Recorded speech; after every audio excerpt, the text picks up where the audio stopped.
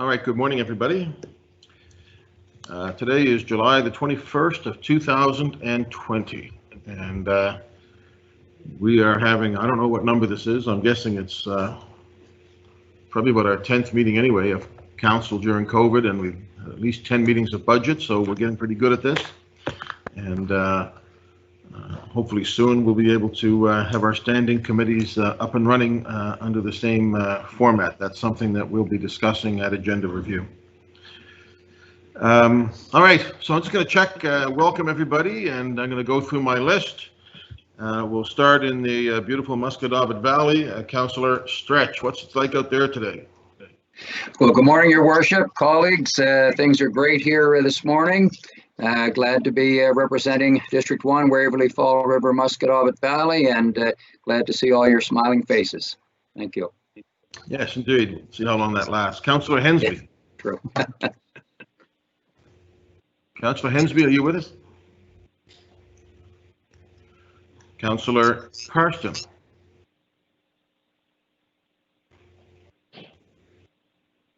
Councillor Nicol. Good morning, everyone. I know after 12 years on council, when it comes to the weather, Tuesdays never fail. It's always the nicest day of the week. Yeah, maybe raining in council, but it's sunny in HRM. Councillor Austin.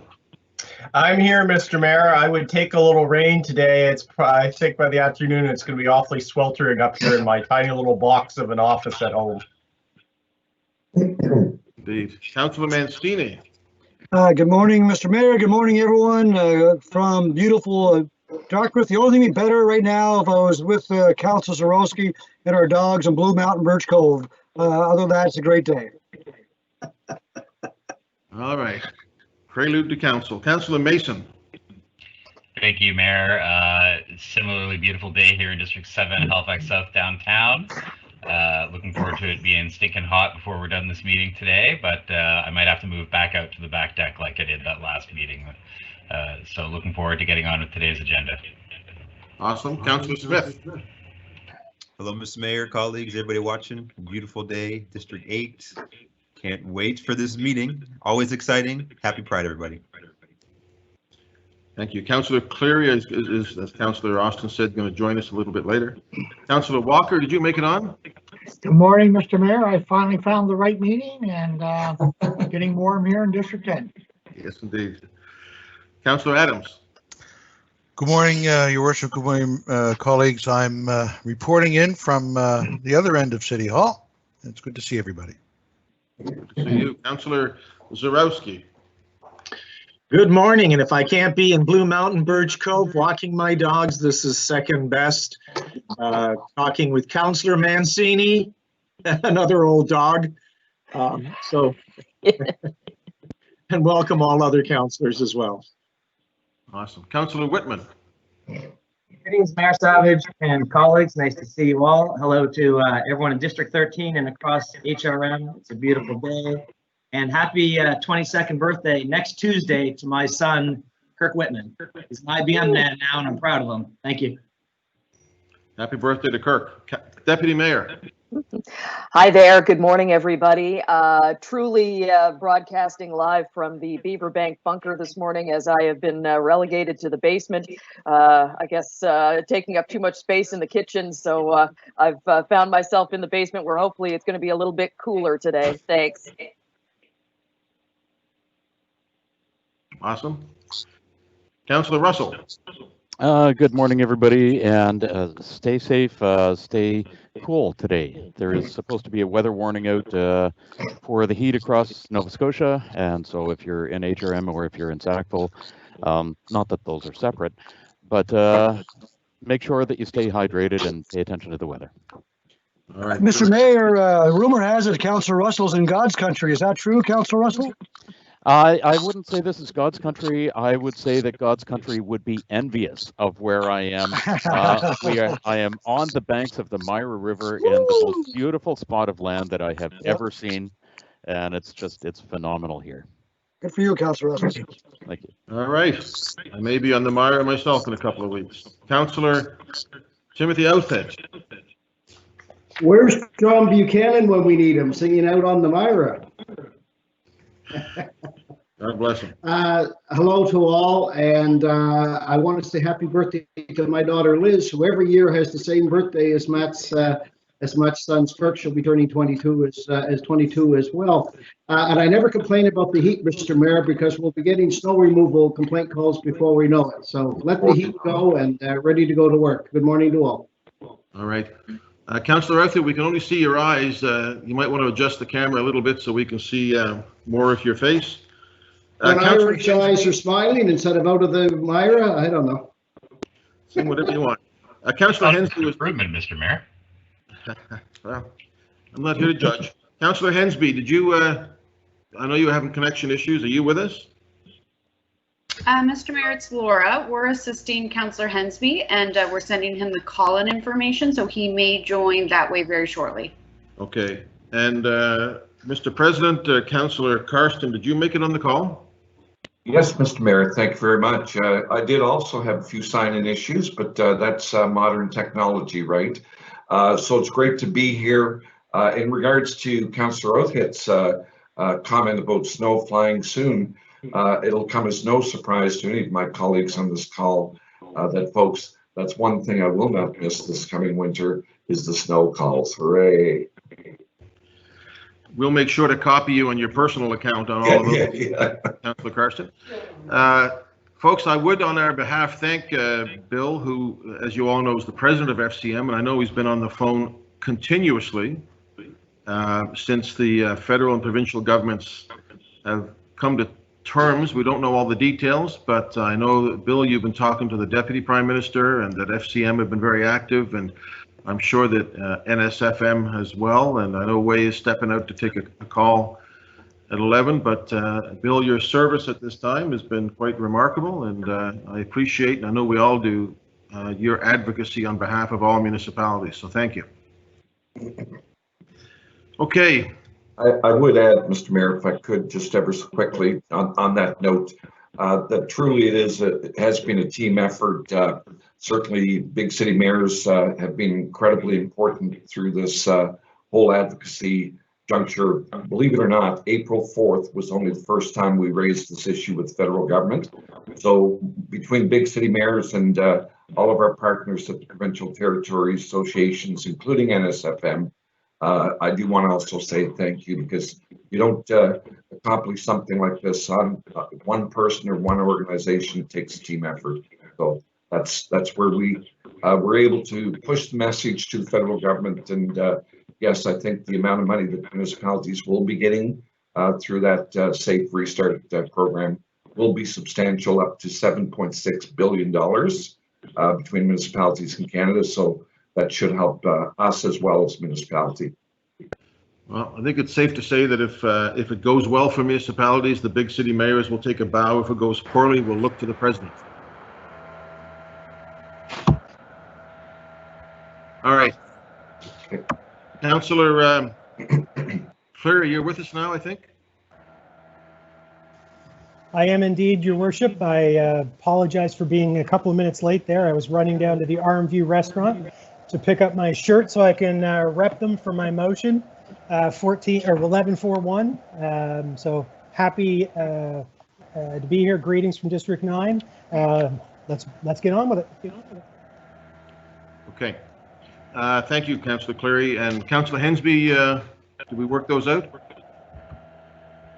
Yes, sir. The bugs have been worked out, and I'm now connected, and with the rest of the council. Hopefully, it'll be a good day for most of us. Okay. Everybody's on. Thank you, Councillor Hensby. Jacques Dubé, our CIO, I know was with us. John Trey, legal, both with us. And we appreciate you, of course, being with us and the staff as well. So, colleagues, there are no minutes to approve. We will look at the approval of the order of business. Madam Clerk, anything on that? Anything change on that?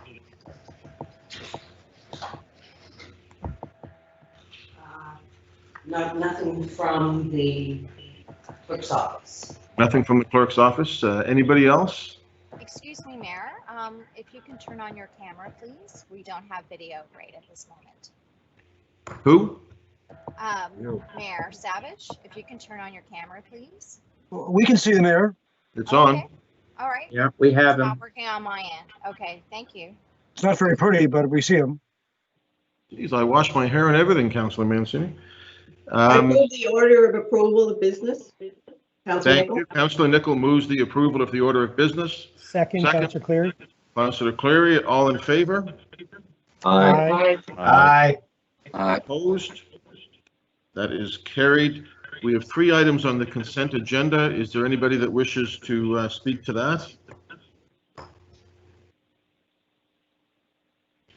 Does somebody want to move the consent agenda as Councillor I Cleary. will. So move.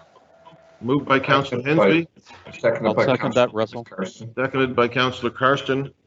Okay, we need to go through the, we have to call the roll on the consent agenda, correct, Cheryl? Yes, we do. Just before you do that, I will let people know that the items on the consent agenda are 11.1.1, which is the facility operating agreement for Carroll's Corner Community Center, 11.1.6, which is the cost shared agreement for the paving of J-class streets, and 11.1.7, which is the use of mail-out cards for the HRM and CSAP elections. So those 3 things are on consent, moved by Councillor Hensby and seconded by Councillor Karsten. Sure. Councillor Stretch, For the motion. Councillor Hensby, Affirmative. Councillor Karsten, Yes. Councillor Nichol, Yes. Councillor Austin, In favor? Councillor Mancini, In favor of the motion. Councillor Mason, For the motion. Councillor Smith, For the motion? Councillor Cleary, Yes. Councillor Walker, Or Councillor Adams, For. Councillor Zarowski, For. Councillor Whitman, Yes. Deputy Mayor Blackburn, Voting yes on the motion. Councillor Russell, For the motion? Councillor Gautier, Yes. and Mayor Savage. For the motion, that motion passes. Thank you, colleagues. Those 3 things have passed on consent. I'll call now for declarations of conflict of interest. Hearing none, we have no notices of rescission. Item 7 on our agenda is consideration of preferred business. Councillor Cleary had brought forward item 7.1 from July the 7th. Procedure for appointment of traffic authority. Councillor Cleary, what is your wish? Thank you, Mr. Mayor. I would like just to discuss this a little bit with our staff.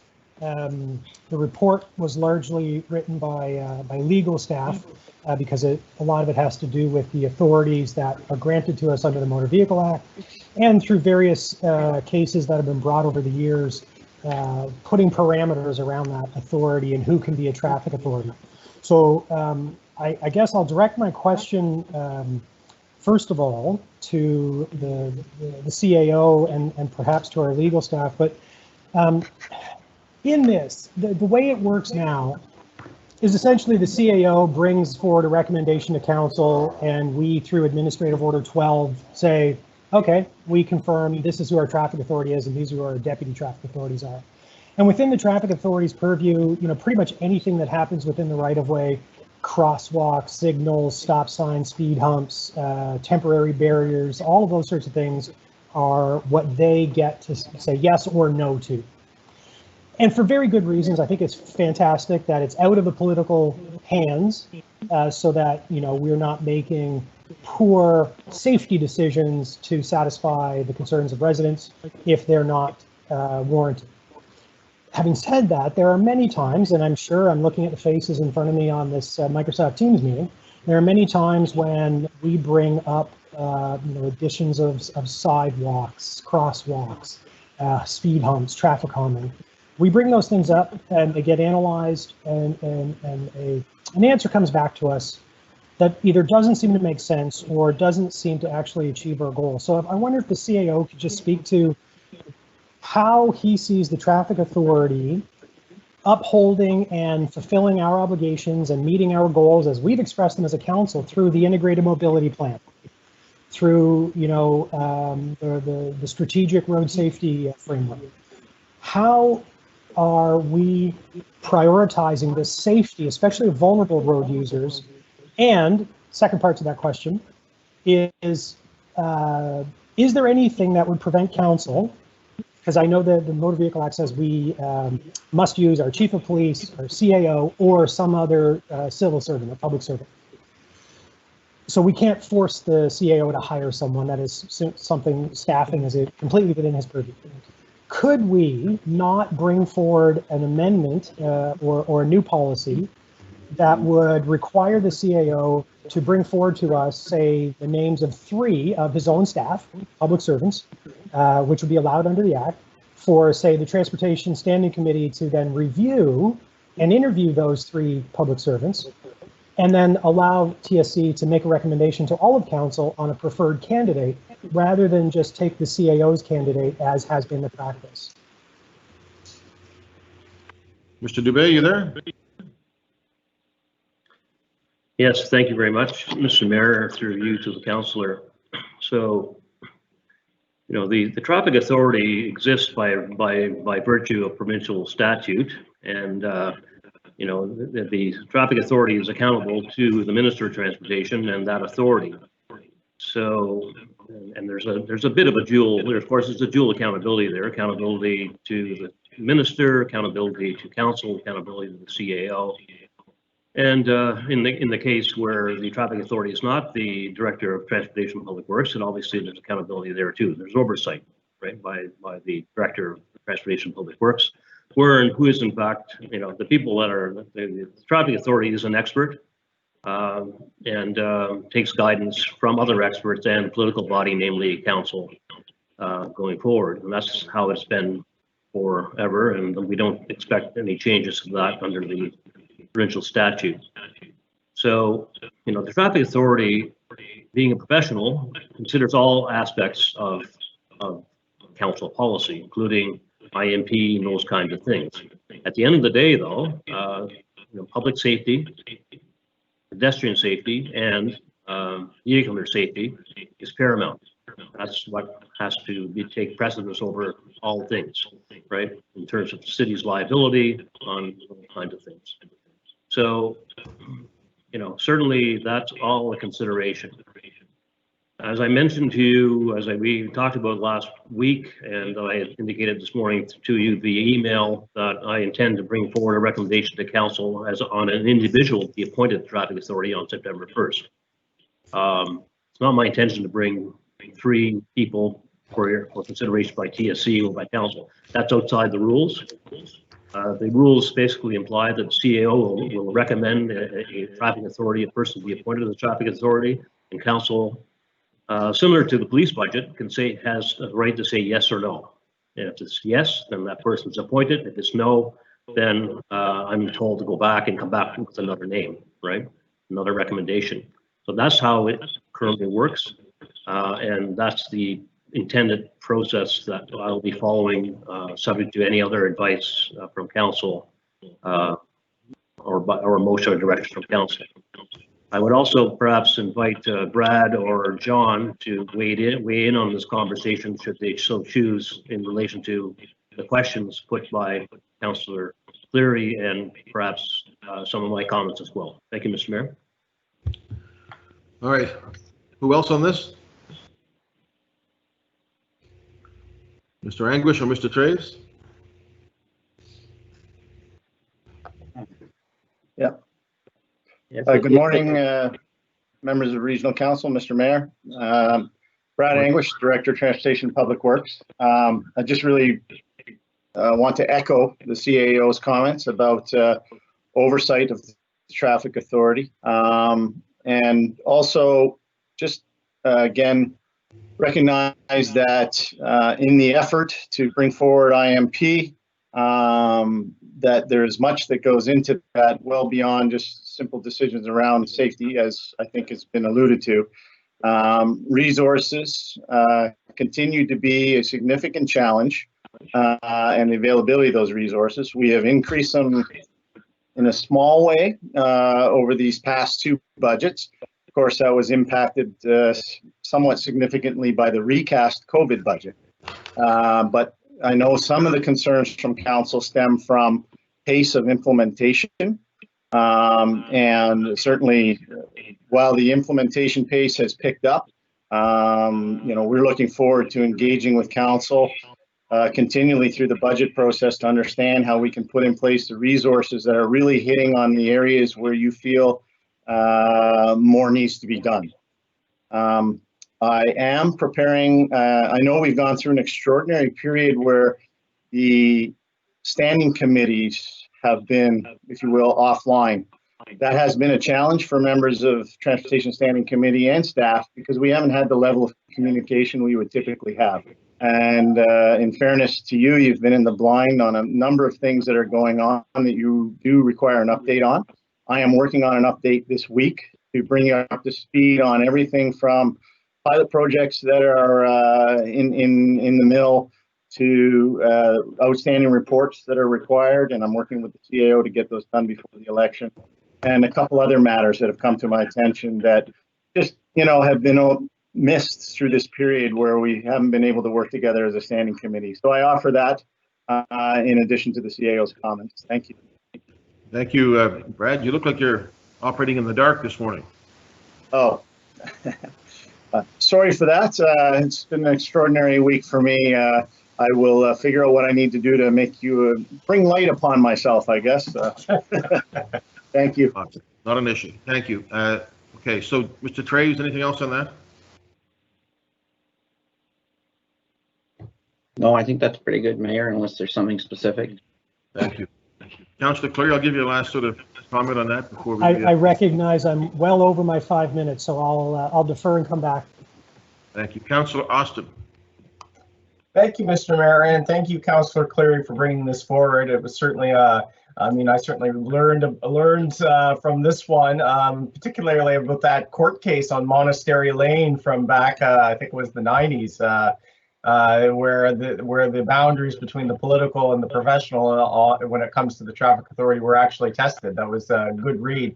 The only comment that I have that I want to just remind folks of, and I should preface this first by saying I found our own staff in my district. I don't have, do I get my way on everything I ask for in terms of like, well, could we have a crosswalk here? Could we look at this restriction here? No.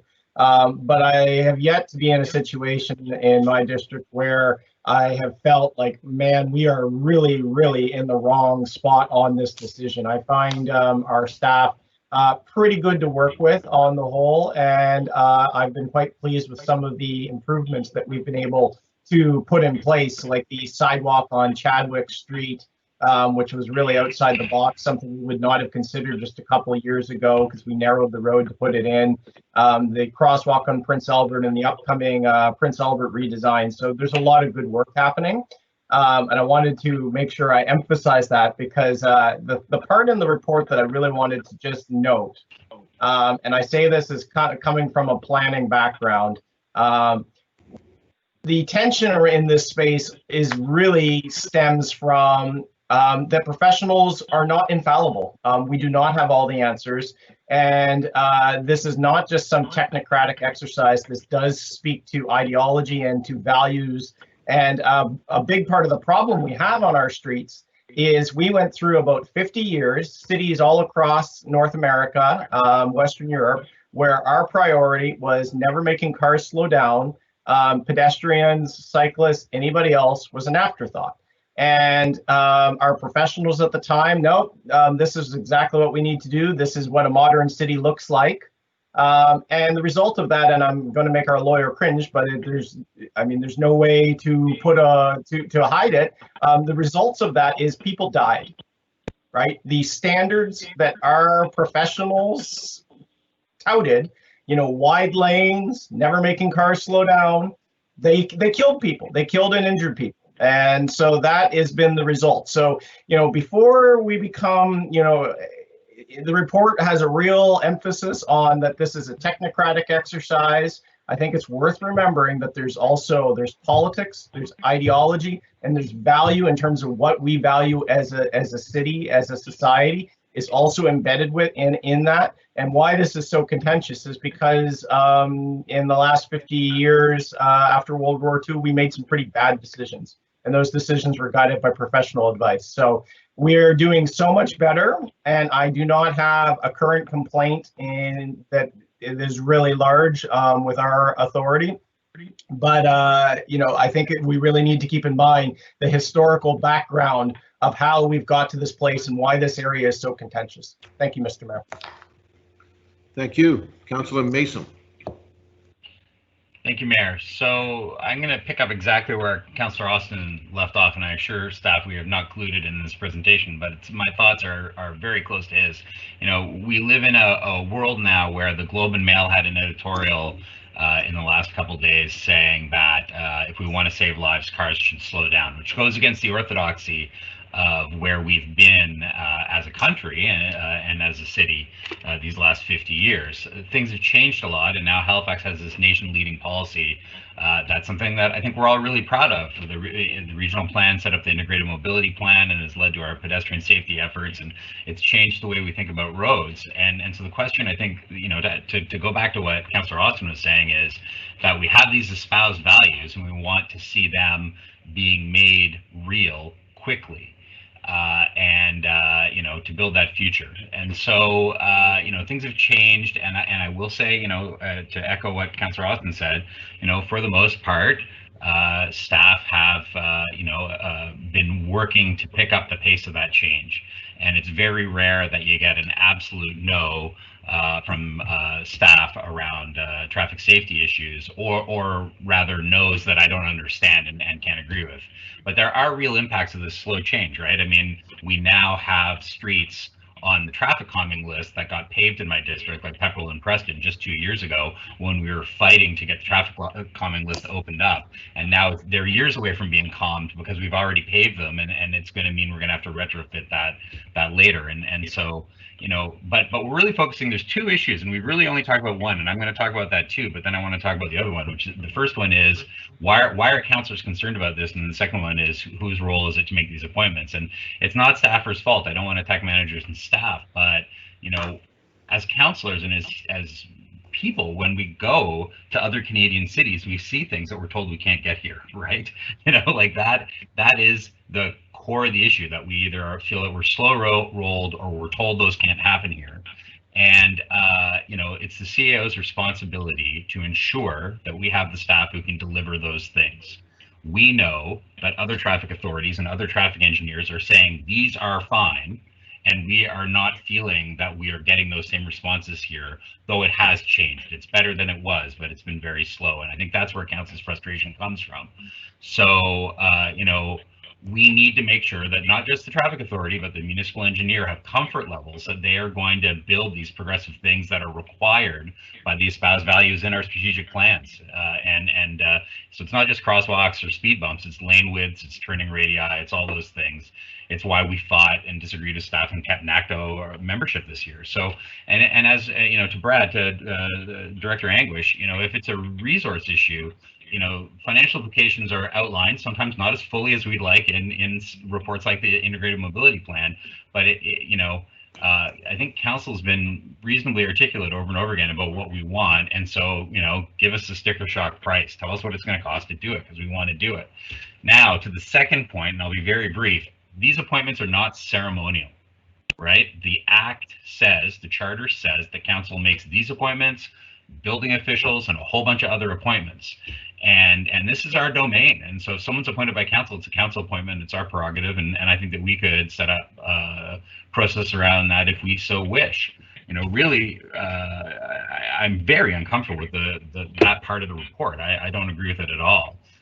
And the report itself makes the case that, sure, there used to be a safety committee, and the safety committee never ended up going against any of the recommendations. But I would argue if there's a committee reviewing all these appointments, then the CAO is going to be cognizant of that, and that's going to lead toward making sure that we're at agreement at all times. So I understand the reticence to make these changes, but I think council could if it wanted to, and I think maybe we should consider it. My final point is, it has come to my attention that our staff are concerned that if we started being a little more radical about traffic stuff, that the Provincial Traffic Authority may remove our authority. And to that I say, bring it on, right? Make it so that the 3 or 4 people who work at TIR for Minister Hines and the Premier are the ones who are saying no to these things. And then let's see what happens. If that's the case, if that's the issue, let's highlight that. Let's not worry about dancing around that. So those are my 3 points. I look forward to hearing what the rest of council has to say about this, and I'm interested to see if there's a motion coming from Councillor Cleary. Thank you, Mr. Mayor. Thank you, Councillor Hensby.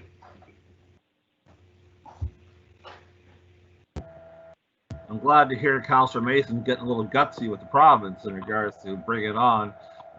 We talk about our personal powers as a municipality, and I think that should include the traffic authority. If we want kilometers of 30 or 40 kilometers on certain residential streets, we should have the ability to do so and not wait for provincial permission. So I hope our personal powers will extend to our traffic authority. And also I'm concerned about our Red Book standards. We talked about looking at complete streets and everything else, but will the Red Book standards change? Because we always get the so-called excuse, well, the traffic accounts don't warrant a traffic light or a crosswalk, or what the case may be. And I believe there should be some political persuasion on our prerogative for traffic authorities. If the community wants these safety enhancements and it gets refused by a technocrat, I hate to call it a traffic authority, but they are. The problem is, how do we fix that? And if council has a prerogative to appoint, then perhaps we should have some influence as well on some of the decisions they make. We can validate, and in regards to it, the question I have is the Red Book standards up to date? Sometimes I think they look at the old standards where the road was designed and built for, but they don't look at the new realities. How many new subdivisions were off that street? How many more driveways and roads were off that corridor road now? What was maybe a thoroughfare has now become a collector road, an artillery road. So that's why I have some frustration, as well as, in regards to the provincial traffic authority, I had a situation just recently about changing the speed limit on number 7 highway in East Preston, where the deputy minister said, well, the request has to come from the municipality. And I said, that's the first time I've ever heard that, because I've always been told in the past that the traffic authority and the provincial streets are the authority of the province and not the municipality. The only time we put a request in from our level of government to the province is maybe for a crosswalk placement on a provincial roadway. That's the first time I've ever heard speed limit reduction. So when the deputy minister opened that door, well, guess whose foot went right through it? I didn't. I put the request through, and thank goodness for our traffic authority, he put the request in as well. But it's the first time I've ever heard of us having to ask the provincial traffic authority through our municipal traffic authority for a speed zone reduction. So there's a lot of confusion out there in regards to this stuff. So when talking about appointments, I hope we have some persuasion as well. Thank you. Thank you. Councillor Zarowski. Thank you, Mr. Mayor, and thank you, Councillor Cleary and staff for your comments, and other councillors as well. We're living in changing times, and how we get from one place to the other and how we do that safely is now under dramatic change. And some could say that it's actually a revolution and not an evolution. And while we've made some evolutionary changes that have been good to the city, in my opinion, we have many infrastructure difficulties that work against us as a council. And as a council, what we're trying to do is respond to the needs and the requests and the safety issues that our constituents have. And there are so many issues relating to traffic and transportation that have been set up because of bad planning in the past. And I'm not casting aspersions on staff in the past. It was just the way things were done at that particular time. And now we're starting to realize that with social changes, climatological changes, even changes that relate to intelligence in cars, artificial intelligence, self-driving cars, the electrification of fleets, these require large changes. And I see this discussion as an important one, because transportation is the lifeblood of the city. Getting people to and from where they need to go, whether it's shopping, whether it's to work, whether it's to school, or whether it's just to facilitate things like tourism. All of these things are incredibly important. And I think I would like to see a greater flexibility in this. And the flexibility needs to extend to council, because this is one of those, in my opinion, umbrella issues through which we have to filter everything. And because it affects everything, how we move from one place to another and the rules around that, it filters through decisions on developments, on building size, where we put buildings, the type of traffic, how many cars can be parked, all of those things. We as a council need to have our fingers on the pulse. And anything that does improve that, that makes it easier for us to understand the circumstances, and at the same time communicate that as representatives of the constituents of HRM, back and forth between council and staff and our constituents, the more healthy our municipality will be. So I see this as a good thing. I thank Councillor Cleary for bringing this forward. Thank you, Mr. Mayor. Thank you, Councillor. Mr. Trey's, you wanted to speak to this? If I may, Mayor. So to Councillor Zareski's point, because it is a really good one. Nova Scotia is in many ways different in terms of the legislative framework from other provinces. And that's not to say we don't have a lot of room for flexibility, but HRM is very much a creature of the provincial legislature, and it's the provincial standards under the MVA, under the Motor Vehicle Act, which in many cases are the challenge for the Municipal Traffic Authority. And to your point, yes, that does take a lot of time to work through. But to Councillor Zareski's point, the legislative framework is drafted in such a way that it takes political interference out. And it's unlikely that that will change to allow council a larger role in traffic. That's just not likely to happen. And so those ideologies and values are actually not set by council. They're set by the province under the MVA. And to their credit, I think the Traffic Authority has been working hard to push some of the items that are being brought by council to sort of say, well, why not bring those forward? And is there more to be done? Yes, definitely. I think there is room there, and I think we're seeing some successes, and we'd like to see that accelerated. But that in many ways is part of the challenge. To the appointment process, just want to remind council, to the extent that council has the power to appoint, they have the power to remove. And so, certainly where the CAO as the head of administration has issues with respect to the structure of the employees and where a traffic authority sits and whom they would recommend, it's certainly incumbent on council to question whether the proposed appointee meets your expectations and will do what you like. And if at the end of the day that is not satisfactory, then I would suggest you would refuse the appointment. And likewise, as we go through and we look at where we're headed, understanding the place in which the traffic authority finds him or herself is I think very helpful in terms of sort of saying, look, this is where we're at. Can we take a bigger risk? In all likelihood we can, but then we have to be prepared to support the traffic authority when there's challenges from the province. I just thought that might help. Thank you. Councillor Nicol. Thank you. And I guess that's where I was going, where John was. But since you mentioned it, when you said it's unlikely to change, we have asked, we've looked at this, and I thank Councillor Cleary for bringing this forward. It's an extension of what we've been discussing at the Transportation Standing Committee. But, good on our traffic authority, because who would want that job at the end of the day? It's a very difficult job, and I commend them. I've had many meetings with the minister, as you know, and staff know, and Brad was with me. But it's very difficult for them to understand what it is that we're trying to do to keep our public safe.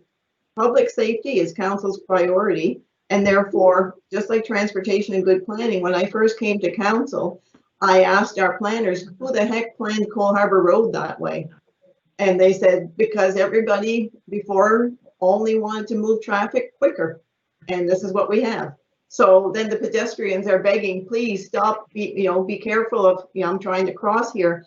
very good that we have complete streets, but the whole point that our traffic authority abides by the provincial traffic authority. They follow TAC, the Transportation Authority of Canada, and so therefore they go by that. But to raise Councillor Mason's point, everybody moves around the country and they say, why is it done here? Because they have autonomy given to them by their province. And it's very hard to explain to people who are very concerned, extremely concerned about their public safety, to sort of say, yeah, well, we have no authority. It looks like we're shrugging responsibility at the end of the day. And I mean, to have, you know, the minister and the provincial traffic authority tell me that we can't change up the background color of pedestrian crosswalk signs because the pilot came back as inconclusive. I would challenge them to do an actual pilot of their speed limit signs to see how effective they are, because I'm sure everybody here in this meeting receives daily complaints. That's why we're putting speed humps in. That's why there's lawn signs saying, please slow down. The pandemic has only heightened that. The traffic is going faster. There appeared to be less cars on the streets, so they just went faster. Every day we get reports of stunting on the highways. And so, I mean, it's a very difficult job, and I understand that. But to John's point, that it's very unlikely to change, from my perspective, the only thing I can conclude is if we ask to have the autonomy to change up signs and things like that, and given our traffic authority more authority, I think it's because we are a large rural community, and therefore whatever we might be able to afford to do, the province is concerned that other smaller units might not be able to afford to do that. And so I'm trying to get an understanding of why, because it's interesting. I'm sure many of you have been to the airport, private property. Guess what they have? Neon colored green pedestrian crosswalk signs. And yet we can't put them. So then you wind up talking to people saying, well, the airport has them, why can't you put them up? So it's inconclusive and it's inconsistent. But I wanted to know, like, to your point, John, and you said it's unlikely to change, why? Mr. Mayor. So from my experience at the province in 25 years, and the Motor Vehicle Act throughout my time there was under review and under rewrite at various points all the way through. The discussions, is my recollection, is the concern, rightly or wrongly, that, you know, individuals either from Yarmouth or from Sydney should expect and see the same signage that they find in their home community in HRM, and that there shouldn't be any confusion. And is that a valid concern? I leave you to make your own conclusion on that. But that is why there is a provincial standard that, you know, a stop sign is a stop sign no matter where you are in the province. Is there a lot of room below that to look at other alternatives? Obviously, I think so, and that becomes the challenge I think that we're seeing on it. As to the airport, I'm not sure where the jurisdiction there is. It might be federal. I don't know. But certainly under the provincial standards, we have had and seen challenges.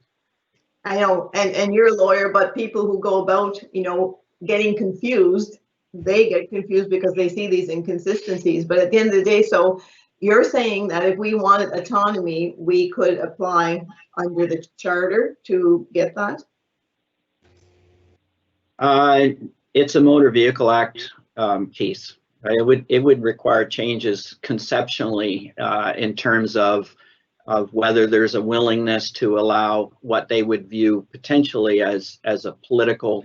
I hesitate to use the word interference, but to move beyond professional standard setting and into a more community-based decision-making process. So, you know, that's the only reason for my caution as to whether the fundamental, you know, underlying principles will change. I know that there is drafts. There is an outstanding amendment to the Motor Vehicle Act. It's not proposing to move beyond professional standard settings, and that I think is the fundamental, policy change that would have to happen.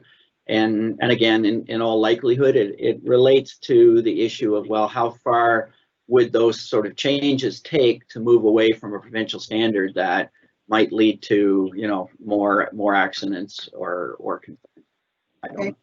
I see Jacques wants to weigh in. Yeah, I need to get Jacques in. Jacques? Well, thank you, Mr. Mayor. Interesting conversation. Appreciate all the views on this. You know, I would want to highlight the fact that HRM has been leader in many areas around transportation.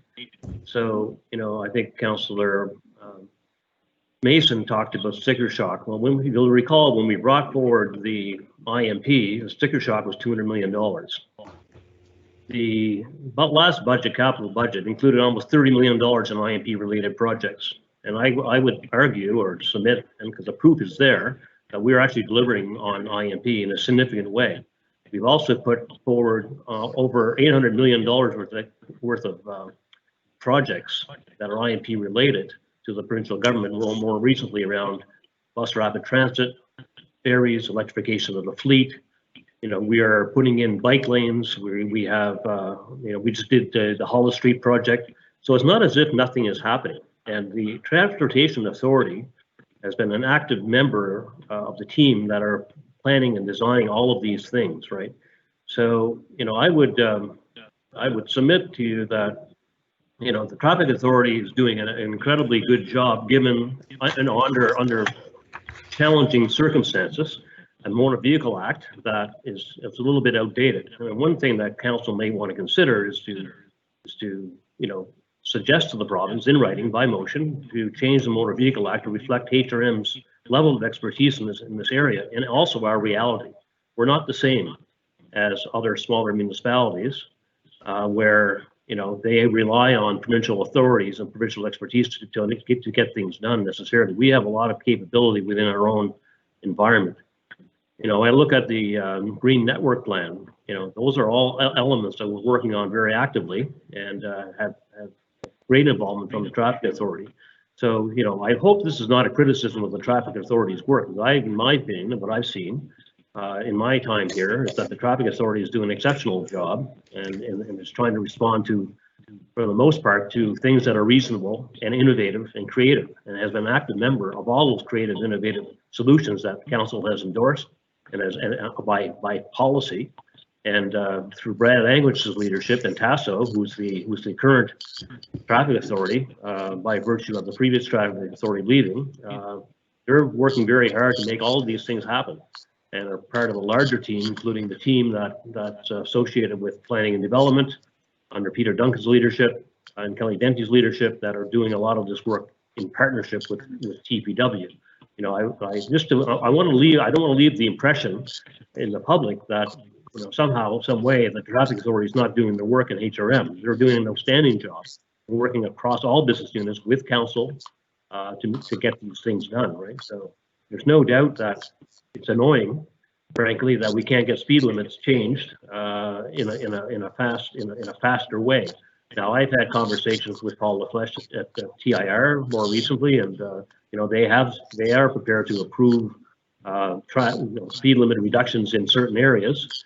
But you know, at the end of the day, I would agree that it really should be the purview of the Traffic Authority locally here in HRM to make those decisions. Why we have to go back to the province for these kinds of questions in this day and age is a little bit befuddling, to be honest with you. But that's something that council could consider and help us out in terms of trying to change that particular legislation. And then John has said the Motor Vehicle Act has been under review for some time, and I'm hopeful that it'll be delivered in a new format, and it's probably the time to raise any further concerns that council may have with our authority under that and the charter. Thank you, Mr. Mayor. Thank you. Councillor Stretch. Thank you very much, Your Worship. And Jacques, thank you for your comments. Your level of professionalism and patience, I guess, in this case is very appropriate. Because I think if someone else was in your seat, they may respond a little differently. I don't think this is a critique of the Traffic Authority, and I really hope that's not what it is. I also want to thank Councillor Nicol for mentioning in two cases, you know, both the rural component of our municipality and the airport, which, as you know, are very important to my district. The traffic authority has wide-reaching authority and impact. To the fact of changes that have been made over the years, of course there's been changes, and I think together we're maturing, together we're moving in a direction that is better for everyone. Even in my district, we've seen the introduction of roundabouts. We now see traffic calming measures, which we never saw in the rural communities before. Working with the traffic authority, we were able to get speed limits lowered, and indeed crosswalks where for 20 years they weren't even considered. So I take my hat off to the traffic authority and for the level of cooperation. The other thing, I guess, Your Worship, over the last 20 years, since first being elected, I've seen the pendulum swing to the left and to the right as it relates to taking the reins of control. And maybe coincidentally, but it seems to happen every 4 years. And here we are again. I suggest this is not the time for us all to get on the soapbox and to critique our own authority, and to indeed allow Jacques and his staff to work within the provincial legislation to do what their job is. And there's an old saying, be careful what you ask for, because you just might get it. So we've been nearly an hour discussing something without a motion, and indeed that I don't even see on the agenda. So hopefully we'll bring some closure to this soon and put our faith in our own staff. Thank you. Thank you. Just to be clear, it is on the agenda number 7, consideration of deferred business, which Councillor Cleary called forward, and this is an appropriate venue to have that conversation. Apologies. No problem. Councillor Oudhet. Thank you, Mayor, and I want to start by saying that there's been some great comments made by Sam and Laura Lee and others regarding, and Steve just now too, this is not a criticism of the individuals, but boy, it's sure a criticism in my case of the process. I cannot go a day, and we have incredible service from Traffic Authority.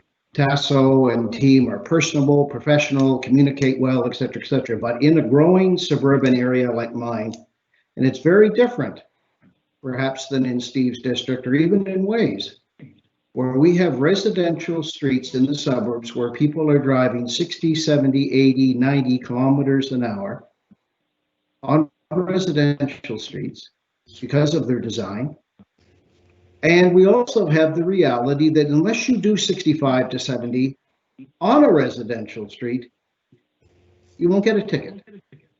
There's at least a 15 to 20 kilometer an hour leeway that the police have to allow, because the tickets are not enforced by the courts if you're doing 50 or 60 or 55 or 60 in a 50 kilometer zone. So the needs of our rural and our urban and our suburban are very different, let alone the difference within our province. And I do not feel that that is being recognized by the province, and I've had those discussions with the minister, with the traffic authority, with the deputy minister. We come away from meetings and we think we've made progress, and then we get a letter saying something to the contrary, and at times they've even thrown our own traffic authority under the bus by saying he has authority, he's the roadblock, etc., when he's actually waiting for empowerment from the province. So it hasn't been pleasant, and Laura Lee and I have been dealing on this a long time with this on the Transportation Standing Committee. And as far as making change, both Jacques and John have mentioned the changes. Well, folks, the new Traffic Safety Act has been written and passed. Right now, they're waiting to be proclaimed in regulation. So if we want changes, we better move quickly, because the last one took 25 or 30 years to change, and I don't know how quickly this one will change, but my understanding is that the act has passed. It has not been proclaimed while they are presently writing regulations. And in my district, we are still this very day, literally this very day, building roads that will end up like Broad, like Gary Martin, like Starboard, being racetracks and runways because they are too wide, there's no curves, there's no traffic calming, etc. The developers say they're not allowed to do it. As recently as Friday, they're not allowed to make the changes, and staff saying they are allowed to make the changes, but they're not asking. So there's some real disconnection here in streets being built or streets that are new that are already becoming racetracks. I challenge any of you to go up to Starboard Drive and tell me that there's any rationalization for that street being 4 cars wide in a residential neighborhood. but we're building more of them.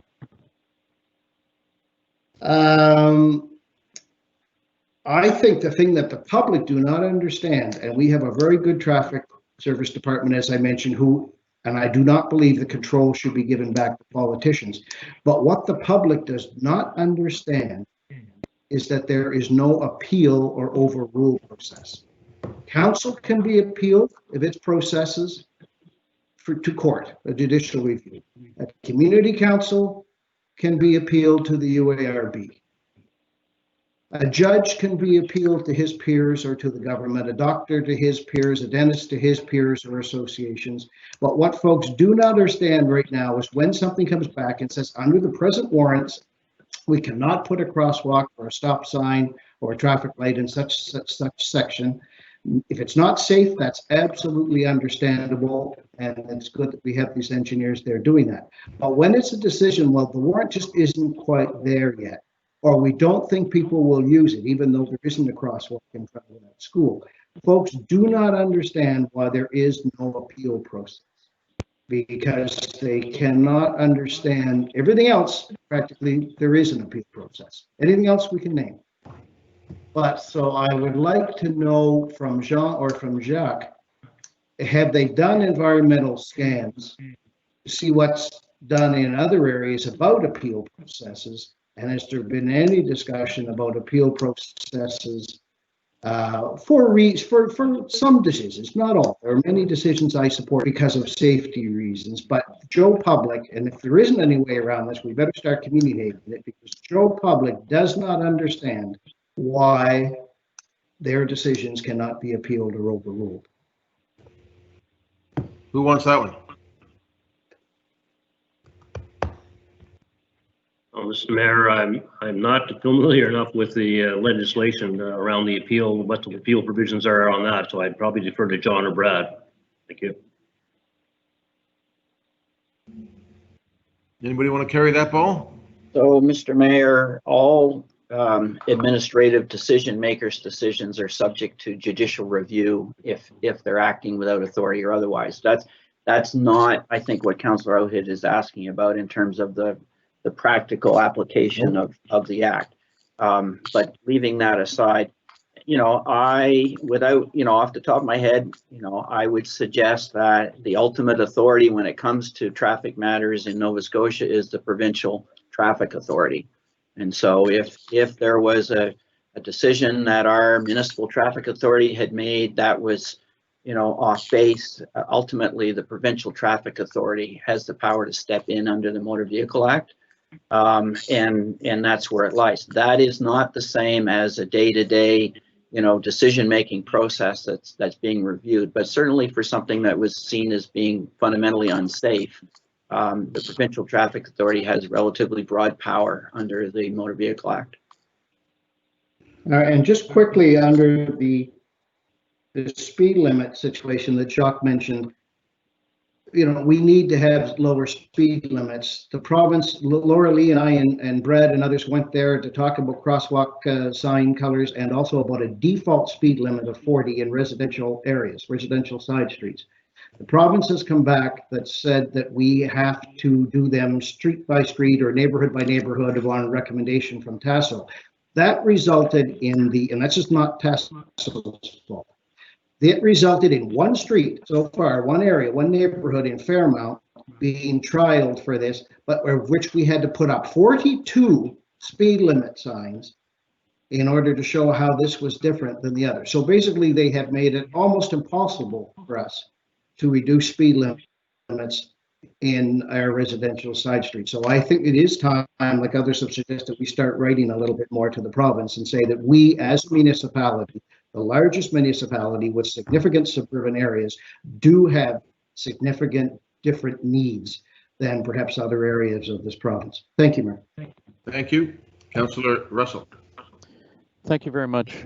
This started as a discussion about the appointment of a traffic authority, and there has been a bunch of good discussion, but it has not been to that point.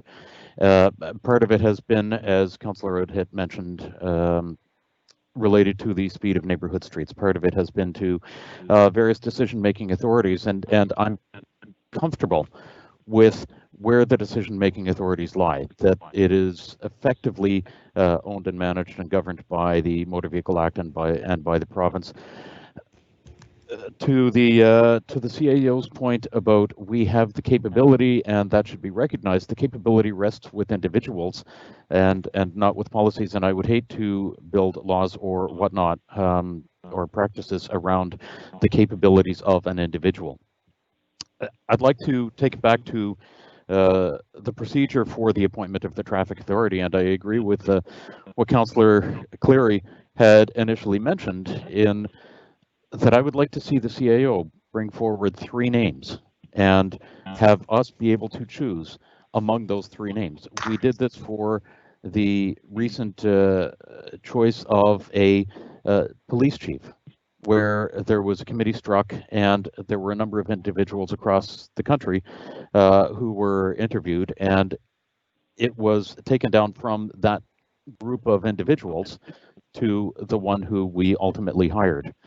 I'd like to see the same type of process, recognizing the provincial regulations that specify that it has to be a staff member and there have to be certain competencies that individual has with it. But I would simply like to make sure that we have a more broad selection than a single individual, where we either choose for that individual or against that individual. I don't think that is a constructive process. I don't think that's forward moving, and I don't think that's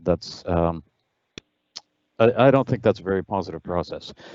So this is why I would like to see and I'd like to support 3 individuals coming forward, and I would hope to hear the same from other colleagues. Thank you. Thank you very much.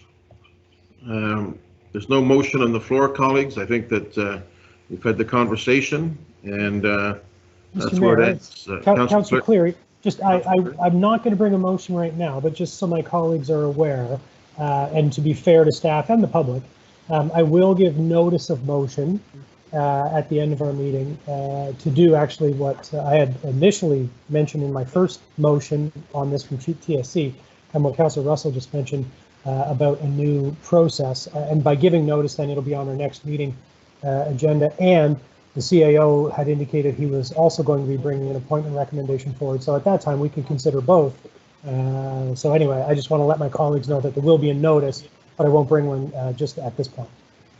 I think the CAO mentioned that was September 1st meeting, correct? That's correct, Mr. Mayor. Yes.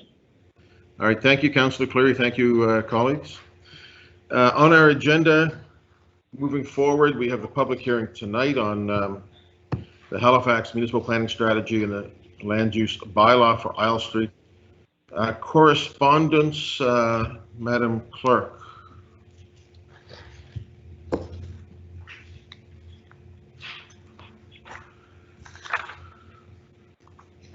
Thank you, Mr. Mayor. We have correspondence relating to 11.1.10, 11.1.11, and 11.3.1, and this has been distributed to members of council. Thank you. Petitions, colleagues?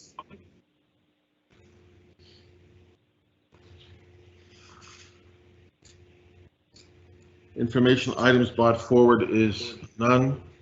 We'll move to reports coming from the CAO. The first one has passed on consent, and that is the facility operating agreement for Carroll's Corner Community Center.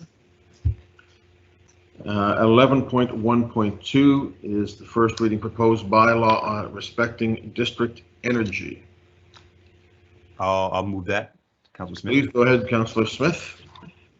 That the Halifax Regional Council one, suspend the rules of procedure under Schedule 5 of the Environment and Sustainability Standing Committee, terms of reference of Administrative Order 1, procedures of the Council Administrative Order, and 2, give first reading to bylaw D500 respecting district energy as set out in Attachment A, staff report dated June 23rd, 2020. Second, Councillor Cleary. Second by Councillor Cleary. Councillor Smith? No, nothing on it. Councillor Mason had to run for NSFM, but supports this. I also supported having part of the district energy and Cogwell interchange project in my district as well, and look forward to the future discussions on this. Thank you. Ready for the Councillor Hensby? Thank you very much, Mr. Mayor. In regards to this bylaw and stuff, I want clarification on what point will we raise some of the liability and responsibilities? Will it be Halifax Water running this as a utility, or will the municipality have some jurisdiction authority because we're giving them, creating a bylaw that gives them authority but to administer? But my question is, what happens if there's some technical problems with the facility? Who becomes technically responsible or financially responsible? We have a situation in Garden with Albany 5 that's before the courts and try to get that resolved. And we had the problem with the Halifax sewage treatment plant when that was flooded back a few years ago. If something's still wrong with the district energy project, who's going to be holding the bag on it? So, Mr. Traves, is that you? I see you've come in, or, okay, Mr. Traves? I can speak to that. So this would be a Halifax Water project, and it would be a regulated, the UARB has determined that it would be a regulated utility under the UARB Act, and it would be Halifax Water's responsibility. Councillor Hensby, okay? Well, as a member of the Water Commission, I just want to clarify that, and I want to make sure that when this goes forward, I'm sure our Water Commission representatives will be there well informed on this matter. Thank you. Okay, thank you. Councillor Nicol? Just to clarify, so to that point what John said, Halifax Water doesn't have the authority to create a bylaw, and HRM doesn't have the authority to be a utility, so that this is the two coming together? Correct. This bylaw is being brought forward at the request of Halifax Water in order to implement the district energy project. Right, as past commissioner, that was my understanding. Thank you. Thank you. All right, colleagues, ready for the question? Councillor Stretch? For the motion. Councillor Hensby? Affirmative. Councillor Karsten? For the motion. Councillor Nicol? Yes. Councillor Austin? In favor? Councillor Mancini? For the motion. Councillor Mason? Councillor Smith? For the motion. Councillor Cleary? Yes. Councillor Walker? For. Councillor Adams? For. Councillor Zarowski?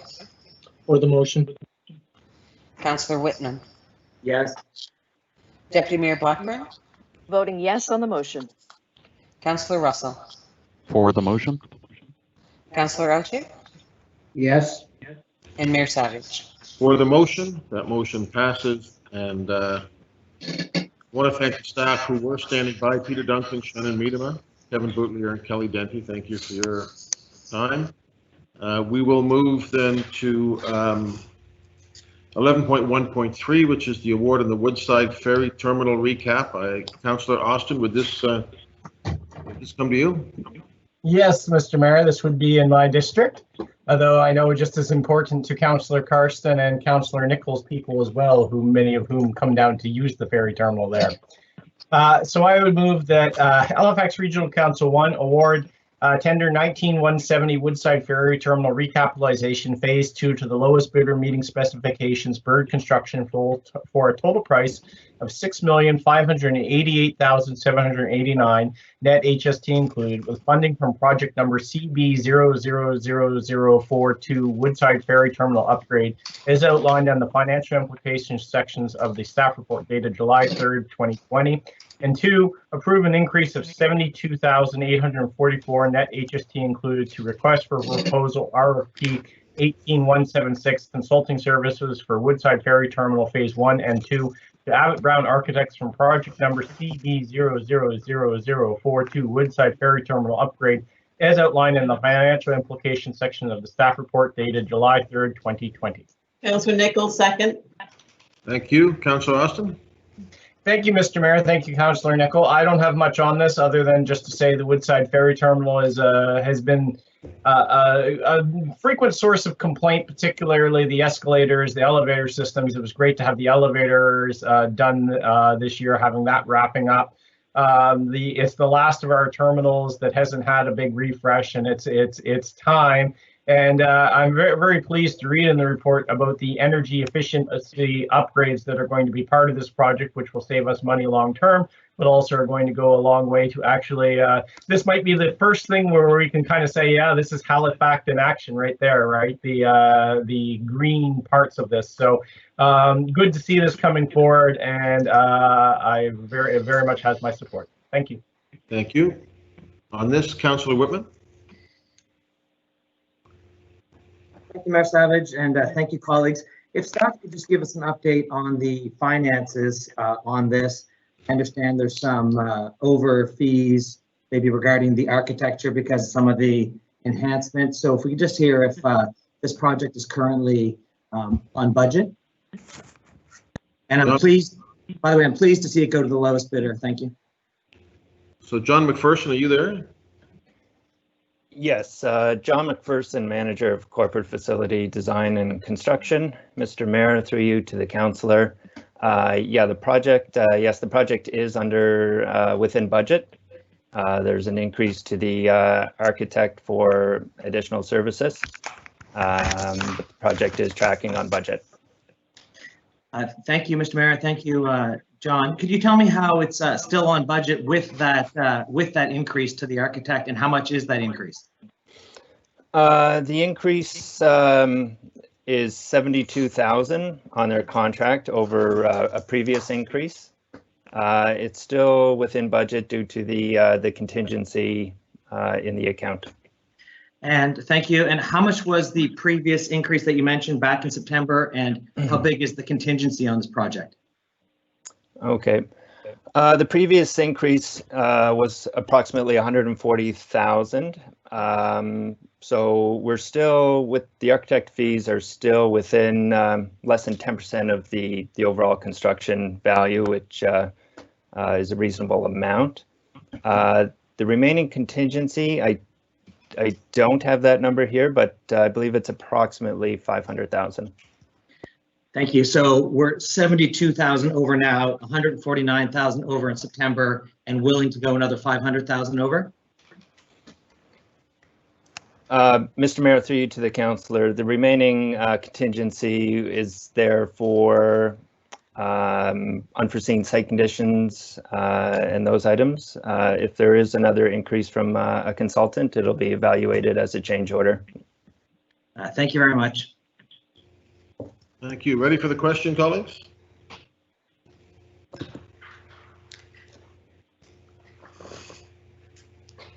Councillor Smith.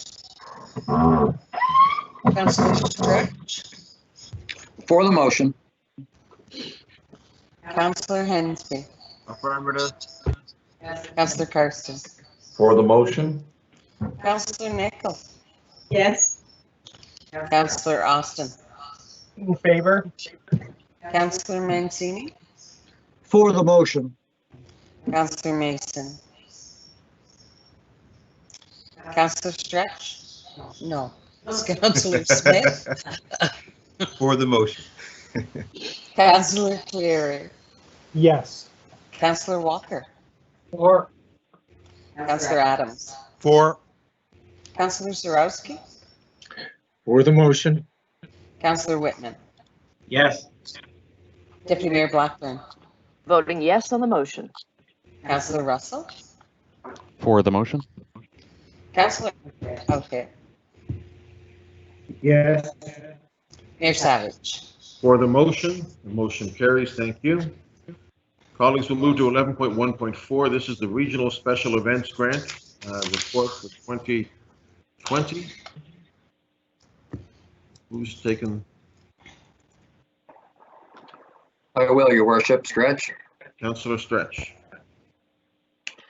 Thank you, Your Worship and Council. I'd like to put the following motion on the floor, whereby I would ask Halifax Regional Council to, number one, suspend the rules of procedure under Schedule 2, the Audit and Finance Committee standing terms of reference of Administrative Order 1, the procedures of the Council Administrative Order.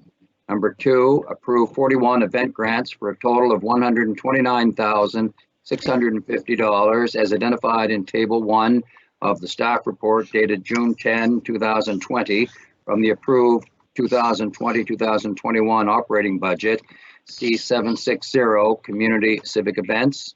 Number 3, approve 14 event grants for a total of $156,750 as identified in Table 1 of the staff report dated June 10th, 2020 from the approved 2020-21 operating budget, C764 Cultural Development funded from the 2021 Cultural Development Reserve, Q621. And number 4, pending final approval of the 21-22 budget, approve 44 established community festivals grants in the amount of $195,725 funded from C760 Community Civic Events budget and 15 cultural events and showcase grants in the amount of $200,000 from C764 Cultural Development, which is funded from Q621 Community and Events Reserve as identified in Table 2 of the staff report dated June 10, 2020. So moved. Second. Second by Deputy Mayor.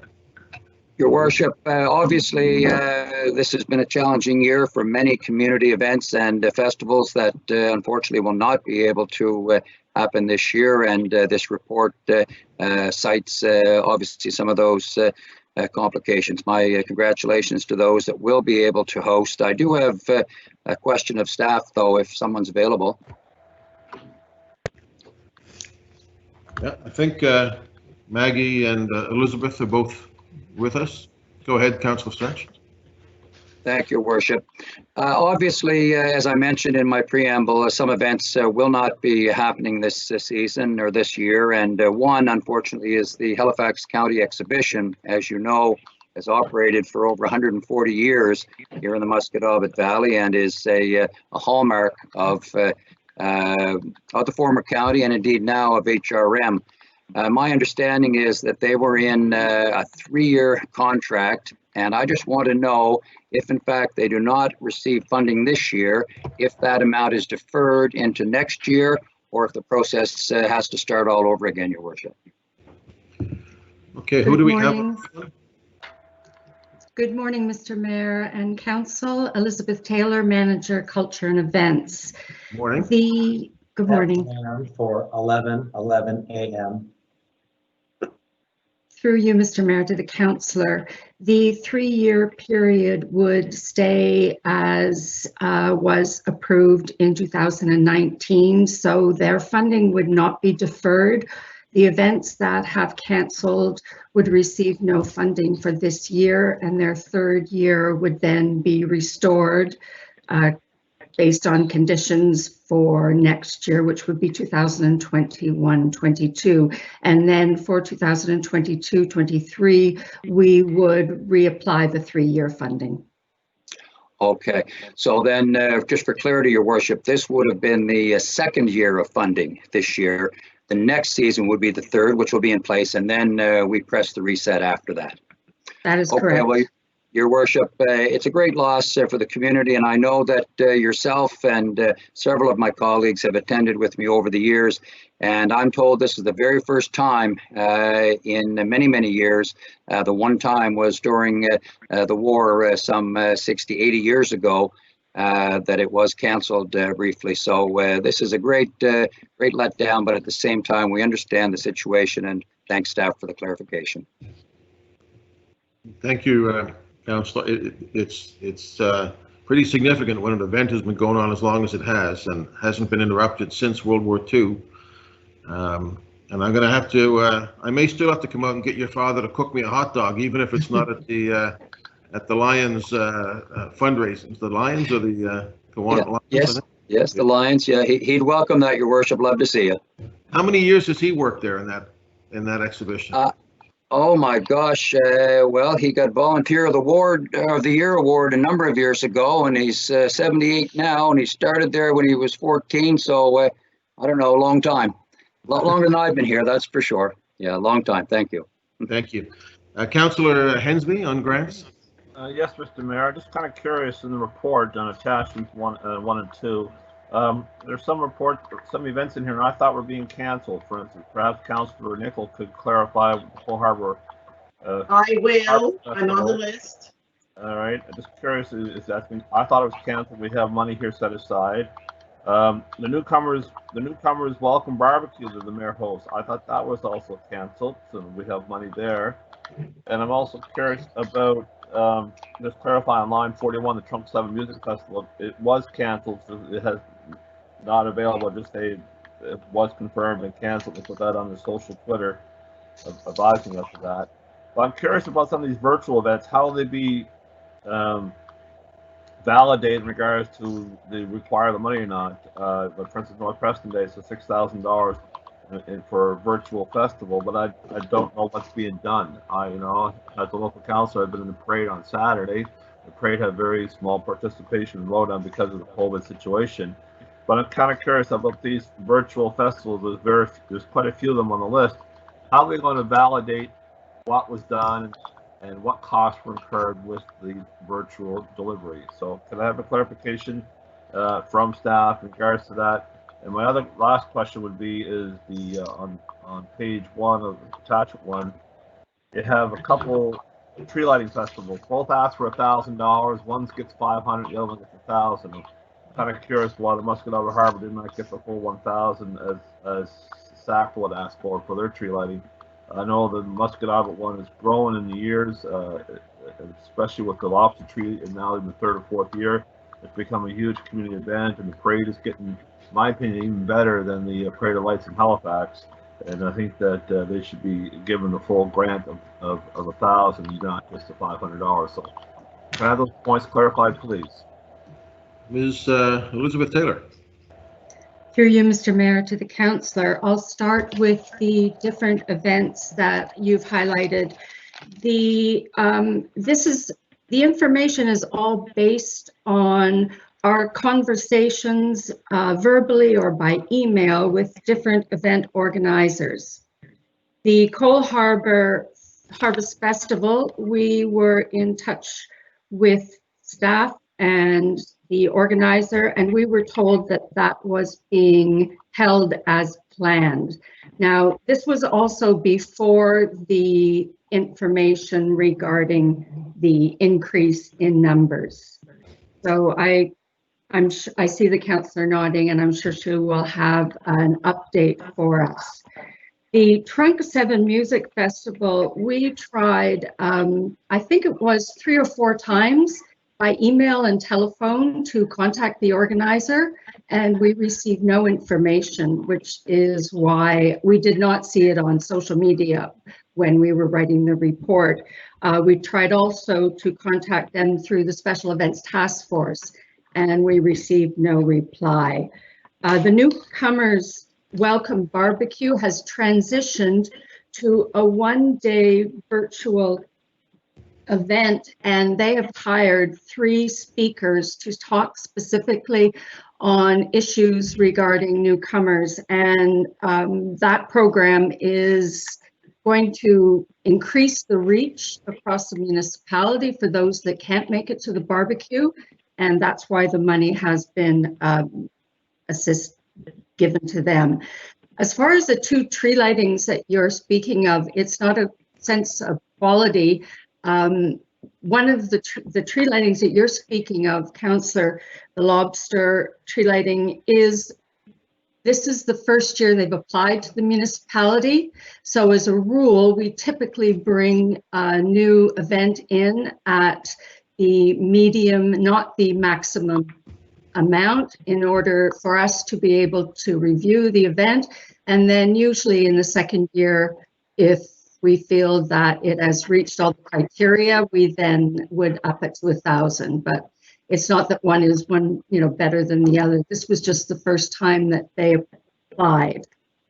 As far as assessing the virtual productions that are taking place, this will be done through the submission of the final report and their budget. There is a huge difference between some of the more non-for-profit volunteer groups in the smaller scale virtual events, and then as you get into some of the larger events. But I have spoken with my colleagues at Communities, Culture and Heritage, and also at Canadian Heritage, and they are putting together a criteria, regulations, and assessment tool that we'll be using in order to assess the funding. And that will be coming back to council with the final report after the event season is complete. Okay. Thank you very much for that very thorough answer. Thank you. Councillor Smith. Thank you, Mr. Mayor. You didn't mean Councillor Stretch by mistake? Just checking. I expect to be in your will, Councillor Stretch. I'm part of the family now. My quick question is around, there's a few grants here that have postponed, but still have an amount within the 2021. So just if I can have clarification on what that means. Through you, Mr. Mayor, to the councillor.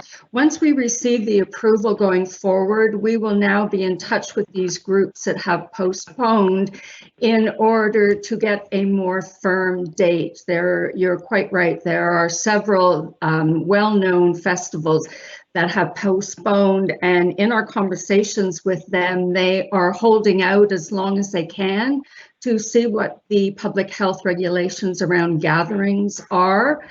But with the way we are wording the grant, if this event receives their funding, has postponed but does not occur, they will be asked to hold that money and apply it to next year's grant. And again, that will be reported through their final report and come back to council with the status. Okay, so that would that go to grants first? That would, yes, it would, and then on to council. Right. So just for clarification, so if one event, they postpone it and they're still going to receive their money now, Yes. but if they postpone it, we expect that if they come back for, say, 6,000, that we would only award 3,000, knowing that we already awarded them 3,000 a previous year. That is correct. And that will be highlighted in the grant agreements that we sign with each of the non-for-profits. Okay, great. Thank you. Thank you. Councillor Nicol. Well, as the representative for District 4, I would like to discuss the Cole Harbour Harvest Festival and actually ask to have it removed from the list. As you know, and as you may not know, the festival is now led by management at Cole Harbour Place. So therefore, with the pandemic, they've just been overwhelmed by all the work and bringing back up the restrictions and everything else. So I have confirmation from them that they would like it removed because they will not be holding an event. Thank you.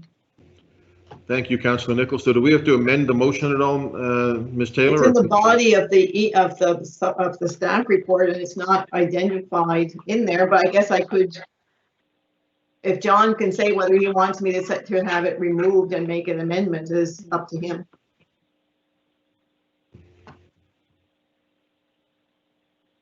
John, can you did you hear that issue? Mr. Mayor, for the record, I think to indicate, or sorry, make an amendment to remove it would not be inappropriate.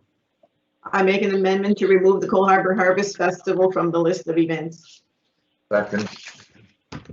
Seconded by Councillor Carson. All right. I suppose we need to vote by normal route, so we can prepare for the vote.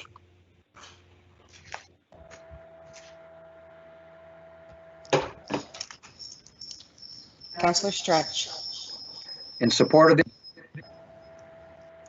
Councillor Hensby. Affirmative. Councillor Carson. Yes. Councillor Nicol. Yes. Councillor Austin. In favor? Councillor Mancini. In favor of the motion. Councillor Mason. Councillor Smith. In favor? Councillor Cleary. Councillor Walker. For. Councillor Adams. For.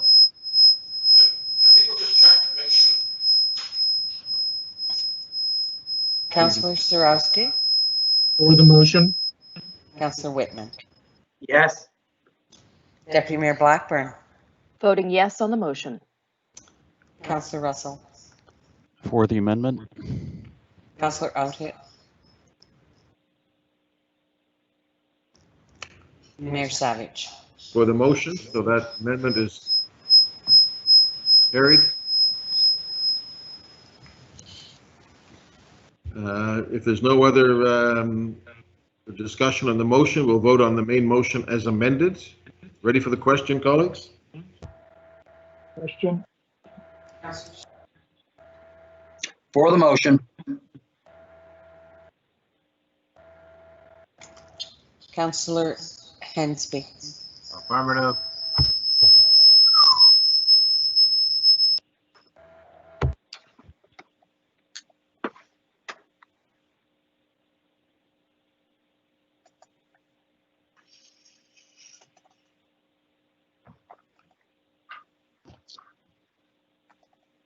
I guess we've lost Cheryl. Councillor Karsten. Oh, sorry.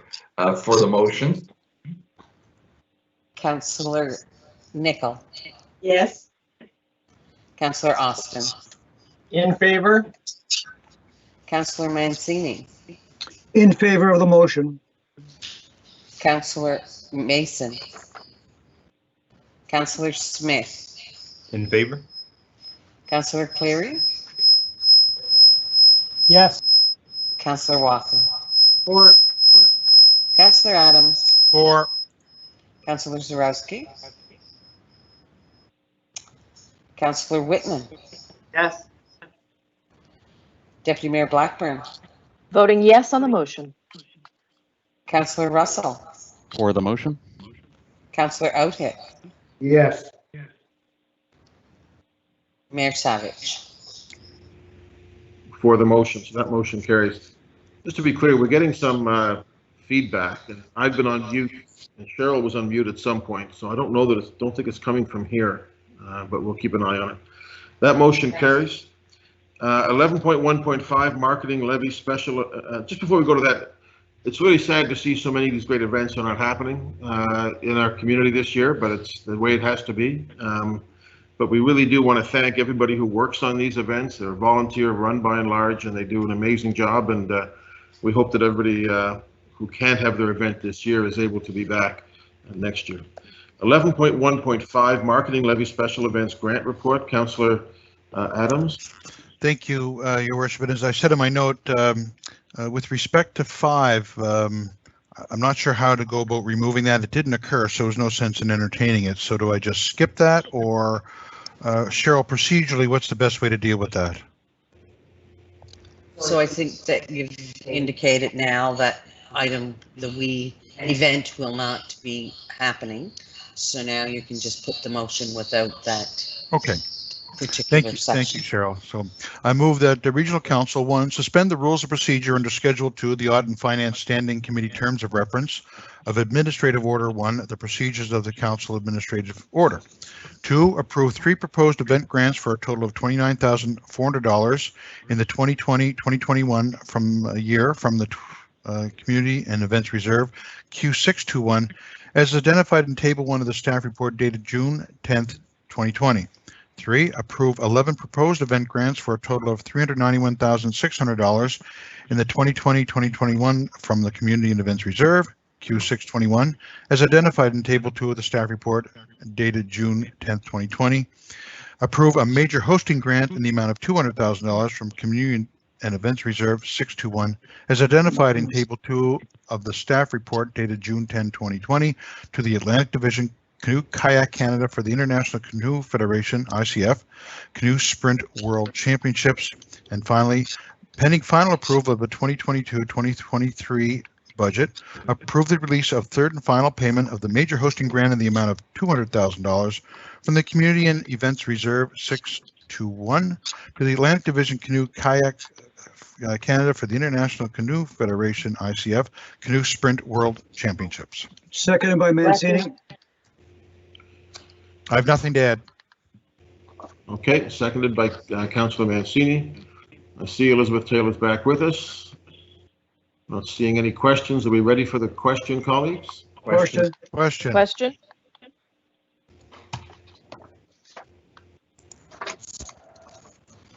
Councillor Stretch, For the motion. Councillor Hensby, Affirmative. Councillor Carson, For the motion. Councillor Nichol, Councillor Nichol, Yes. Councillor Austin, In favor? Councillor Mancini, For the motion. Councillor Mason, For the motion. Councillor Smith, For the motion? Councillor Cleary, Yes. Councillor Walker, For. Councillor Adams, For. Councillor Zarowski, For the motion. Councillor Whitman, For the motion as amended. Deputy Mayor Blackburn, Voting yes on the motion. Councillor Paul Russell, For the motion. Councillor Outhit, Yes. and Mayor Savage.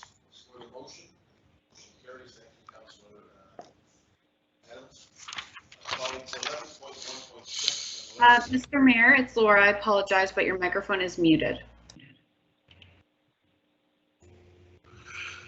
Thank you. That motion is carried. Thank you, Councillor Adams. 11.1.6, which is cost shared agreement for the paving of J-class roads, and 11.1.7, use of mail-out cards to promote the HRM and CSAP elections have passed on consent. We will move to 11.1.8. 11.1.8 is the Halifax Transit Fare Management Phase 2 strategy. Councillor Nichol. Thank you, Mr. Mayor. I will put the motion on the floor that Halifax Regional Council direct the Chief Administrative Officer to procure an electronic fare solution for Halifax Transit in accordance with the phase strategy described in the discussion section of staff report dated June 2nd, 2020, beginning with the procurement of a mobile ticketing application. Second.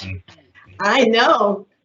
Deputy Mayor, you're excited. You should have been here in 2008 when this all started.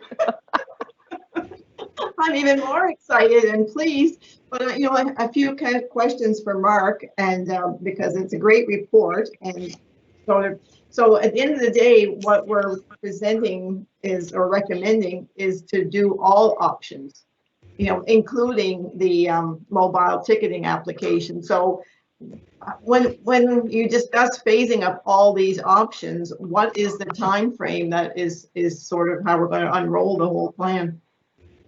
Because I see that, of all the options, only the mobile ticketing application and the plastic reloadable smart card gives you the data that you need to improve the service. So I just wondered, shouldn't we be focusing on those two as opposed to other things? And are we just, adverse to smart cards, period? Okay, I think, is it Dave or Mark? Who do we have that wants to take the questions?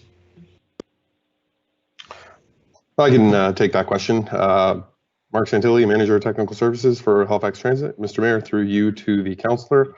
Regarding the timeline for all the different phases, we haven't worked out the particulars of the second, third, and fourth phase yet. So I shouldn't get excited just yet. Well, the first phase will definitely happen quickly, as there's not a lot in terms of hardware procurement and installations. It should be able to be done fairly quickly, and as soon as we have that phase in place, then we'll start looking at a detailed timeline for the subsequent phases. Okay. And with regards to the needing of an account for the apps, for the phone apps, is that going to be onerous for people, or is it going? I guess that's why you're going with all options, because at the end of the day, some people, but the majority of them have smartphones, but they still might not be comfortable using that app on their phone. Correct. We'll be looking at all options that the vendors have to offer, and we'll take a look at what those options entail and make a decision based on what their offerings are. We haven't made a decision yet in terms of if we're going with an account-based solution or not. We'd definitely like to maintain as much flexibility within the system as possible to give people that option. And, to the point of, waiting 12 years but it was to our advantage because, we're going to save money at the end of the day. We didn't invest in all of what would have been needed when, initially where technology was back in the day. Technology has advanced to the point now where it's making it more economical for the municipality. Thank you. Correct. Thank you, Councillor Nichol. Councillor Austin. Thank you, Mr. Mayor. Exciting stuff in front of us. I know we've been spending a lot on modernizing our transit technology, but this is really the last component because so far everything else we've been doing for the most part has been behind the scenes and out of public view. So it's good to have this very front-facing, very customer service focused piece coming forward. I had a couple of questions, and it sounds like some of it hasn't really been decided yet from, I get the sense from Councillor Nichols' questions. So if there's an account, is the idea that if you're using your phone, and because I know some cities do this, once you hit over that point that it would have been more economical in a month to have just bought a pass versus paying for fares individually, that it will just assume that you've bought a pass versus having bought a bunch of tickets? Is that really where we're going with this? Mr. Mayor, through you to the councillor, that is correct. That is the goal, is to have that best value type service where, just as you mentioned, if you're paying for tickets daily, once you hit that threshold where you've spent the equivalent of what a monthly pass would have cost, then you've already effectively purchased a monthly pass, and that would take effect. That is what we're hoping to do.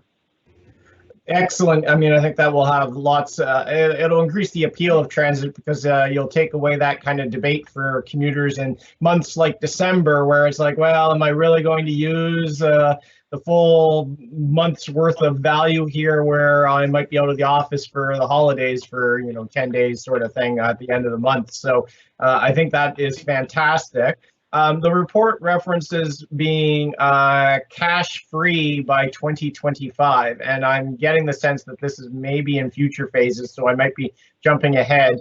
What does that look like? I mean, because there are people who, they don't have a smartphone, they might not have a credit card, they might not have a bank card. What does accessibility look like in a cash-free system? Mr. Mayor, through you to the councillor, we definitely haven't gotten that far to have worked out all the details of how we get to a cash-free system. This is just the first step in getting there. We would definitely need to maintain the cash room and the existing media that we currently have with tickets and passes for the time being. As we progress through these phases and we're able to evaluate the adoption rate of each phase, it'll make it a little easier for us to determine how we get to that cashless phase and how quickly we could get there. Okay, it's one that I think we have to be very cautious of because we don't want to accidentally leave anyone behind in the rush to embrace, what is a better option, but it has to work for everyone.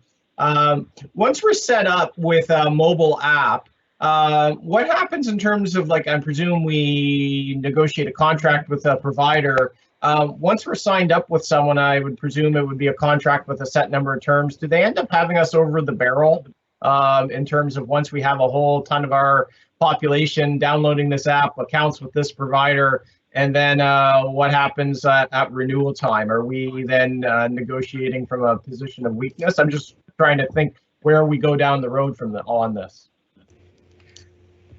Mr. Mayor, through you to the councillor, we definitely haven't gotten to that point yet. I think a lot of that will become clear as we enter into the procurement phase. Once we get a better understanding of what vendors are out there, the solutions that they offer, and their rates and fees and how they charge us, we'll have a better ability to map out what the future is going to look like in terms of negotiating those contracts. Okay. Something else to note for future. If we get the mobile, when we have the mobile, how is it going to work? Like the report references the kind of tapping it, but not in the first phase. So when someone has an app on the phone and they're getting on the bus, what happens, right? When we're not at that tap phase, are they like pressing a button in front of the driver? Are they showing the driver like receipt on the phone? Like, how does that actually work? Mr. Mayor, through you to the councillor. So the various vendors that exist in the market today all have similar sort of mechanisms for what we call visual validation, where the user would purchase a ticket or a pass on the phone, and when they wish to board the bus, they would activate that ticket or pass. It would then display on the screen that the ticket is active, and they would show the operator. And there would be a number of features included to avoid people gaming the system. There would be the date displayed, it would be moving, there would be various images based on the day depending on which app it is. There are ways that operators would be able to verify that it is valid. Okay. So I presume that you'd need data on your phone. Not everyone, has a data plan on the phone to make that work then, eh? To make the purchase of the ticket, you would, but to activate and use the ticket, you wouldn't. Okay, so they could literally purchase the ticket on leaving the door and then show up at the bus stop. For most apps, yes, that's how it works. Excellent. It also emphasizes that maybe we'll have our Wi-Fi on the buses. I'll just throw out, Mr. Mayor's giving me the signal. If we are going to eventually move to a tap thing, something else we'll have to think about is the fare management, transit police sort of thing that many other cities do, where they don't ask drivers to see fares on a regular basis. Thank you. That's the end of my questions. Thank you, Mr. Mayor, for indulging me. Thank you. Councillor Mason.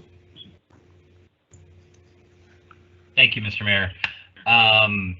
Well, and I agree. I mean, the holy grail for this. Great to see you, Mark. By the way, I'm glad to know you've been beavering away at all this stuff, you and the team during these crazy times. To me, the holy grail is OpenTap, being able to pay with Visa or debit, which was mentioned in the report. And that is probably the most expensive and hard to deliver down the road. But if you could tap your debit card and be charged $3 to get on the bus. I think that would be, that's kind of where we want to get to. And also to what Councillor Austin said, proof of payment rather than showing it at the door, so we can move to all door boarding on the corridor lines especially, and definitely you've got to have a proof of payment model for bus rapid transit to work. So I'm glad those things are coming. In this case, to what Councillor Nichols said, we made the right choice focusing on GPS and the vehicle location system first, because GoTime didn't work, right? And so there was a time where I'd go to Montreal and they didn't have, my transit app wouldn't come to life, but they had pay by tap. So, people did do these things in the order that makes sense for their transit properties. I think we made the right decision, but now, because of the delays with the ticketing system, getting to some kind of digital payment makes a lot of sense. But I think tickets and cards are essential in the future. So my understanding is we've replaced the fare box, right, Mark? And is that correct, or is that still to come? That's the part that I didn't understand from the report. I see the digital piece, but I know we had two parts to the fare box replacement. I think one of them was before we got to what kind of tickets we used.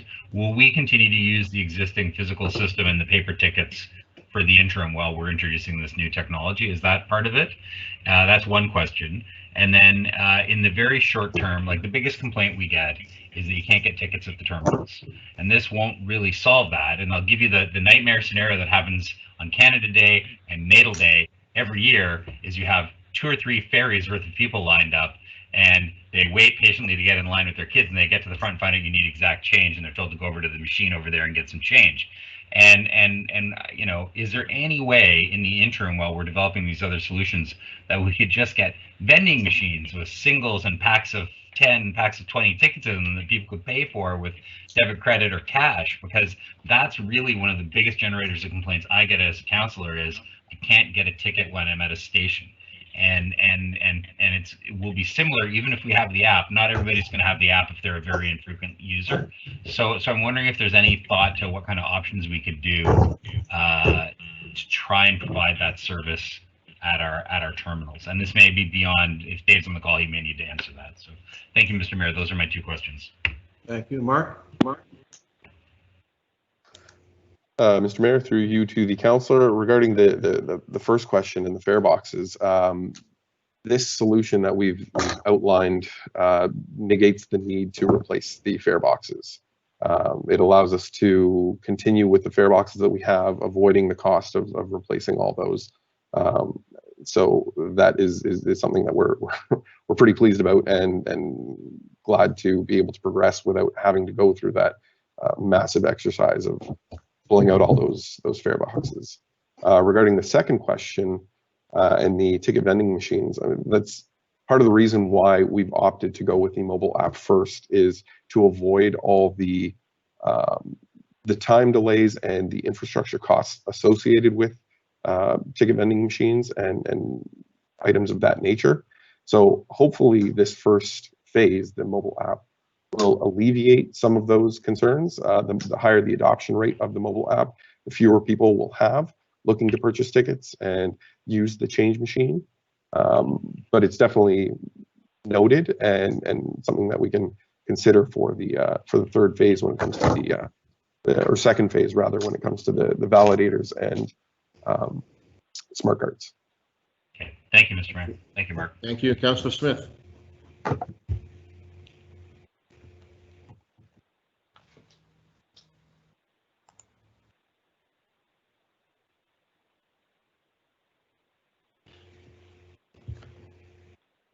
All right, there we go. Sorry.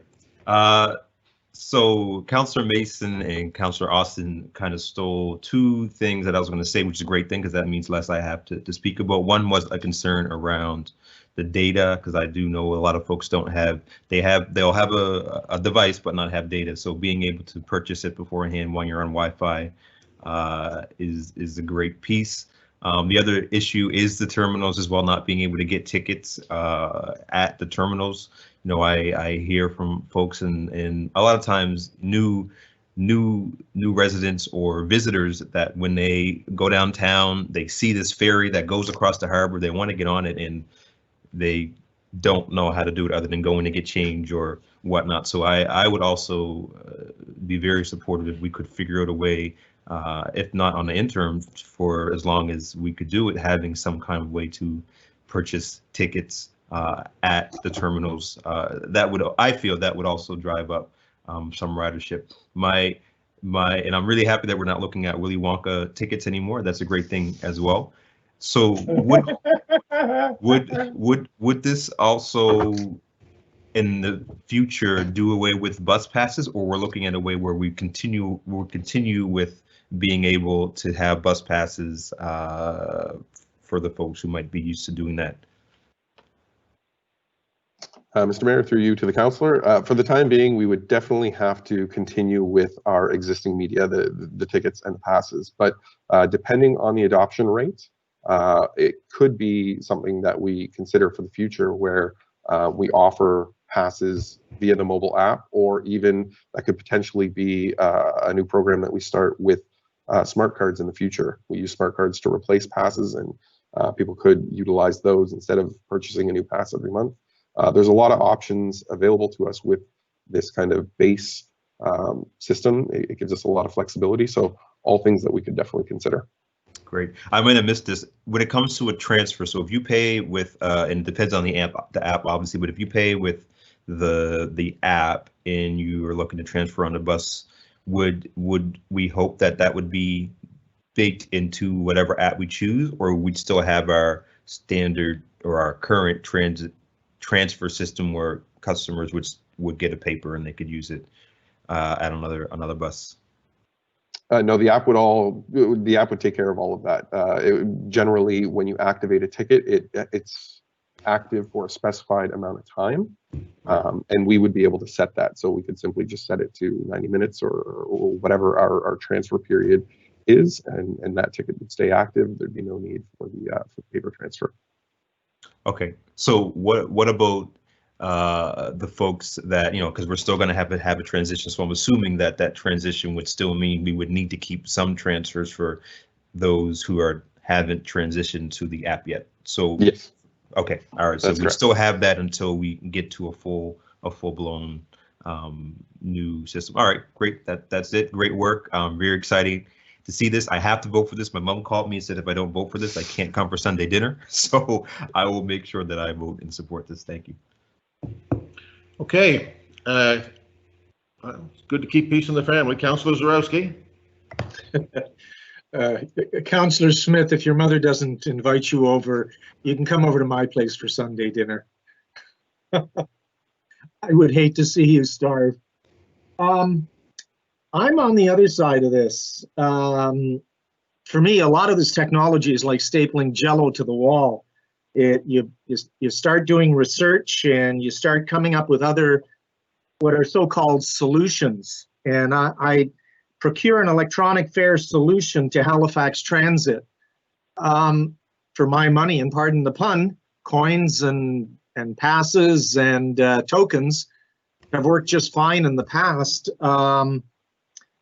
We have companies like Uber and Lyft moving in, and notwithstanding that we have COVID, which has changed the dynamics of everything, but we're talking about implementing something that we're not sure where it's going to go. We have a hope that by 2025, it's going to be completely this or completely that. And quite frankly, I have no faith in technology being able to give us what we call a solution in this. We have crashes where counselors can't speak. They have to log in again. We have frustration with the never-ending technology going from computers to phones to apps, all that kind of stuff.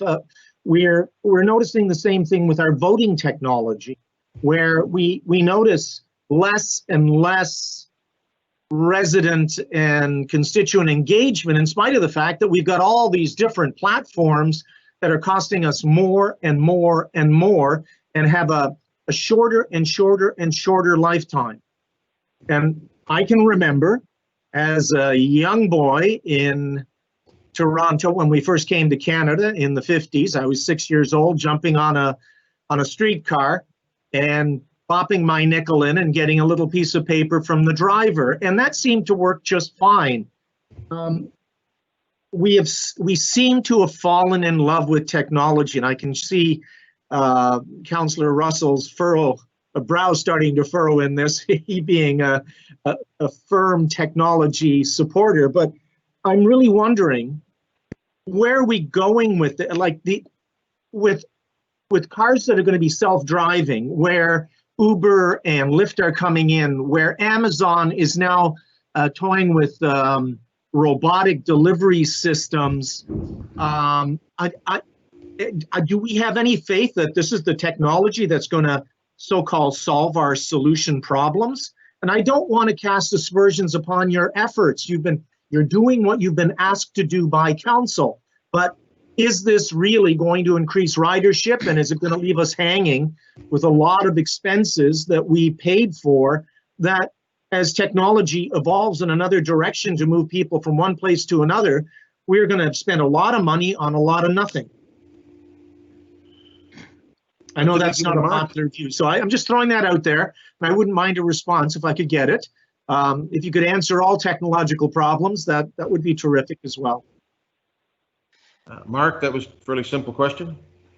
Actually, Mr. Mayor, it's Dave Riggy here. I can field that one. Go ahead. Good afternoon, Mr. Mayor, Dave Riggy, Director Halifax Transit. Through you to council. I don't know if I can quite solve all the technology problems of the world today, but I'll try to start with this one.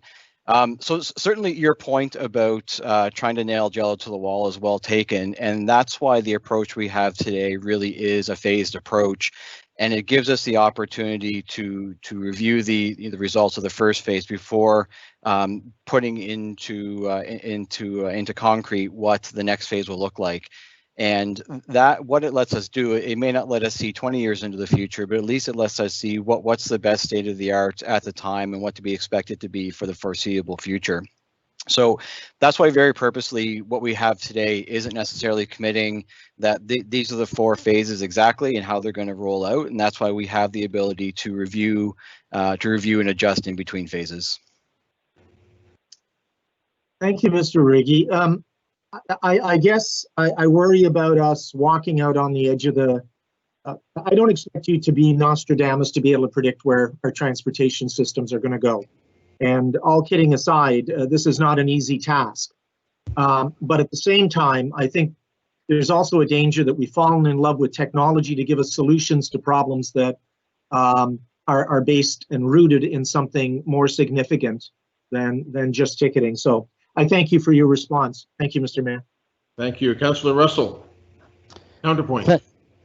Thank you very much. Only sort of a counterpoint. I absolutely support the new technology. I think the additional ways of being able to get onto the bus and to pay for your trips are fantastic. Being able to use a phone or in a lot of cases use a watch. Well, not this one because it's ancient, but being able to find other ways to be able to support your trips is fantastic. And I saw in the summary that it said that the current fare options, the current fare payment options will still exist. And I saw in the mobile ticketing section that it will be cashless by 2025. And cashless concerns me. There are a number of populations that we will leave out once we go to a cashless model. And those are people who are not comfortable with technology and aren't able to get a smartphone like a number of senior citizens. And Mr. Mayor, I'm not looking at you for this. And people who are at risk in some capacity. We have a number of people who are homeless or who don't have any of the background that a lot of us would need. And the third group of people is tourists.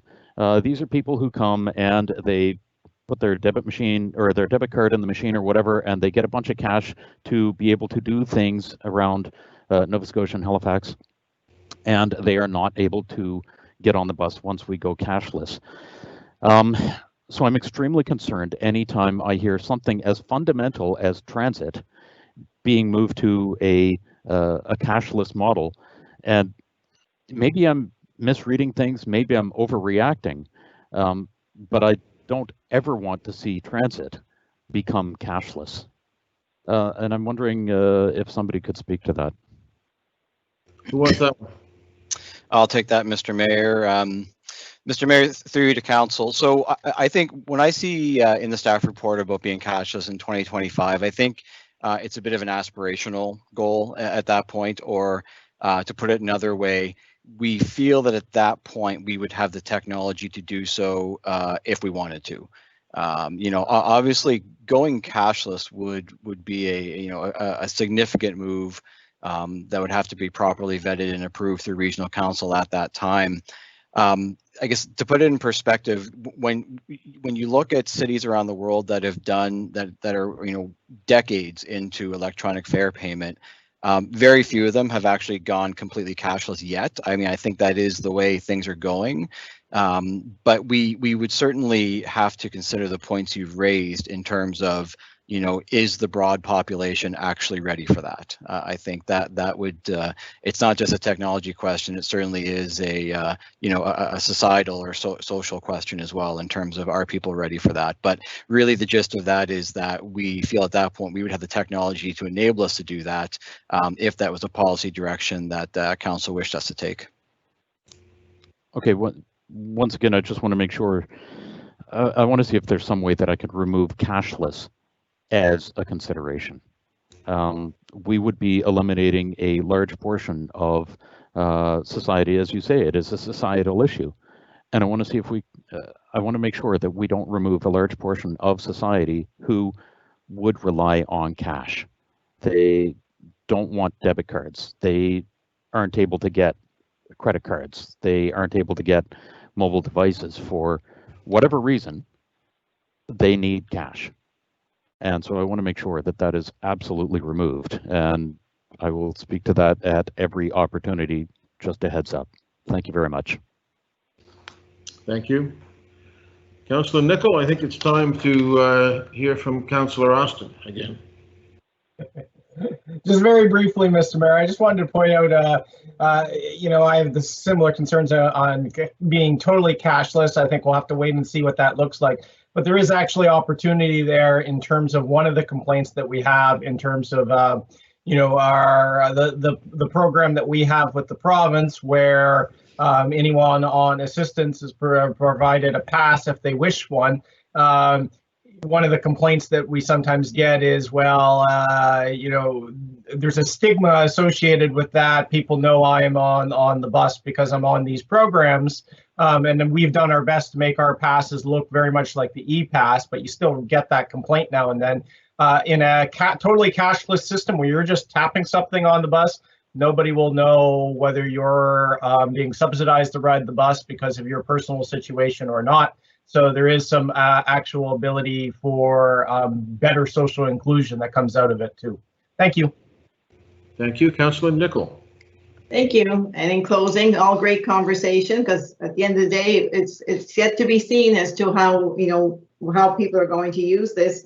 But to the point of the data, like I said earlier, because the fare box is not being changed, you can't collect data currently from the fare boxes. So I just wondered how that was going to factor in your decision making going forward with, 2, 3, one of the different ways. If it's going to be fully towards mobile ticketing, that was one question. But to Dave's point about saying the broad population, we also have a broad geography. And I just wondered at some point if there was going to be a fare by distance review. At the end of the day, people will be loading things, but because you mentioned about the, setting the transfer period and things like that. So I just wondered if that was going to be reflected well into the future as to a fare distance review. Mr. Mayor, through you to the councillor, regarding the fare based on distance, I'll let Dave answer that question. But when it comes to the data, the first phase that we've proposed, we would be able to collect data, anonymized data from the potential vendors based on usage of the app.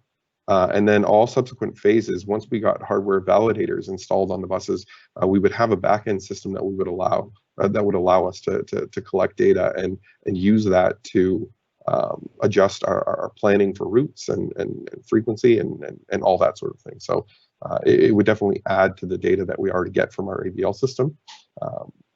Okay, thank you. And it'd be quite useful. Thank you. On to Dave. Sure. So, Mr. Mayor, through you to council, and I guess I could actually argue that in some small way, we actually do have a bit of fare by distance right now in terms of the some of the rural express routes that do pay a higher fare, though that's both reflective of the type of service as well as the distance of service. So I guess what I can say at this point in time, there's no recommendation coming from staff to do any further fare by distance. Certainly, these technologies would enable that a bit more easily, but I'd say the technology is only one of the kind of challenges and complications that provides. So at this point in time, for the urban and suburban areas of HRM, there's no recommendation to move to fare by distance. Okay, thank you. And I know this council is looking for lunch, so I will close. Call for the question. Okay, ready for the question, colleagues? Councillor Stretch. For the motion. Councillor Hensby. Affirmative. Councillor Karsten. For the motion. Councillor Nicol.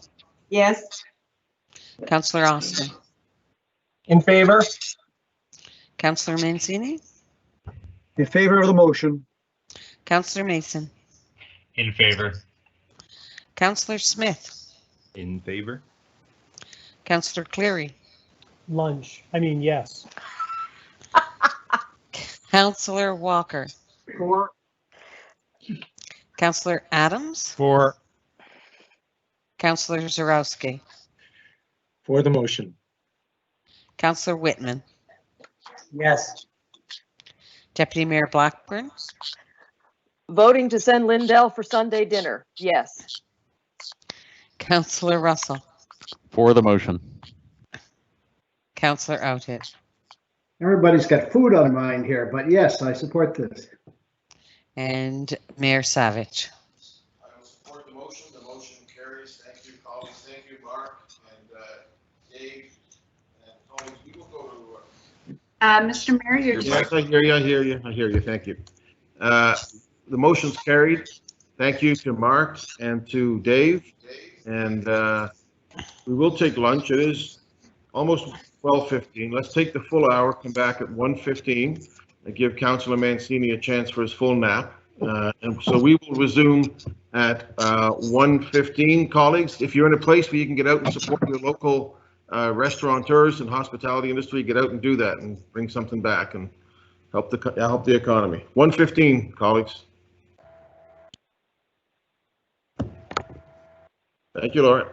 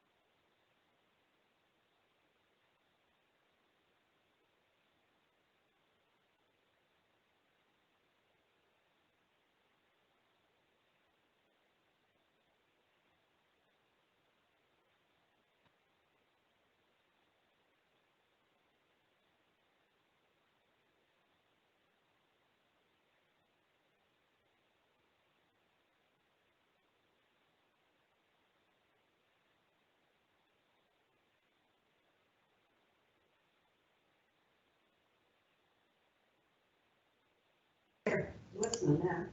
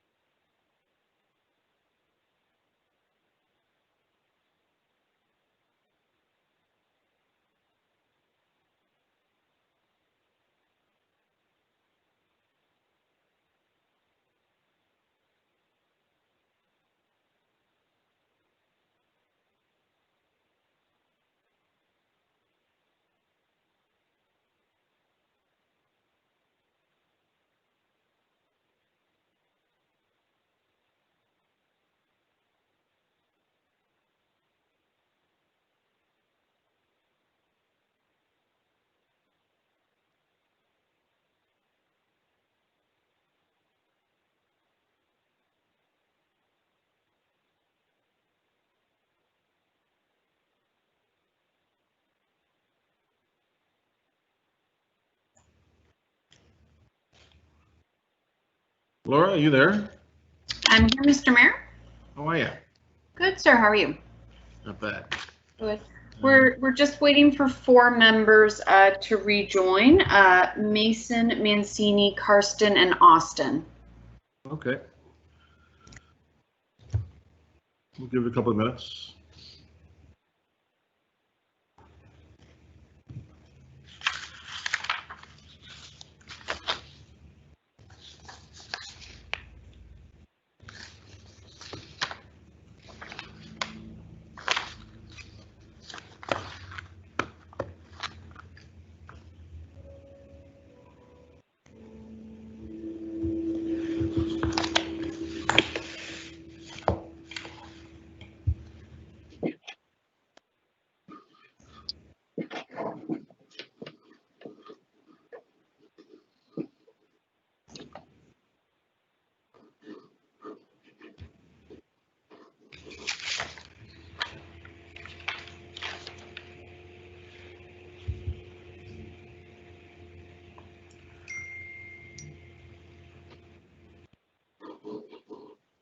All right, how many are missing now, Laura? Councilors Karsten and Austin. We're also waiting for the CAO to rejoin. I'm actually here now. That would be Councilor Austin. Yeah, we got you. Thank you, Councilor. Jacques, are you with us? I can confirm the CAO is not currently in the meeting. Man, I had a good nap too. Thank you, Mr. Mayor. Awesome. Awesome. Turn around is fair play, Tony. That is correct, Mr. Mayor. I think we need the CAO for the next piece, so we'll have to just. First voice I heard was a Mr. Tony Mancini. Gosh, you couldn't have had your full nap, could you? Mr. Mayor, it's Laura. The CAO has joined the meeting, and we do have Councilor Karsten as well, so we can start whenever you'd like. Yeah, let's go live.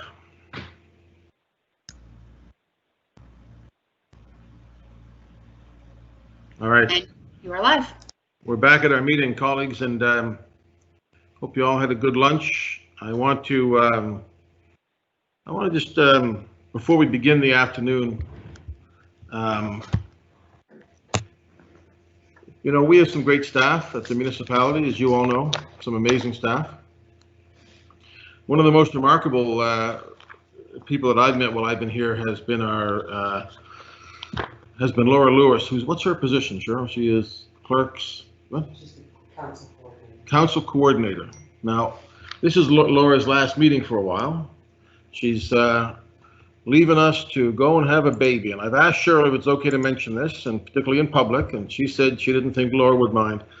But, you know, especially any of you who've been deputy mayor, and I know that the current deputy mayor would agree with this, any of you who've been deputy mayor or even any councillor will recognize the amazing work that Laura's done for this municipality. And she's coming back, but she is going to go off to have a baby. The name is picked out, and they're pretty excited about it. Her and her husband, Robert, are pretty excited. And I want us all, while we have an opportunity now, I don't know what happens later with public hearings and everything, but I just want us all to have the opportunity to say thank you, Laura, to you, and to wish you the very best in the exciting days ahead. So everybody give a thumbs up or a round of applause for Laura. Good luck. Congratulations.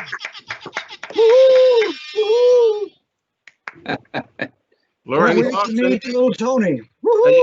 You're going to miss this bunch pretty bad, aren't you? You're going to be thinking about them every day and wishing you were back at work. We'll be over on Sundays, Laura. Don't worry. We'll be over on Sundays. Don't worry, Laura. I can't think of anything that will prepare you better for parenthood than running this meeting.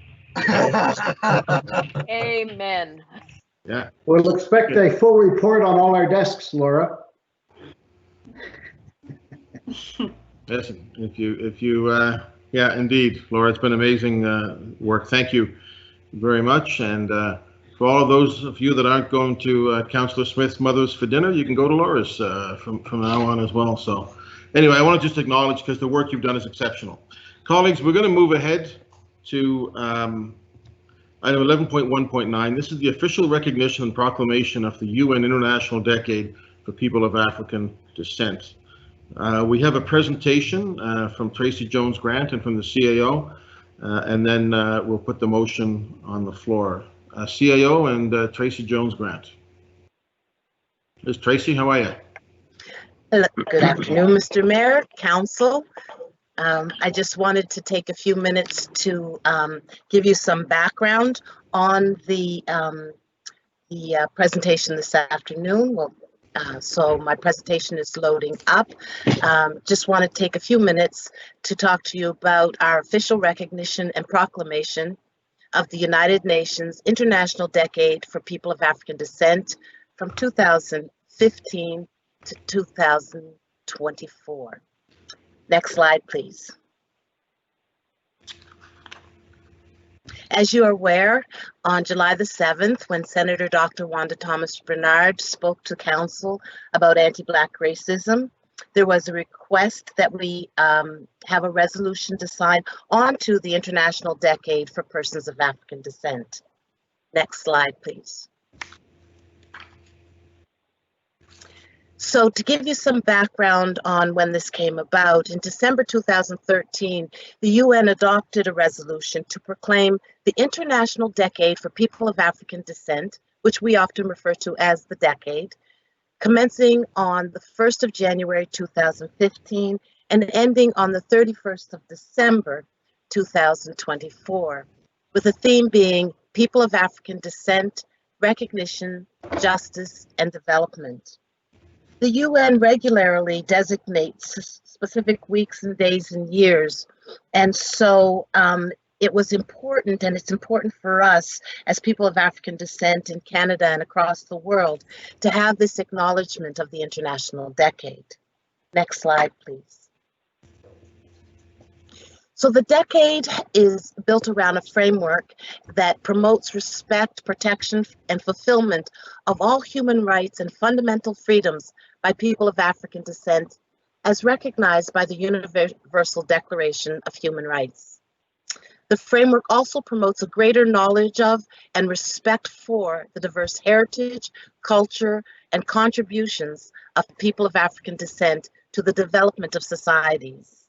And finally, it adopts and strengthens national, regional, and international legal frameworks according to the Durban Declaration and Program of Action and the International Convention of the Elimination of All Forms of Racial Discrimination and to ensure their full and effective implementation. So that's what the International Decade is built around. And it's also built on 3 pillars. Next slide, please. So when we talk about the decade, we often refer to the 3 pillars that it is built upon. And I'll briefly just say that they are recognition. This pillar, we recognize, celebrate, and affirm the full history and contributions of people of African descent. And in doing so, we make the history of African Nova Scotians a shared history, and African Nova Scotian issues are collective issues that cannot be ignored. So what we've done here is we've taken those 3 pillars and specifically looked at them through the lens of those of us here in Nova Scotia. When we talk about justice, this pillar provides an opportunity to learn from the past, to advance social justice and inclusion policies, to eradicate racism and intolerance, and to promote human rights. The last pillar of development challenges us to commit to the overall well-being and prosperity of the community. Next slide, please. So I think in understanding why we feel that it was important for HRM to do this, I wanted to be able to show you that it has been acknowledged in other parts of Canada. So federally, in January 2018, the International Decade was acknowledged. The province of Nova Scotia then acknowledged it in May of 2018. Following that, the City of Toronto, the City of Ottawa, and in 2018, in October, Dalhousie University acknowledged the decade. So we were saying, and Senator Dr. Wanda Thomas Bernard was also saying, that this is a logical step for HRM. Next slide, please. So I put forward to you today as council, it is recommended that Halifax Regional Council, 1, authorize the mayor on regional council's behalf to proclaim the years 2015 to 2024 as the International Decade for People of African Descent, and to sign the proclamation that we have forwarded on to the mayor. 2, to direct the CAO to develop an anti-Black racism action plan in support of the proclamation, and that we return to Regional Council for the endorsement of this plan. Last slide, please. In closing, I really feel that our recognition of the decade is part of our overall ongoing work to acknowledge and address anti-Black racism in our municipality. Thank you. Thank you, Tracy. Very much. Jacques, did you have anything to add, or?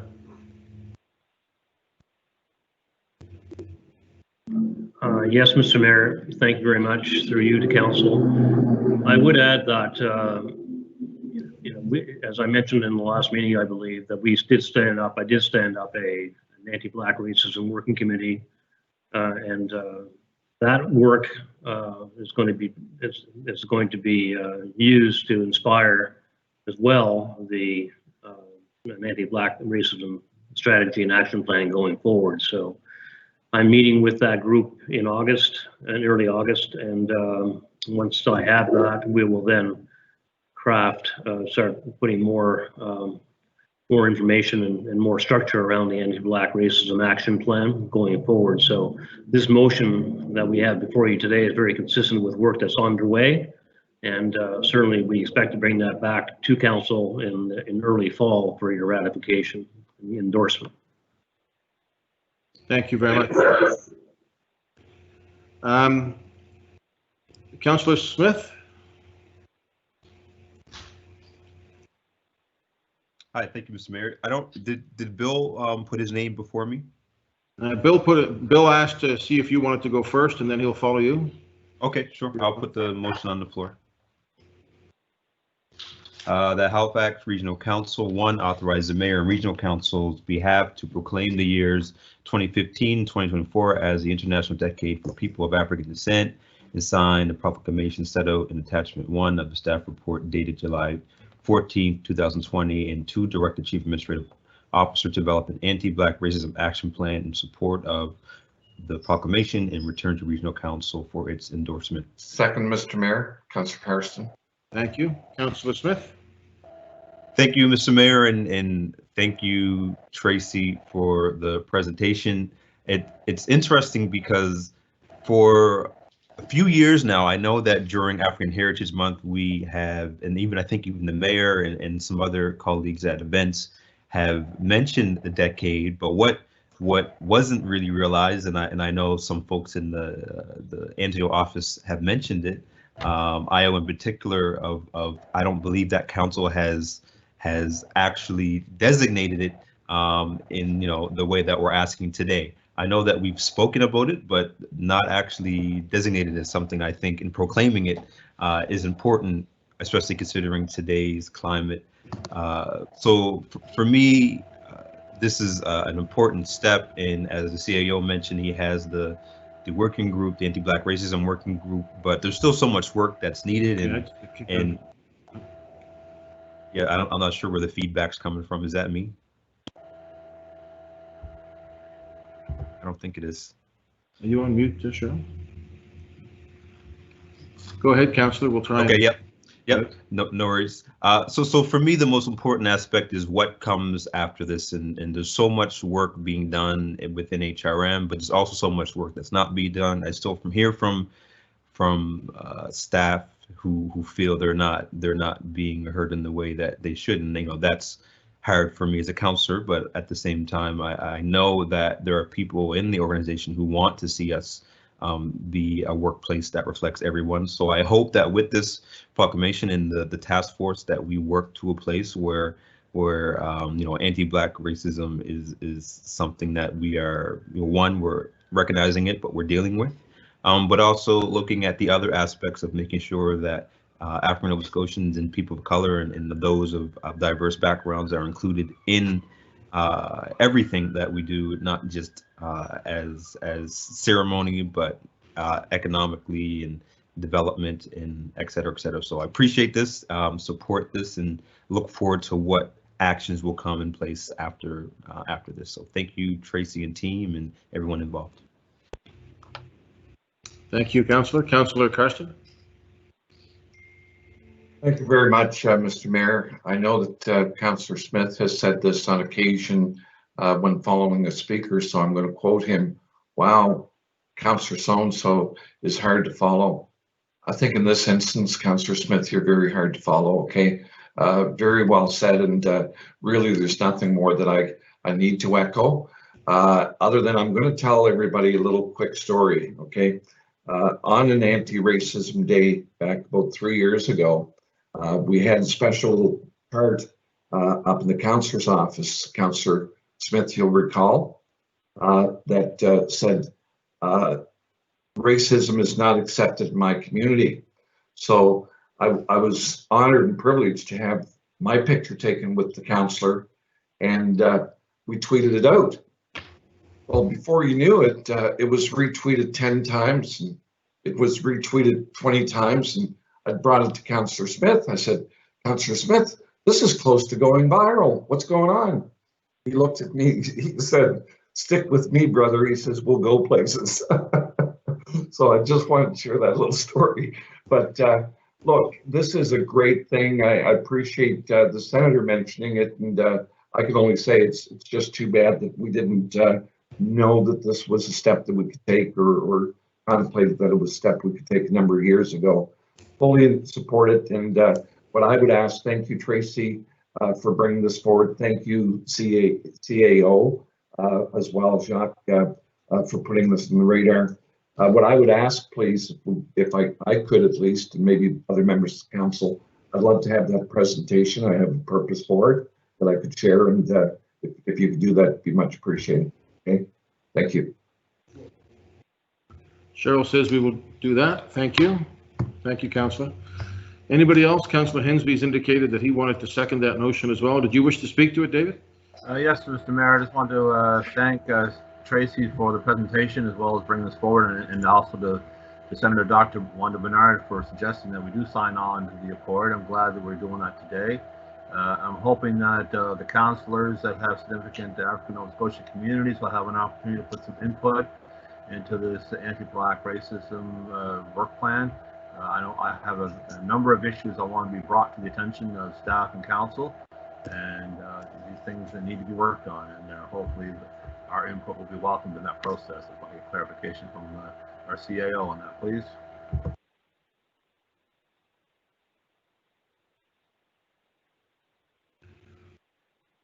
Jacques, was that a question for Jacques, David? Yes, I'm sorry, Mr. Mayor, I didn't hear the question. David, Councillor Hensley. I said those councillors with African Nova Scotia communities within their districts and stuff, we have an opportunity to provide some input and insight on some of the issues of concern that we are aware of in regards to rebuilding this anti-Black racism work plan. Yeah, most certainly. Certainly welcome your observations and advice in that respect. Certainly. Okay. Colleagues, ready for the question? Councillor Strack. For the motion. Councillor Hensby. Affirmative. Councillor Carsten. For the motion. Councillor Nicol. Yes to the motion. Councillor Austin. In favor. Councillor Mancini. I'm proud to support the motion. Councillor Mason. For the motion. Councillor Smith. For the motion. Councillor Cleary. Yes. Councillor Walker. Or Councillor Adams.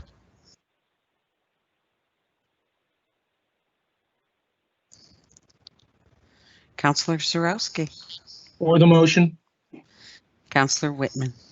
yes. Councillor Blackburn. Voting yes on the motion.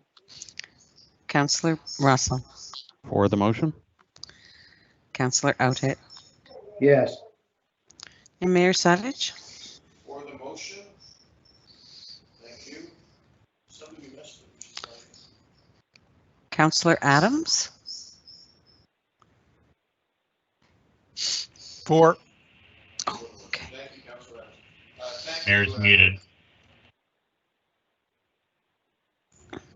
Thank you very much, everybody. And thank you, Tracy and Jacques, for this. And we weren't the first ones in, but we moved in pretty quickly when it became, when it was raised with us. So I'm delighted. Thank you, Tracy.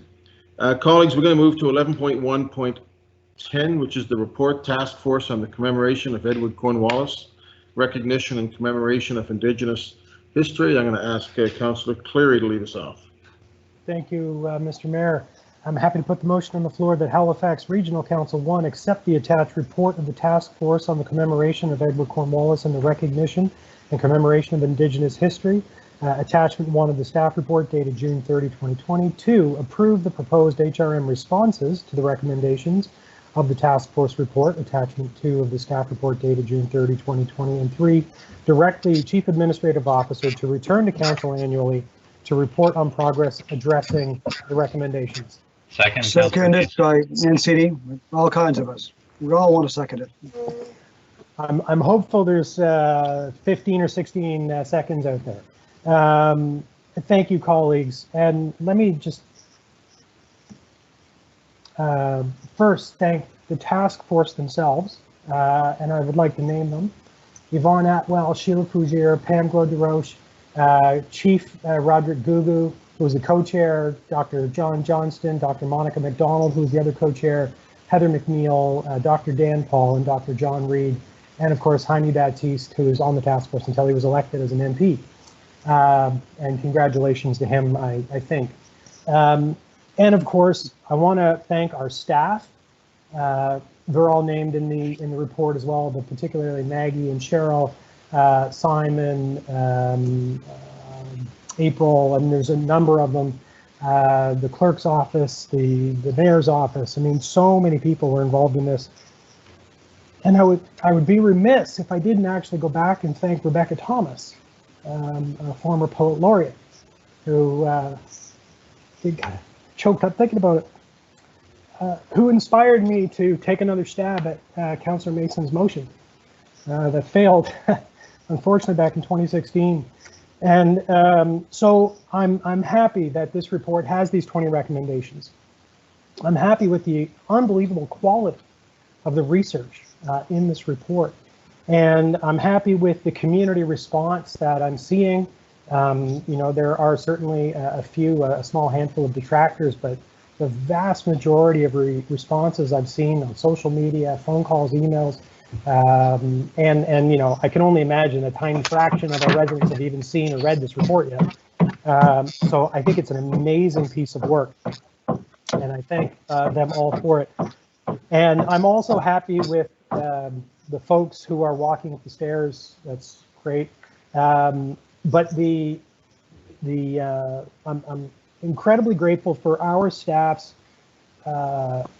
response to those 20 recommendations, what we can do, what the plan will be in the coming years, and how we can tackle some of these issues to include especially the recognition of Indigenous history and what we now call Halifax. So I'll end it there, Mr. Mayor. I'm happy to put this on the floor and listen to what my colleagues have to say. Thank you. Councillor Mancini.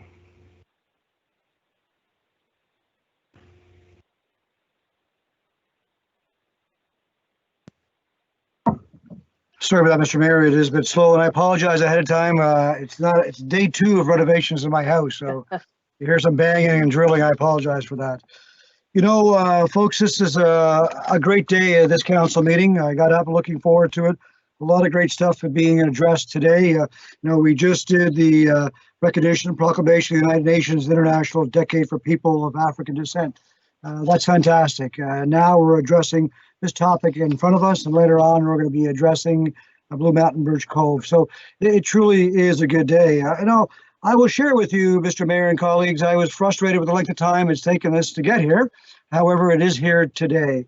This council should be proud of a lot of work that we've done. The Integrated Mobility Plan, the Green Network Plan, the declaring a climate emergency and coming up with our Halifax 2050 strategy for climate change, the protection of the lands, of course, as I talked about, and now this task force work.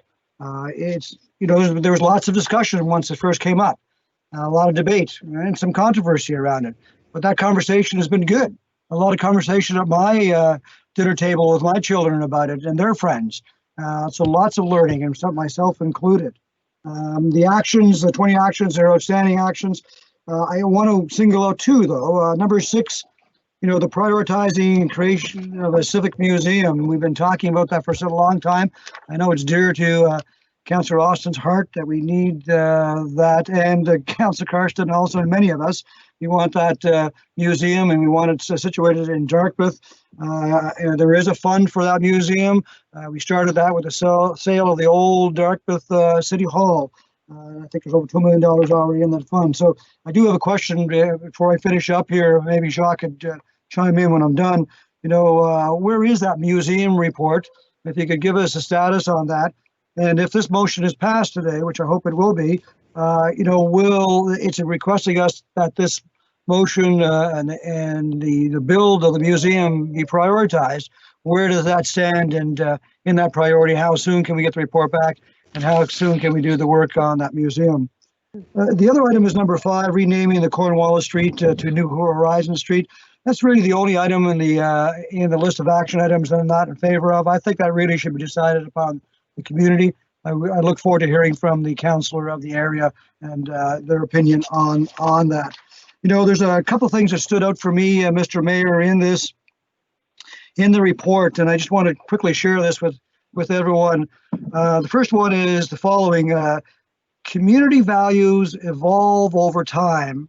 There are occasions when older forms of commemoration no longer fit with the ethical standards of today. That one really hit home for me, and to paraphrase on page 19, Edward Cornwallis must and will continue to be a treated historical significant figure, as he should be, because he is part of our history. And so, you know, I'm just impressed. I've gotten many emails also, like Councillor Cleary. There's a small majority that are totally opposed to this. And, you know, the last point is that when it first came up, For me, Mr. Mayor, I was amazed and saddened by the racism that exists in our community. And I didn't know it existed, so I was naive until this topic came up. People I knew as neighbors in my community, people that I would speak to, whether it's at Tim Hortons, whatever, their opinion on this and the way they used to argue it and the language they use surprised me and saddened me, because that's not the way my parents brought me up, and it's not the way I'm bringing up my children. So you don't have to agree with this report, but we have to look and try to educate ourselves. So I fully support this. I thank the committee. I thank the staff. I want to single out Maggie McDonald for her work. And thank you, Councillor Cleary, for bringing it forward. This is truly a great day here in HRM. Thank you, Mr. Mayor. Thank you very much, Councillor. Councillor Adams. Thank you, Your Worship. I'll be brief. I'm not going to support the recommendations, and I'm not going to go into a huge diatribe. I do respect the work of the committee. I don't necessarily agree with everything they've said, and I respect our members of council and their opinions as well. I'm not surprised by the outcome. You know, if we look back at you know, the history around the formation and some of the events, which I'm not going to get into, I dare say this was a predictable outcome. You know, to have it put in a museum, we should suggest putting it in the stadium, because the chance of having either of them are nil and none, or slim and none. I think that we have missed a huge opportunity. We've heard about, you know, people having conversations. I had conversations about Cornwallis I never dreamt I'd have. I didn't think I'd even talk about the guy. But we all learned a lot. Stuff that wasn't taught in my grade 6 history class, which was one of my favorite classes because I enjoy history, although I know the outcome. So now with that statue and peace gone, then where will the discussions come? I still think that an opportunity is missed and going to be swept away. If we could have added some other statues of significant historical figures of the Native community, the Black community, the French community, and have interpretive panels. I don't care what you call the park, it doesn't matter to me, but that would get the discussions and conversation on an ongoing basis, and have those interpretive panels that they would have been, you know, not over the top, but just give everybody a chance for their story. We're going to lose that, and I dare say once this is done, you won't hear anything about, and I won't say the founding of Halifax. That's not a fair statement. Halifax is already founded, but I guess on behalf of the British, the colonization of it. So this is a chance we had. All the other places in the world are taking down statues, dumping them in the river, dumping them wherever. This is a chance that sadly is going to be gone. And I dare say this isn't the end of it, because if you look at history, Charles Lawrence was worse than the whole bunch of them. Not only did he put a bounty on the scalps of the Mi'kmaq, but he was also a key figure in the expulsion of the Acadians.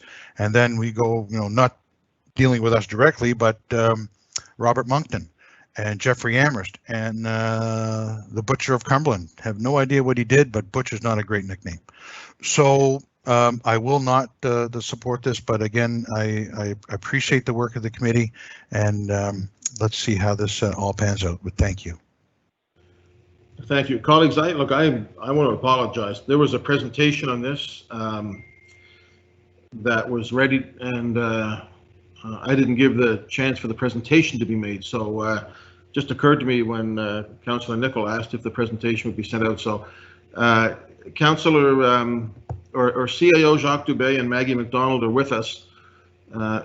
Jacques, would it be appropriate now to ask you to do the presentation and accept my apologies for missing it?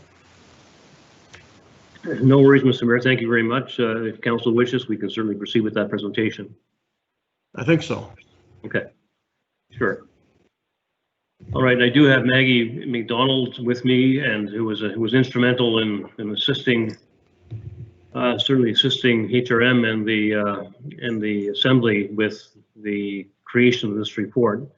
So I'll introduce a bit of the history of this, and I'll pass it over to Maggie to go over some of the specific recommendations and the CEO recommendations associated with the recommendations of the task force itself. So as you see in the report, we've crafted this in a very similar to how we deal with Auditor General's reports and recommendations. There was a recommendation, and we have a CEO recommendation to follow. So if I go to slide 2, in April of 2017, Regional Council had approved a motion to establish the expert panel to provide advice on the commemoration of Edward Cornwallis in the municipality, and of course to recognize and commemorate Indigenous history in the lands now known as Halifax Regional Municipality. So while the statute had been the subject of debate and discussion and controversy for some years, it was Regional Council's approval of that motion that started the process that brings us here today, and the report that's before you along with the recommendations. Next slide, please. So in the fall of 2017, Council approved terms of reference for a special advisory committee. In January 2018, following a public call from the Assembly of Nova Scotia Mi'kmaq Chiefs to remove the statute, Council voted to remove the statute to temporary storage. At that point, a special advisory committee was then established in the summer of 2018 by Council in collaboration with the Assembly. So following additional discussions, Council approved a reconstituted joint committee in late fall of 2018 to reflect an equal partnership between Halifax Regional Council and the Assembly of Nova Scotia Mi'kmaq Chiefs. The responsibility for the committee would be shared, as would be the costs. And the joint committee held its first meeting in January of 2019 and renamed itself as the task force. So we are so thankful to the committee members who produced such a thoughtful and exceptionally well-written report. As mentioned earlier, Yvonne Atwell, Sheila Fougere, Pam Glow, DeRoche, Chief Rod Gugu, who was a co-chair, Dr. John Johnson, Dr. Monica McDonald, who was a co-chair, Heather McNeil, QC, Mi'kmaq Elder Dr. Dan Paul, and of course, John Reed. I also want to thank HRM staff, Maggie McDonald for her leadership and management of the process, and HRM's Indigenous Advisor, Cheryl Bopage-Gehu, Terry Stevens, the Community Outreach Coordinator with the Mi'kmaq Rights Initiative, which is part of the Assembly of Nova Scotia Mi'kmaq Chiefs. Of course, Tracy Jones-Grant, our Managing Director of HRM's Diversity, Office of Diversity and Inclusion, Simon Ross Siegel, the Legislative Assistant with HRM's Office of Municipal Clerk, and Consultant Margaret Soley for their guidance on process and protocol. And of course, thanks very much to all others who help us through the process as table hosts and note takers of conversation circles, and to the many residents who participated in our public engagement process and shared their views with the task force. Next slide, please. Over the 16 months beyond January 2019, task force conducted research, public engagement, and deliberations on their mandate. They met 16 times, Mr. Mayor. Public engagement included 2 series of engagement sessions, one in early summer of 2019 and one in the fall of 2019 with close to 100 participants. They also accepted written submissions and received 76 submissions from 55 correspondents. Costs associated with the task force were well under the amount originally approved by Council and the Assembly, and the process was completed well in advance of the target date for the report submission. Next slide, please, and I will now pass it over to Maggie McDonald. Maggie? Thank you, Jacques. You can see on this slide the outline of the report.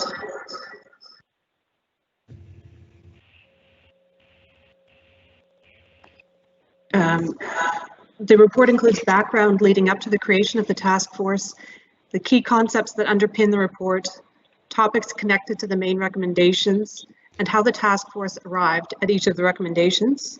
The report really speaks for itself, but I will highlight a few items from it before moving on to the recommendations.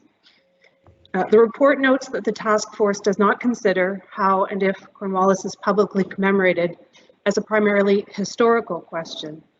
It makes clear a distinction between history, which the report describes, has an analytical role of providing an evidence-based understanding of the events and processes of the past, and commemoration, which is about how people choose to remember the past and is about the values of today. It outlines that if sites of commemoration are to be found in serious conflict with current day values, then consideration must be given to their removal or their placement in a context where they become the objects of educational scrutiny rather than celebration. It notes this does not imply the erasure of history. The report also highlights the importance of Indigenous commemoration and a general absence of this commemoration. Next slide, please. The task force makes 20 recommendations on the Cornwallis assets, on opportunities for Indigenous commemoration, for educational opportunities, and support for youth activities and major events. With respect to the Cornwallis assets, for the statue, there are 3 related recommendations: that it not be put back up in a place of public commemoration under any new circumstances or context, that HRM fund and create a civic museum dedicated to the history and archaeology of Shubucktuk and Halifax, which among other things will provide a public space for the types of discussions that were experienced around the Cornwallis statue, and that the statue remain in the collection storage of the city, and when the museum is ready, that the statue be moved to the collection storage of the museum. With respect to the park, the task force recommends the removal of the Cornwallis name and that it be renamed Peace and Friendship Park. This respects the peace and friendship treaties signed between the British and the Mi'kmaq during the 1700s and the universal values of peace and friendship. With respect to the street, the task force recommends the removal of the Cornwallis name and that it be renamed New Horizon Street after the church on the street, formerly called the Cornwallis Street Baptist Church, and before that the African Baptist Church. It has served the community for almost 170 years, and 2 years ago recently changed its name to New Horizons Baptist Church, partly to be in solidarity with the Mi'kmaq community. With respect to Mi'kmaq commemoration, all of the recommendations involve working closely with the Mi'kmaq community. A few examples include identifying outdoor spaces dedicated to the recognition and commemoration of Indigenous history, with priority given to the memorialization of the Shubenacadie Residential School and missing and murdered Indigenous women and girls. Exploring opportunities for more usage of Mi'kmaq names on streets and places, including anglicized names going back to the Mi'kmaq original, and implementing the 2008 Point Pleasant Park Heritage Interpretive Plan. Next slide, please. Staff recommend that each recommendation be accepted or accepted in principle. As noted in the staff report, there are some qualifications to HRM's response with respect to process requirements, alignment to existing activities, and so on. I won't go through each individual recommendation, but will highlight a few. With respect to a civic museum, a museum strategy was directed by Council and is currently in its first phase, which includes establishing a comprehensive overview of both HRM-owned and non-HRM-owned museums and collections located within the municipality, as well as an inventory and analysis of existing interpretive themes, visitor experiences, programming, and levels of municipal support. It is meant to be a baseline upon which future strategic decisions can be based with regard to vision, scope, siting, and planning for any future municipal museum in HRM. Renaming the park and the street will require HRM to put these recommendations through an application process and will require a policy amendment coming back to Council. The forthcoming Culture and Heritage Priorities Plan will identify opportunities for expanded commemoration of Indigenous history through municipal programming, including the designation of heritage sites, heritage properties, and cultural landscapes. In some areas, HRM is already active. For example, civic addressing staff have recognized the need to encourage greater diversity when it comes to street naming and are working in this area. And of course, the North American Indigenous Games, for example, are an excellent opportunity for HRM to support the showcasing of Mi'kmaq history and culture. For other items, HRM will reach out to partners to help facilitate opportunities, such as the port or airport, through requesting the report be placed in libraries and schools, or identifying educational opportunities through the libraries, treaty education, MK education, and the Mi'kma'gwe Debert Cultural Center, among others. Next slide, please.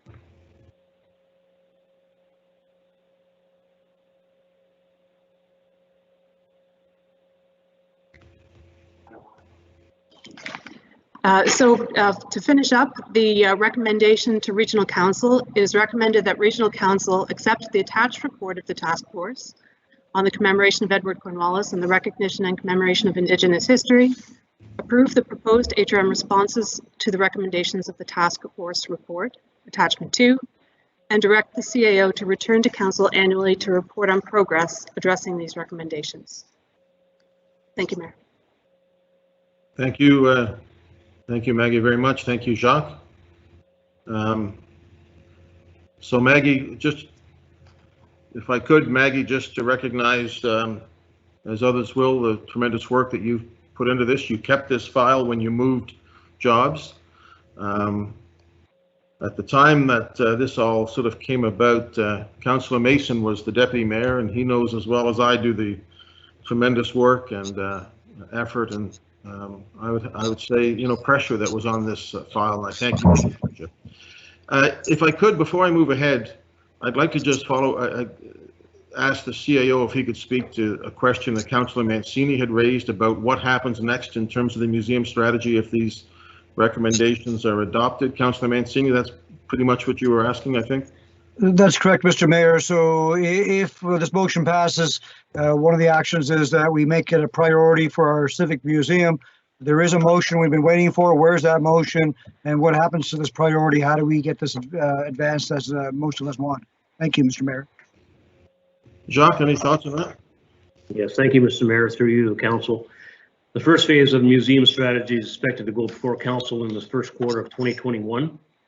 That phase includes a thorough current state overview of 32 HRM owned and non-owned HRM owned or non-HRM owned museums within HRM, comparative analysis with other municipalities and statistical analyses that will identify potential models for HRM to follow with respect to its role relative to a museum.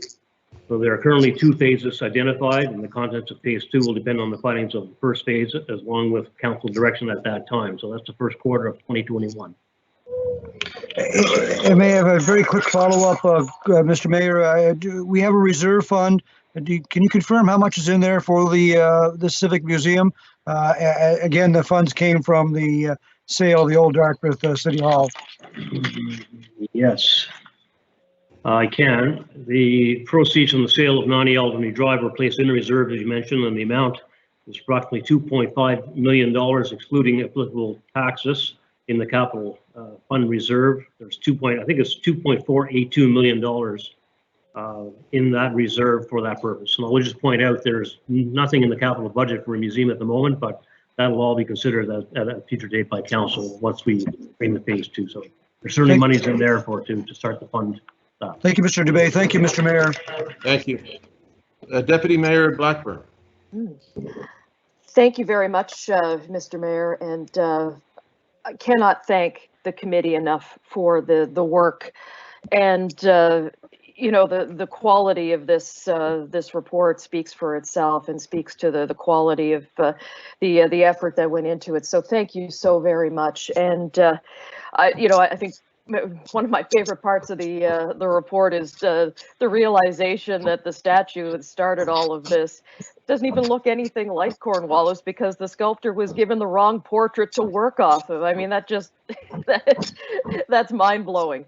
But I had the pleasure on Monday of appearing on the radio with Councillor Karsten, and this conversation was a pretty big chunk of what we spoke of. And you know, at one point there was somebody who called. There was a few somebodies that called and said, "What about my culture? When is my British culture going to be recognized?" And I'm going to take a moment to address those folks because we hear from them and we're getting emails from them. And to those folks, I would say, when you look at the provincial tartan and see the gold that represents the Nova Scotia Charter, or the Royal Charter, and the red that represents the lion from the provincial crest, your British culture is being recognized. Every day at noon, when you hear that gun, your British culture is being recognized. With every heritage building that you walk past that was designed by a Victorian architect, your British culture is being recognized. Every time you hear fiddle music wafting out of the lower deck on a Saturday afternoon, your British culture is being recognized. If you've enjoyed a stroll in the public gardens, your British culture is being recognized. And every time you look up Duke Street and see Citadel Hill hovering on the horizon, your British culture is being recognized. So don't tell me the British history is not being recognized in this city. You are immersed in it with every breath you take. Thank you. Thank you, Deputy Mayor. Councillor Austin, see if you can talk. Thank you, Mr. Mayor. Am I off mute here? Oh, there we go. Okay, thank you, Mr. Mayor, and well put, Councillor Blackburn. That was very powerful and right on the nose in terms of it's not about taking anything away from anybody. It's about righting the wrongs, about what we do not share, what we do not celebrate. And so, you know, when we think about Cornwallis, I mean, that's what this really is. This is about reconciliation. The statue had become a real barrier to that. And it's not just a matter of history. These are the historical injustices that have been done to the Mi'kmaq and to other Indigenous Canadians. You can draw a pretty direct path from Cornwallis right through to the present day. And you can pick any social indicator you want, from health to education to economics. Doesn't matter which one you pick. Indigenous Canadians are measurably worse off than non-Indigenous Canadians. And until that's resolved in our society, until we address that as Canadians, reconciliation is going to be an ongoing project. And so this is one small piece of that bigger thing, and it's something that we were strongly indicated is important to us, that it was important. And this isn't rewriting history. I think the report did a fantastic job of drawing the distinction between history and commemoration. And this is really commemoration. So I'm fully in support of what is coming forward. This is really about what we value today, and this is about building a better future, a better present. And so I did want to pick up on a couple of the recommendations. Councillor Mancini, thank you, had already asked about the museum piece, and I would just say for council, I'm very looking forward to that strategy piece coming forward, because it will, from talking to staff, it will really get us to that first major question on the museum file that we have to answer, which is, what are we building? Are we building a new sort of regional museum that captures all sorts of stories that we're not currently being told in the various other museums that we have in the municipality?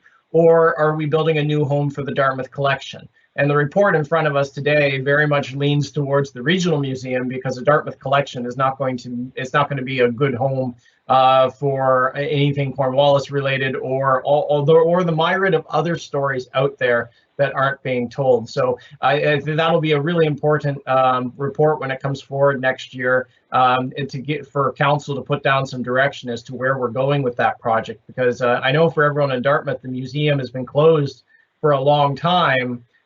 But at the same time, we went down a dead end route of looking at Old City Hall, but we never really did the proper planning exercise of sitting down and mapping out what is it we really want to accomplish with a museum, what is it we really want to build here, and that work will take some time. So I'm looking forward to that piece coming forward. I did want to mention, just in terms of opportunities, we have potentially up to 4 new street names needed in downtown Dartmouth and the Dartmouth Cove area in the years ahead. So there's an excellent opportunity to do some commemoration there. We have our Sawmill River project coming forward with the future phases of that work, which will include the creation of new public spaces. And both these areas, I think, stand out as absolutely excellent opportunities for commemoration, because that waterway from our harbor all the way through to Maitland, I mean, it did eventually become the Shubenacadie Canal,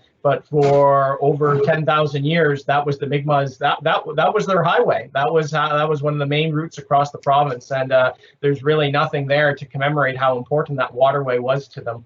And so I think that there's some excellent opportunity coming up in some of our future work, future major projects, to build in some of that commemoration.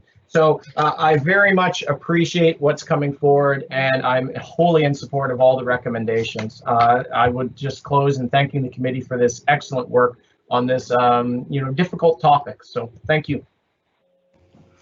Thank you. Councillor Hensby.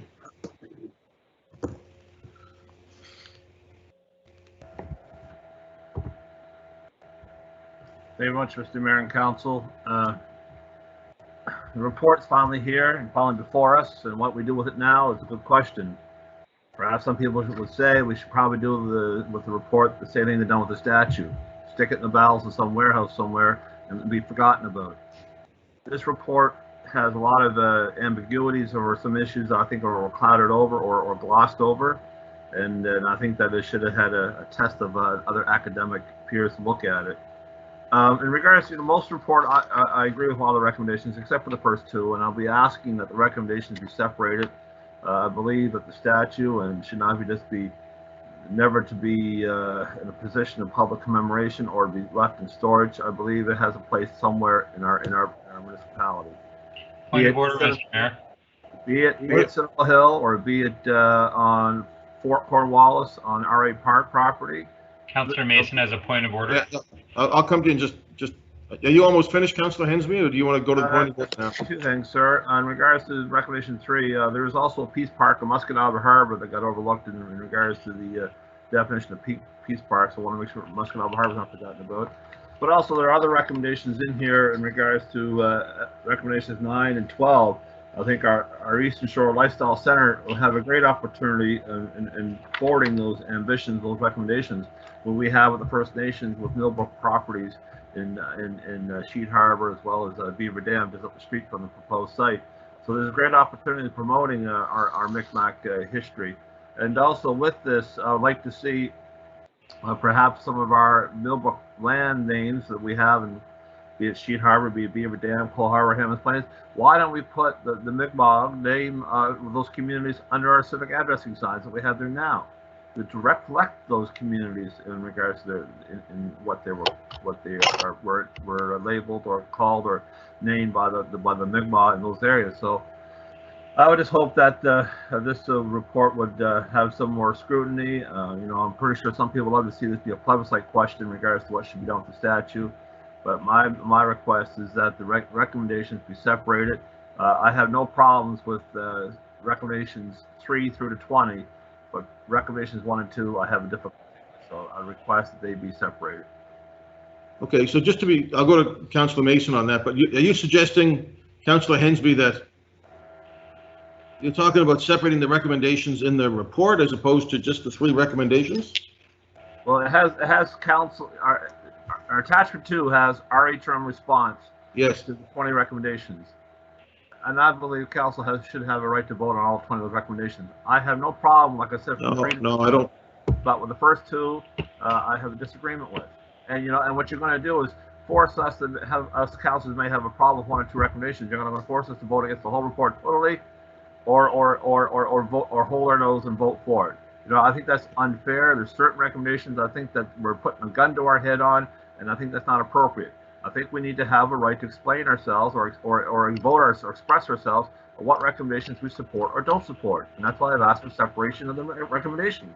Yeah, that's not our normal process. You can separate recommendations that are on the agenda. I don't think you can separate recommendations in the report. Councillor Mason, you had a point of order? Yes, sir, I did. I must be in a good mood today. Normally, a point of order supersedes any other debate on the floor, and maybe in the future we can all go there because we could have avoided that last little bit of debate. My understanding of Administrative Order 1, and I'd ask the solicitor to chime in, is you can separate a motion, but not parts of a report that are behind the motion. So the way forward is, as Lindell, Councillor Smith has done, is he is going to propose an amendment to one section. So if Councillor Hensby wishes to test council, I believe he can make an amendment, but I don't believe this can be separated. Thank you, Mr. Mayor. Mr. Traves? Just trying to find the citation of the exact rule, but Councillor Mason and you are correct, Mayor. There's 3 recommendations, and they are the ones on the agenda. And the process, I would suggest, if there is, any debate on something that is included in one of the recommendations, that you amend it to take out the offending provision, or to amend it otherwise, if that's Councillor Hensby's wish. But it's not easily broken up in the sense that a normal recommendation is. Okay, thank you. Councillor Stretch? Thank you very much, Your Worship, and thank you, Jacques and staff, for bringing the report forward. I am in support of what's in front of us. I did see that maybe Councillor Smith had an amendment relating to the concern brought up about the street name, and I'm open to discussing that as well. It's his community and indeed his area of representation. I want us all to go back 3 years to the spring of 2017, when this item was pretty hot. And there was a lot of upset folks, there was a lot of unrest, and I think there was likely a lot of misunderstanding by a lot of people, including myself. And I want to say that this journey has been eye-opening for me. And Councillor Blackburn said something a few moments ago that I want to echo, because you may not know, but half of my heritage is Blackburn as well. So I dare say the Deputy Mayor and I are likely related somewhere.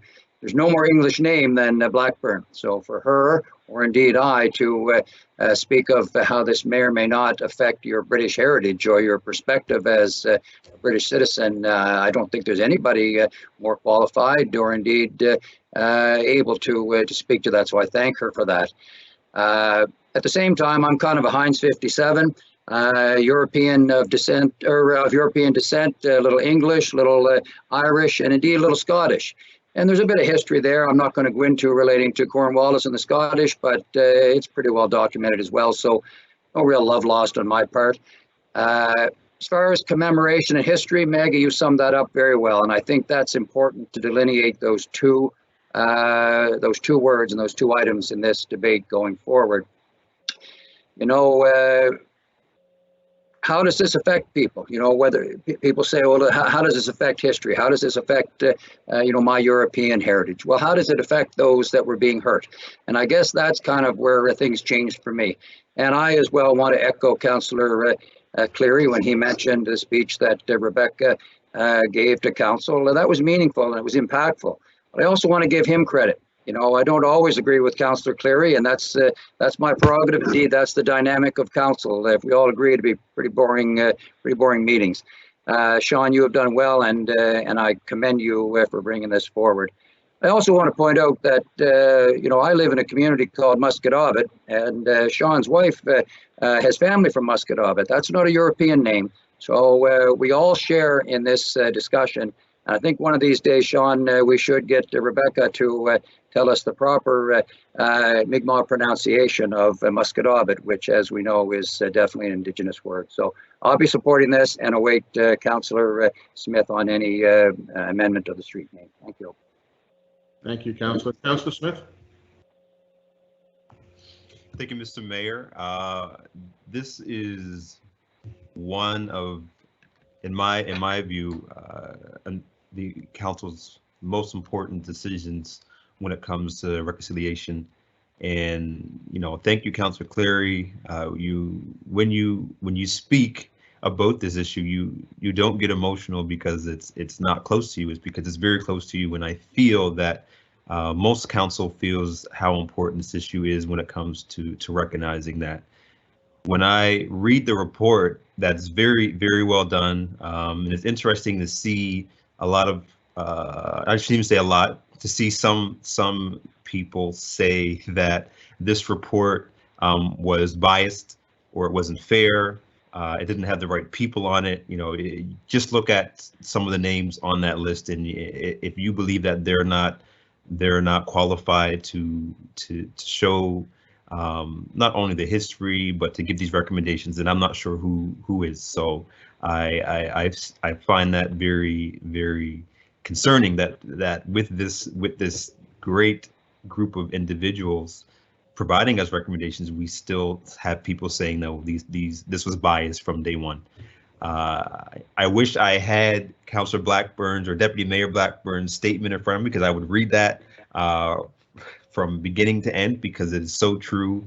I've had some terrible emails, and it's interesting to hear people speak about the British history. There's some unspoken history of Citadel Hill. My ancestors, my family, Jamaican Maroons, were very important to the building of Citadel Hill, and you don't see that recognized in much of our history. So when we talk about commemorating history, we need to also look at all the history. So I support almost all the recommendations in this report. There is one that I put my amendment, and I'll put that amendment forward now, that I have some concerns, and I'll speak on it when I get to it. I'll put the amendment on the floor first, and then I'll go there. So my amendment is to amend 2 to read, to approve the proposed HRM responses to the recommendations of the task force report, attachment 2 of the staff report dated June 30th, 2020, with amending recommendation 5 to not accept the recommendation, but to engage community and stakeholders regarding the potential name change. Second, Councilor Second on Mancini. I'm not sure who got in there first, but I think it might have been Mason. We share this little boundary within our district, so I know Councilor Mason is supportive of this, and I support the name change 100%. We've had petitions. I presented a petition since my time on council around the name change, and that name change was directly related to Rocky Jones. So I hope that council will accept this, because I feel that this is something that the community have asked for a long time, and I know that the task force was not doing this not knowing that the community wouldn't support New Horizons or not, but I think the community would be most appreciative if they had some say in what that potential name change is, since they've been asking for a number of years now. So I ask that we approve this, that you support this, and we can move forward with discussion.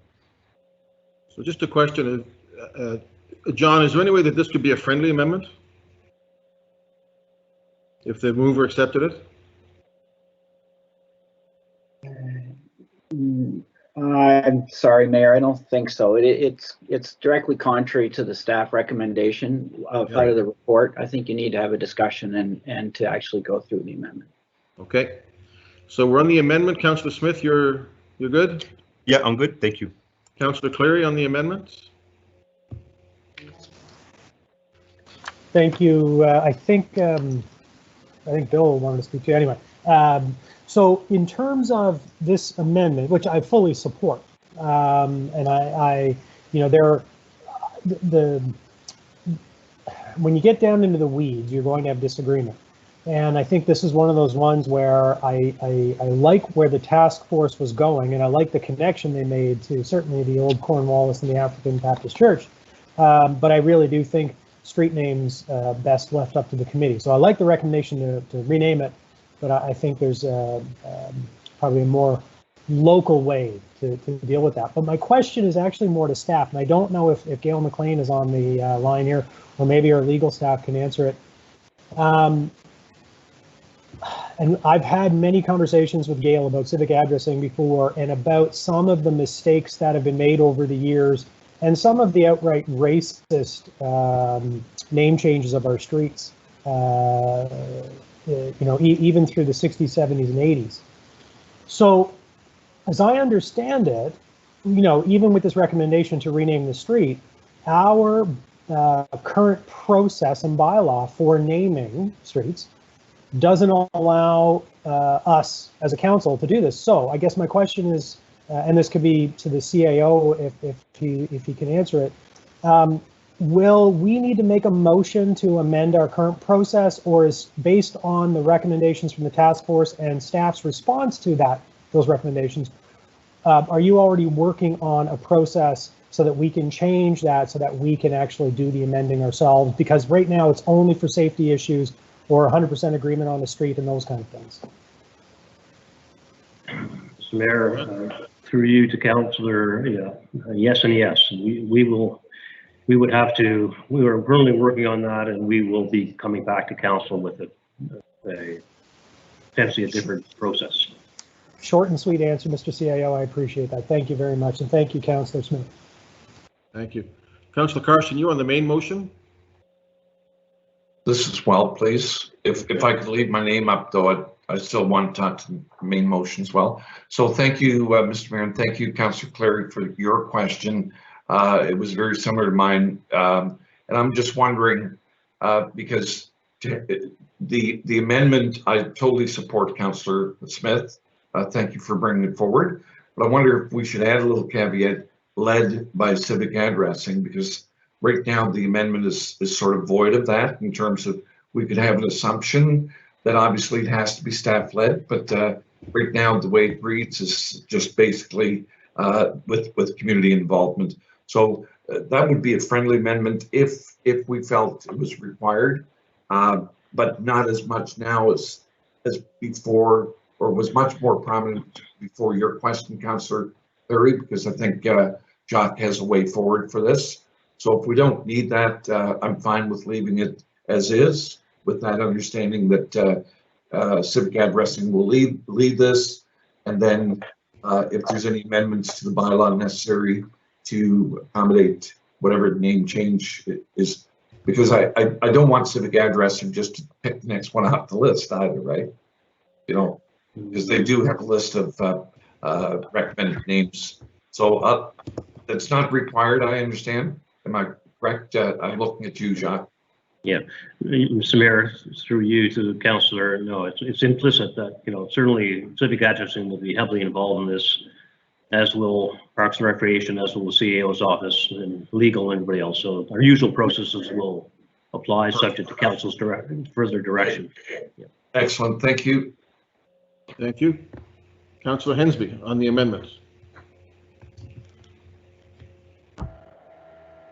Thank you much, Mr. Mayor. Yes, in regards to the renaming of the street, I would also hopefully, when it does go for consultation or community participation, hope that the name of Richard Preston would be also added to that list. You know, Richard Preston has a very long history in our municipality, the founder of the Africa United Baptist Association, the founder of many churches across the municipality, across the province, and we have nothing named after Richard Preston. And I believe that should be corrected. People think the Preston area is named after him. That's not the case. The Preston Township was named after a British officer back in 1784 when the property was surveyed by Theus Chamberlain. And then I'm reading a book here from Mary Lawson, The History of Dartmouth, Preston, Morristown Townships, talking about the histories and stuff. So I think that names are important. I think that Richard Preston should be on that list for consideration. I'd like to see it perhaps called Richard Preston Way. Thank you. Councillor Adams on the amendment. Thank you, Your Worship, and perhaps to Mr. Dubé. I thought we were getting away from naming. I mean, this is what the discussion is. We're getting away from naming assets after people. And with we've had the big battle over Sidney Crosby and things like that. So, are we still going to, like, they've passed away? Is that how we're going to do this? And then what happens if we find out something bad in this person's past? Because there are some nasty people out there that want to find everything they can on somebody, and it doesn't matter if it's true or not, but they will. And I'm not focusing on the Cornwallis thing. This is just, people that we know or know of on a daily basis. So is it something that, that we're able to do, I guess is the question. Can we name it after a person? Well, the current policy doesn't allow for what we refer to as double-barreled names, right? But we're going to have to, in our current processes and current work we're doing, we're reviewing all that criteria. We'll be back to council with some advice in that respect, so council can give it due consideration.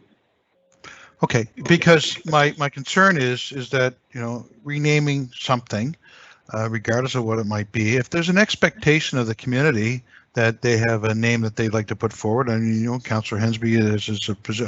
I prefer Graham Downey, who I served on with council for a number of years, and 26 years as an alderman in the city of Halifax, and he lived in that community. So that to me would be an appropriate name. But again, if the policy doesn't allow for names to replace or to be put forward, then I think the community needs to know that, because I don't want to set someone up for failure. That's my point here. Thank you.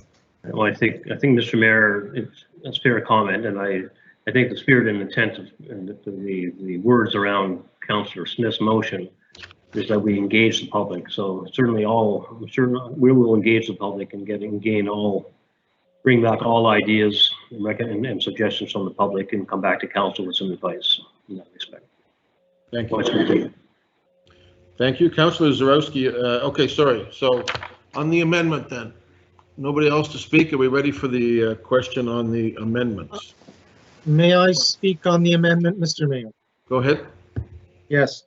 I'm really conflicted about, I agree that we need to review names, but a city is quite an organic entity, and in my mind, what seems to be acceptable at one juncture within the life of the city may not be acceptable at another time. And I would just call to notice the controversy that the name John A. Macdonald has in Canada today, which it did not have 50 years ago when I was a grade school child learning about the first Prime Minister of Canada. And subsequently, it's come to notice that our first Prime Minister was responsible for the deaths of many First Nations people through starvation policies that he directly enacted as Minister of Indian Affairs in Canada at its very beginning time. And when we decide to use other people's names, I think it's legitimate to consider what future generations will be able to see. And it's not what nasty people will uncover, but unfortunately, place names and statues do not represent history.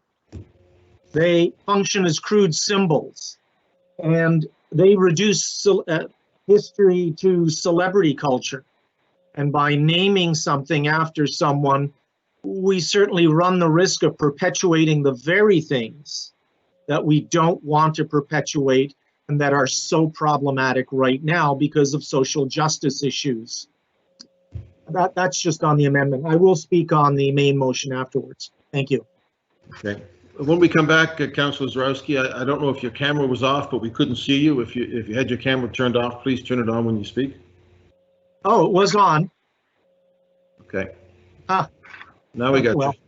Now we see you. Okay. Ready for the question on the amendment, colleagues? Councillor Stretch.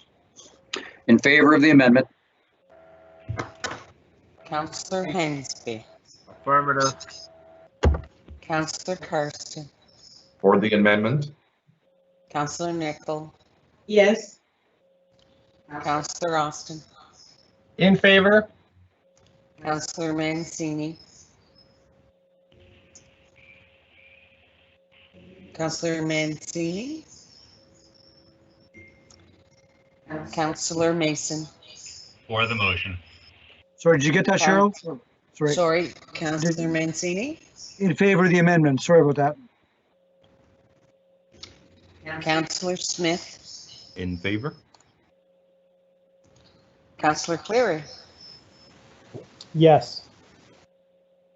Councillor Walker. Or. Councillor Adams. For. Councillor Zarowski. For the motion. Councillor Whitman. Yes. Deputy Mayor Blackburn. Voting yes on the amendment. Councillor Russell. In favor? Councillor Outhit. Yes. And Mayor Savage. For the motion, that motion carries. Thank you, colleagues. Councillor, on the main motion, as amended, Councillor Zarowski. Thank you, Mr. Mayor. And as I was saying, I really appreciate the report that has come down and putting my evidence-based decision-making hat on. For us, basically, a bronze statue is just a big bronze selfie, and it reduces history to a celebrity culture where history becomes reduced to one particular person at one particular time. And not only is, from that perspective, the Cornwallis statue problematic, it does not represent the great British culture at all. It does not represent the wonderful things that the British culture have given us in addition all the problems that we have as far as social justice goes. So removing the statue can be looked at as allowing history to go back into the history books. A statue is not history, it's a statement. And if we look at when the statue was put up and other statues that are put up, they generally speaking are put up by tin pot dictators like Saddam Hussein, or their images and architecture and monuments are subsequently torn down afterwards. So I really appreciate that we've spent so much time reviewing this, but I would like to emphasize that for those who would make the argument that this is a denigration of history, it's actually not history at all. It's no more history than a newspaper headline is out of a tabloid. It's a perspective of one individual person at a given time, and it doesn't represent a dynamic, changing, growing, and learning city. Thank you. Thank you, Councillor. Councillor Outfit. Thank you, Mayor. And I want to, like others, thank the committee and also thank the staff that have worked on this.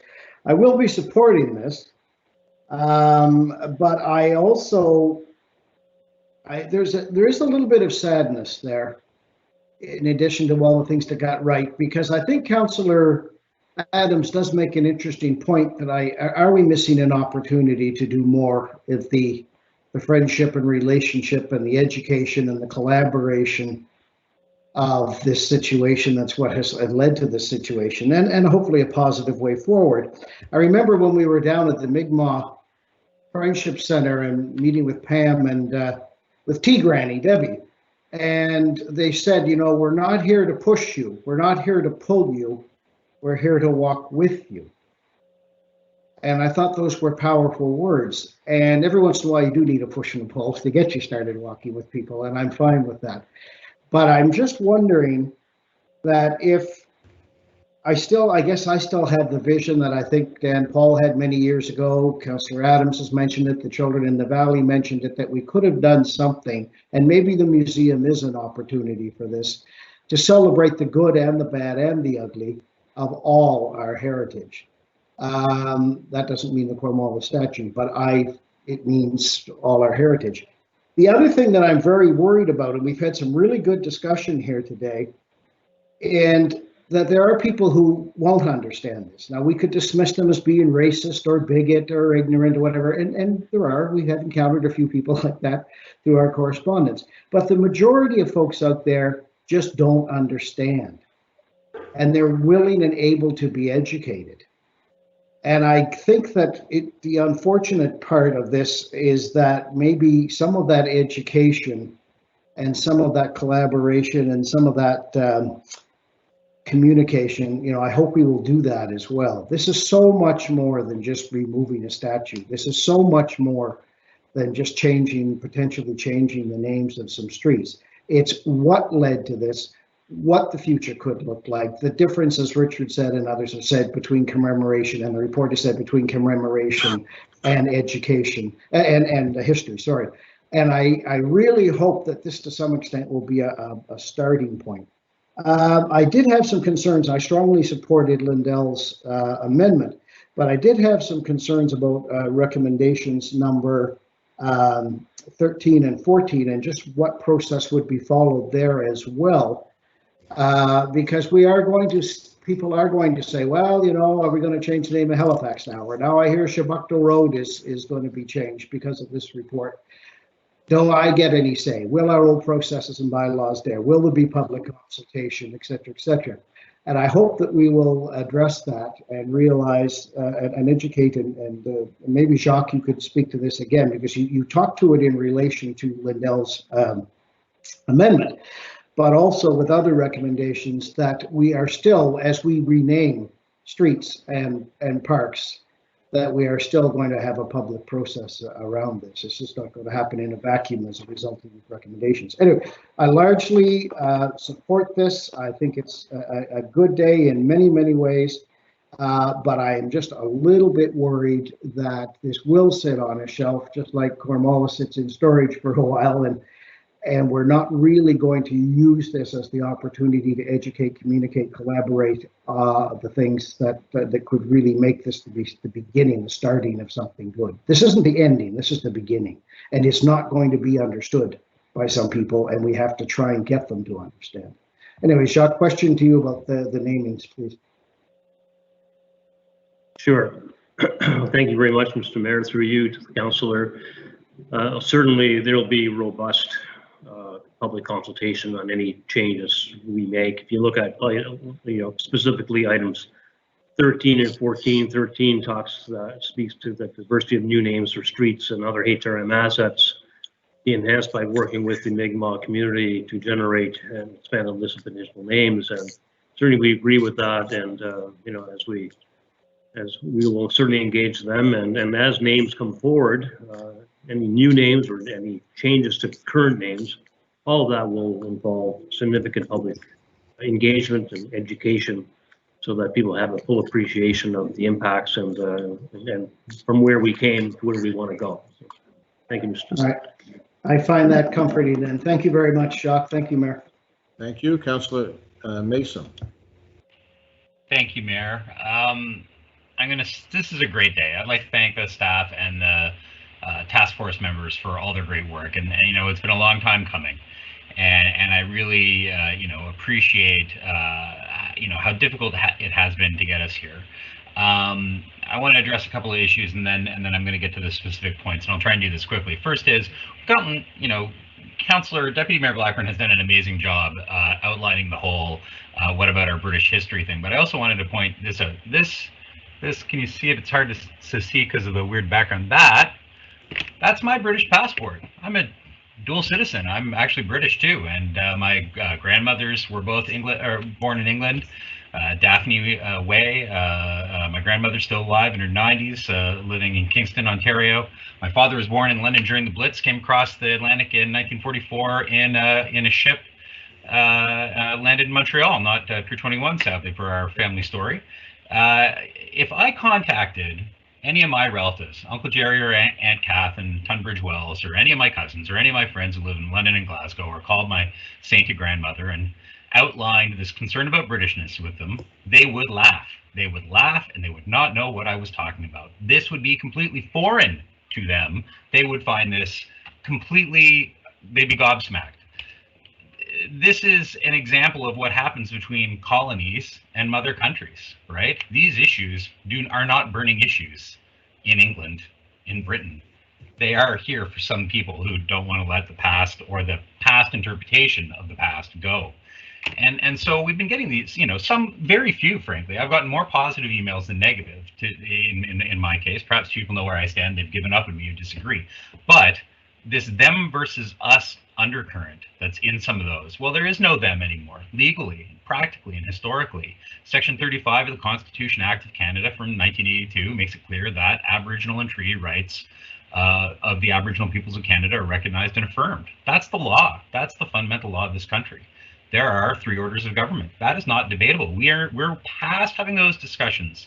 And then we get into the Supreme Court, the peace and friendship treaties, the Marshall decision, and truth and reconciliation. This is where we are now. We are a multicultural, pluralistic, democratic society where there is no us and them. We are all Canadians. We are all here now. And all these people, French, English, wherever you came from in the world, First Nations, are all recognized and equal. So, we are all treaty people. That is the legal and historic fact. The only thing is some people don't recognize that for whatever reason. So I fully support the updated commemoration of the founding of this city and telling the history of Halifax through a different, more complete lens that talks about all of our histories. And to those who ask us, when will it end? The answer is not anytime soon, friends. It won't, because we have a lot more hard decisions and hard discussions to have, but they're worth having. Now, this council, to give an outline about how these things change, I'll just very quickly remind council that we voted to commemorate Rear Admiral Leonard Murray just about a year ago, who had been vilified by the City of Halifax Council and blamed for the Victory in Europe riots, right? He ended up living and dying in England because he was driven out of Canada. He is a hero of the Northwest Atlantic, the only Canadian to lead a theater of war for the Allies during a world war. Now we have changed the way we view that. In the past, it was his fault that City Council voted to close the bars on Victory in Europe Day with the predictable unfortunate results. And now we will name a park or a street after him. These things evolve over time. These things change, and they should. It's appropriate that we do this. So on the specific recommendations, we've already voted on Cornwallis Street. That is the dividing line between Councillor Smith's area and mine. I support that change. I have some questions from some councillors and residents about the park. You know, the park was originally called the Nova Scotian Park. It wasn't even called Cornwallis Park when it was built, because it was built by CN Rail when the Westin was built. It was originally called the Nova Scotian Hotel, and it was only through popular use because of the statue that it eventually became the Cornwallis Park sometime in the late 50s, early 60s on official maps. So changing the name again is no big deal. And finally, you know, these kind of changes and this kind of stuff means that all residents, and especially the children I see playing in that park, are going to know that they're all welcome there. So I strongly support all of the recommendations, with the exception of the amendment that we made. I'm glad to see this here today. I know that we are on the right side of history, acknowledging the real history of this place and being willing to make these changes. So I ask for council support. Thank you. Thank you, Mr. Mayor. Thank you very much. Councillor Karsten. Thank you very much, Mr. Mayor. I thought Councillor Stretch was next, but that's great. I'll go. To echo what Councillor Mason said to start, this is a great day. And just some of the questions we've had to have staff answer about policy and process and civic addressing, that's all part of this conversation. However, for me, it's more than that. You know, Councillor Mason also said something else that resonated with me when he said, there is no us and them. You know, and that's what this is all about for me. I won't go into a long background, Mr. Mayor, of what I said 2 years ago, but I do recall very vividly saying that, you know, this has been an evolution for me as well. So that's okay. You know, as you learn, you do evolve, you do change. And one of the most striking things, I think, for me is when we think of the job that we do, and I'm speaking only for myself, you know, I don't mean to talk about anyone that differs from my point of view. I'm talking for myself and about my own feelings. One of the things that strikes me over the 16 years as being humbled and honored to be a councillor is that we do strive to make this a better place to live, work, and play. And think about it for a minute. If you know beyond any reasonable shadow of doubt that there is a minority sector of your community that is in pain and in hurt and not feeling that they're understood and connected to the overall larger community, wouldn't you try to do something about it? If that were in your family, I would suspect that certainly you'd go out of your way and say, how can we include you more in the family bond? And that's what this is about for me today. This is about saying to our Mi'kmaq friends, and in fact, other minorities, because that could be said about what we did earlier about the decade we approved, that we are one municipality, regardless of color, creed, religion, or race. Shouldn't we all strive to work together and live together to make this truly a better place? And I think today's act, and that's where I would extend to our Mi'kmaq friends, take this opportunity and know that you are part of this community. Take this opportunity as a symbol and a sign that the majority of council will speak today and say, we want you included. So that's how I feel that this is represented today, Mr. Mayor, for me at least, that this is an acknowledgement that we do have great days ahead of us as a municipality, as we continue to grow, and the abundance of everything that we have regardless of darn COVID, we have a wonderful municipality here, and it's good enough for all of us to share in it together. Thank you. Thank you, Councillor. Councillor Russell? Thank you very much. I'm pleased that this report has come in front of us. It has certainly given us a lot to talk about and consider on a variety of issues, and a lot of those issues have been touched, and I appreciate that. I was concerned about naming a street after a church. I went to St. Francis Elementary that was on Inglis Street, and the irony there is that Bishop Inglis was effectively at war with St. Francis. He didn't like St. Francis, and so then it becomes also interesting that it has become Inglis Street Elementary. So I was going to touch on that. That's been addressed. Thank you very much, Councillor Smith, for taking care of that. I'm looking at item 1, and I've mentioned in the past that I don't like lists. I also don't like absolutes. And in item 1 says that the statue of Edward Cornwallis not be returned under any circumstances to a position of public commemoration. I'm just curious, what is meant by public commemoration? Does it mean in a public space outdoors? Does it mean in a public building indoors? And if it's meant by in a public building indoors, does that preclude it from being displayed in a museum or anywhere else? So, Jacques or Maggie? Thank you, Councillor. Through the mayor to you. With respect to position of public commemoration, and certainly the task force recommendation is for it to ultimately potentially be part of a museum collection.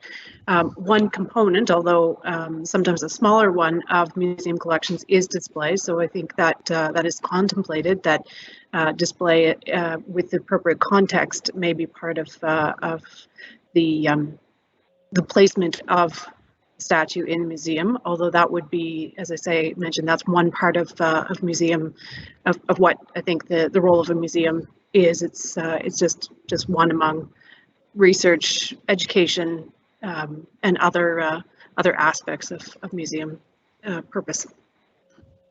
Okay, thank you. I wanted to make sure that the education piece was included in that. I think that I agree with a number of those also around this virtual table who have commented that that is one piece that absolutely needs to be included, and we could do a lot on. I'm also looking at items, recommendations 11 and 12, and I just want to make sure that my understanding is correct, and I'm wondering what is meant by in recommendation 11, what is meant by developed with a full participation of the Mi'kmaq community, and in item 12, what is meant by will demonstrably bring benefits to the Mi'kmaq community? Would that, to frame that a little bit more, would that mean where we also looked with the social policy a little while ago, does that mean that we will reach out to the Mi'kmaq community and involve them in the discussions, or does it mean that there will be some measurable impact on the results of those discussions if there are contracts later, whatnot, that the Mi'kmaq community would be of some, they would receive some point standing in the evaluation of the proposals? Through you, Mayor, to the councillor, my understanding would be that we would want to involve the Mi'kmaq at all stages of development, and so even whether it's sort of in the early stages in terms of determination of criteria or later in terms of evaluation, that we would want to seek to involve the Mi'kmaq in order that we don't go down a path that doesn't support aims that they would consider to be appropriate. So I think that would be about the most important part, I guess, from my perspective, would be to have involvement all along the way. Okay, so that's an advisory and an inclusionary role, and not one where for example, a contract is levied simply because. So, okay, I appreciate that. Thank you very much. Okay. Thank you. I think everybody who was on the list has spoken. I'll come back to Councillor Hensby, who wants to speak again on it. But I did want to speak to this myself. This is a big day, I think, for council. The day that I read this report, I believe, was the day that I heard that John Lewis had died. John Lewis is a politician that I had such great respect for. He was a civil rights hero in the United States, got elected to Congress when people said it could never happen, and was called the conscience of Congress. And what he spoke about that touched me was, and I think it was the anniversary of when he was beaten up going across the Edmund Pettus Bridge for being a black man in the United States demanding rights. And on the anniversary of that, he talked about being touched by the spirit of history. And that really has stuck with me and has meant a lot to me. And that spirit of history isn't cast in bronze, it's not fixed in place. You know, our history is a dynamic and moving recollection, and it depends on who's telling the story, but I do believe that history shows us what it means to be human. And when I hear people say that we're rewriting history by taking the statue down, and we heard it a lot more a few years ago than we're hearing it now. People are coming to realize now that what we're actually doing is telling our history, honoring our history, and recognizing that the history that we all learned in school wasn't the whole story. I grew up in Lake Micmac in Dartmouth. If there's any name that should be associated with the Mi'kmaq people, it's Lake Micmac. And yet here we are many years later, and it's still Lake Micmac. It's time for us to recognize, as Councillor Karsten said, that we can all live together, and that human rights and the recognition of people's rights is not a finite product. It's not like a jar of jelly beans. When you extend a right to somebody, you don't take it away from somebody else. I think you add to the community in which you live. And I think that this report is very well done. So that the history is laid out. You can argue it or you cannot argue it. It's up to you. But this is less about the history to me than it is about the future and how this city and how our country is going to move forward. I know on this council there are people who have principled positions that I don't agree with. So I don't suggest that I'm the only person that has the right opinion on this. But what's touched me the most in this whole debate has been, and I go back to the day that we voted to take the statue down. And I know that there are councillors who I see on my screen right now who would never have thought they would have done that. We did it because we have the advantage of having been educated about this issue and of having had the opportunity as elected representatives to meet with many people and understand what matters to them. Nobody should walk the streets of our city and avoid monuments that they find offensive. They just shouldn't have to do that. As Councillor Mason said, are there other ones? There may be, I don't know. But, you know, we have to be open to the idea that nobody should be offended by the history that is portrayed when they walk the streets of this city. So I really appreciate this work. I want to thank the chairs, the co-chairs, Dr. Monica McDonald and Chief Rod Gugu. I want to thank everybody who's on the task force. I want to thank Tracy, and I want to thank Cheryl. I want to thank our staff who've done tremendous work on this, and I want to thank the staff of the KMK who contributed their time and their expertise. I want to thank the people who took time to come out to the hearings, to come out and express their point of view. I think that it's an important thing that we're doing. And to Councillor Outhitt's point, this report going in libraries will in fact help to educate people. It will become part of the new history of Chubuktuk, of Halifax. And I think that that's a very important thing. And the last thing I'll say is this. Our job is not to run out in front of where we think people are. It's to help to set a new tone and to do the right thing and to lead on issues like this. And I'm proud of the fact that this council is looking at this report today, and I hope that it gets adopted. I think it will be a very seminal moment in the history of the city. So thank you to those who put it together. Look at this with an open mind and an open heart. Councillor Hensby?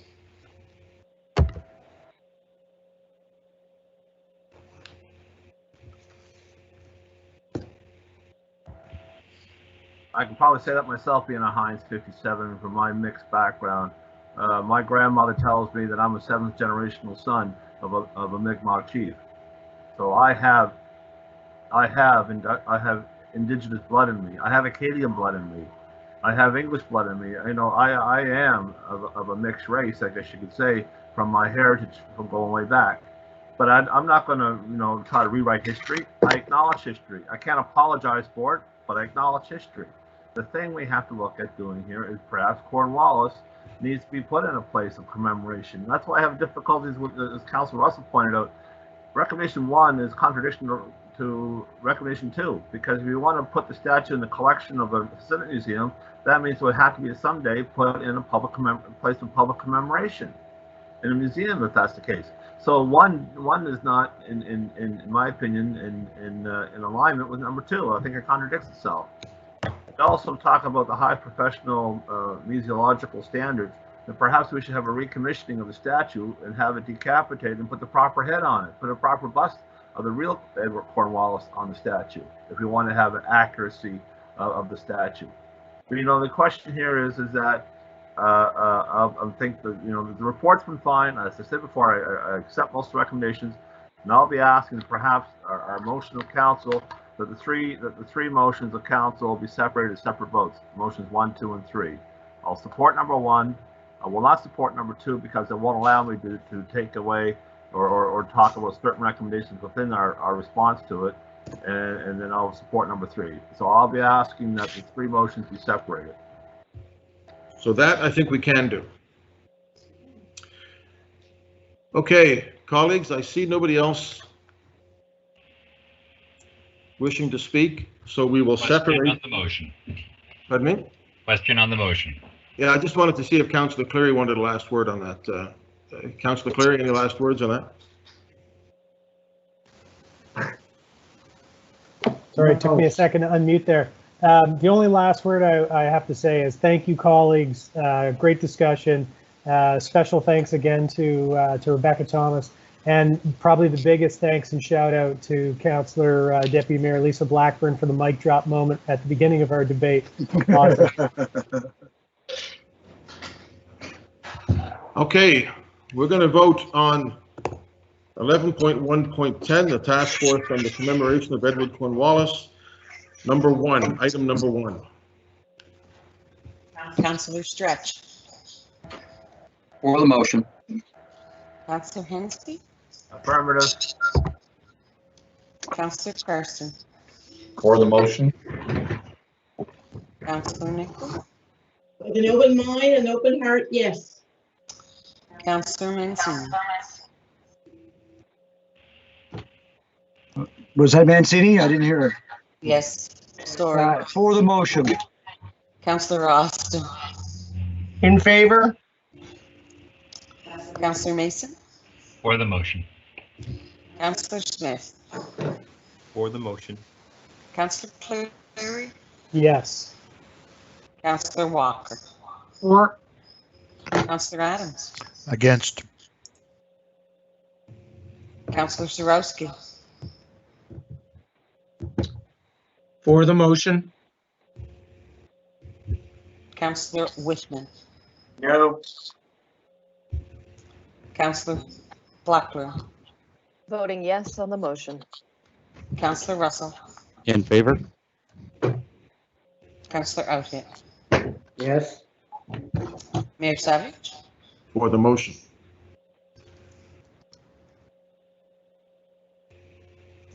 That motion is carried. That motion is carried, colleagues. Thank you. We'll go to number 2.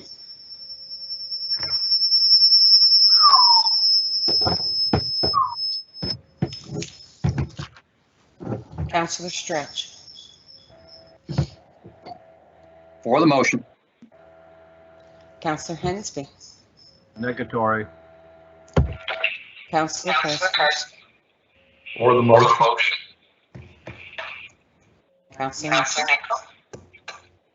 Yes. Councillor Austin.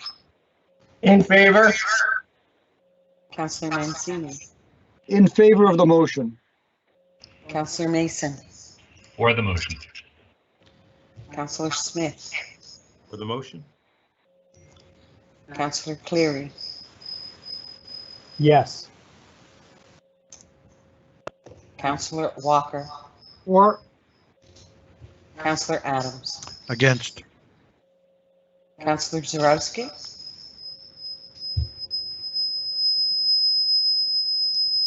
Councillor Zarowski. For the motion. Councillor Whitman. No.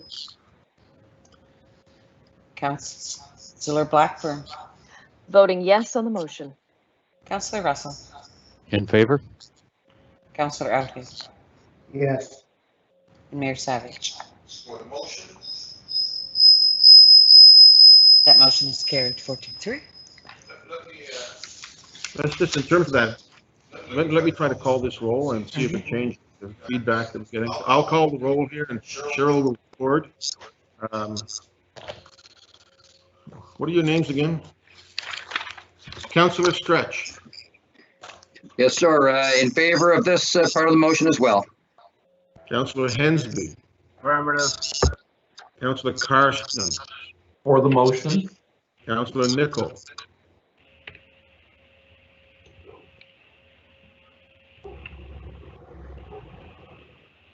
She's saying yes for the motion, Mr. Mayor. Thumbs up counts. Councillor Austin. In favor? Councillor Mancini. proud to support all three parts of the motion. In favor. Councillor Mason. In favor. Councillor Smith. In favor? Councillor Cleary. Yes. Councillor Walker. Or Councillor Adams. For. Councillor Zarowski. For the motion. Councillor Whitman. No. Councillor Deputy Mayor. Voting yes on the motion. Councillor Russell. In favor? Councillor Outfit. Yes. Mayor Savage, yes. So that motion is carried.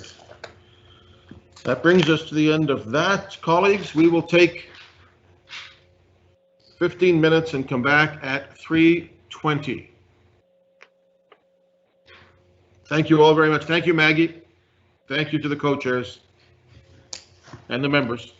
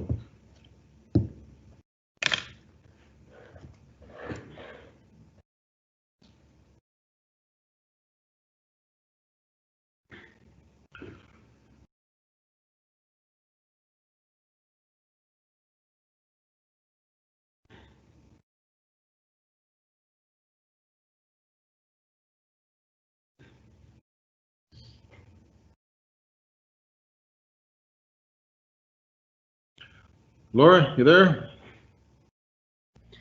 I'm here, Mr. Mayor. How are we doing? We got most of the crew back? We do, yes, just Councillors Austin and Mancini.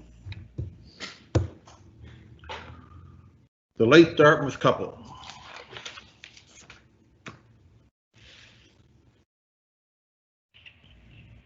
I love how they're late even in a virtual meeting. It's delightful. Love them both, but they're the two.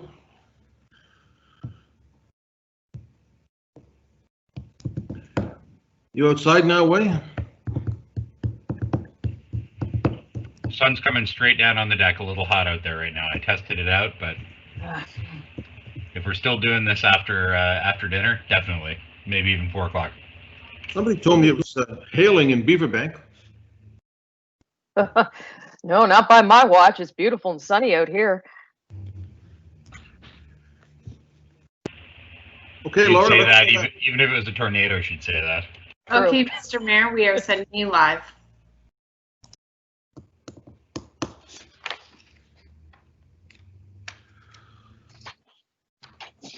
All right, colleagues and ladies and gentlemen, we are back and we're going to move on to 11.111. This is contribution to Nova Scotia Nature Trust land acquisition. Councillor Zarowski. Thank you, Mr. Mayor, and I will begin by putting the motion on the floor, if I may. Thank you. That Halifax Regional Council decline the request for contribution of $750,000 to the Nova Scotia Nature Trust for its acquisition of the subject plans as identified in attachment A, staff report dated June 19th, 2020. Second. Second, thank you. Whitman. Thank you. This is frustrating for me. I'm very disappointed in the staff report on two ends. Number one is that we have this group called the Nova Scotia Nature Trust, who have gone to great lengths to raise more than 50% of the money necessary to purchase this. And number two is that staff would recommend against this and use COVID as an excuse. Now, I normally don't take staff to task. They have an owner's job trying to fill all the tasks that they do, but this one I just don't understand. We have a green network plan. We have a Halifax 2050 plan. We're getting 40-cent dollars, and we're getting a private organization that's willing to donate the better part of over $800,000 for the purchase of this property. And the unfortunate thing is we've only got 10 days in which to do this. I believe today is the 21st. Yes, by the 31st we have to do the deal or it's lost. And what we are being told is that we can't do this because of the fact that we have COVID and we can't fund things. Well, the fact is that we have a reserve fund for this, and this would only take about 13% of the reserve paid for this.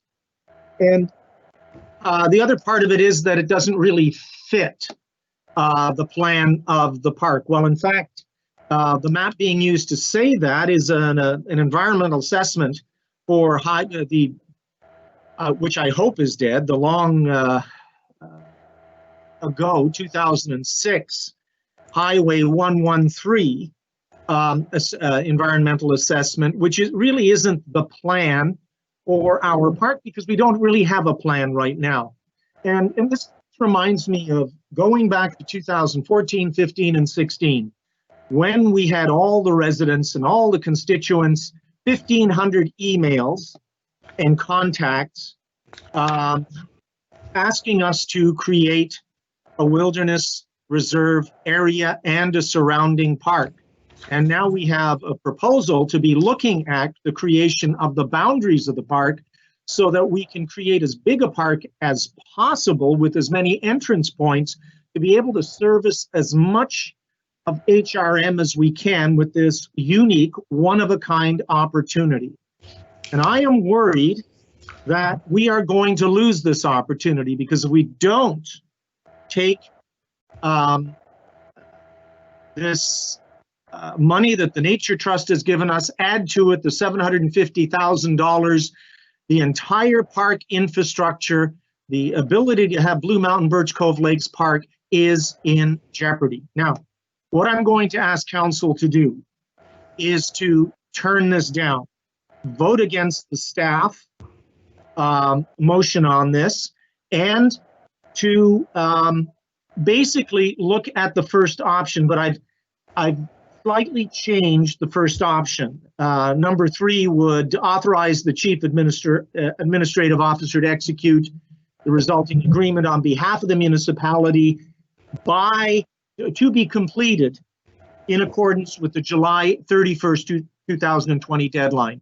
That is really the operational part of it that is deeply disconcerting to me. So what I would say is that I would like council to support me in turning this down so that we can get this wonderful park, which we have been promising to residents in so many meetings, so many times.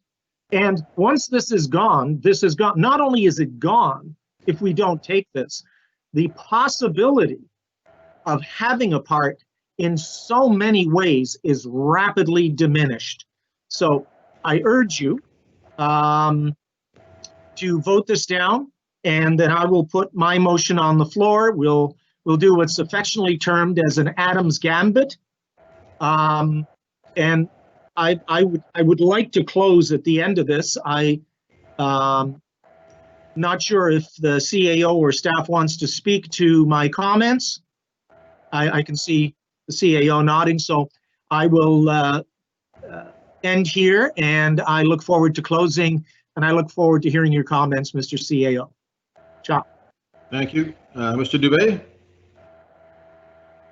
Thank you, Mr. Mayor. Certainly, I'm going to respect everyone's views on this matter. I think as CAO, it's not in the interest of my health and safety to come back to council with a recommendation that's going to be consistent with your prior direction.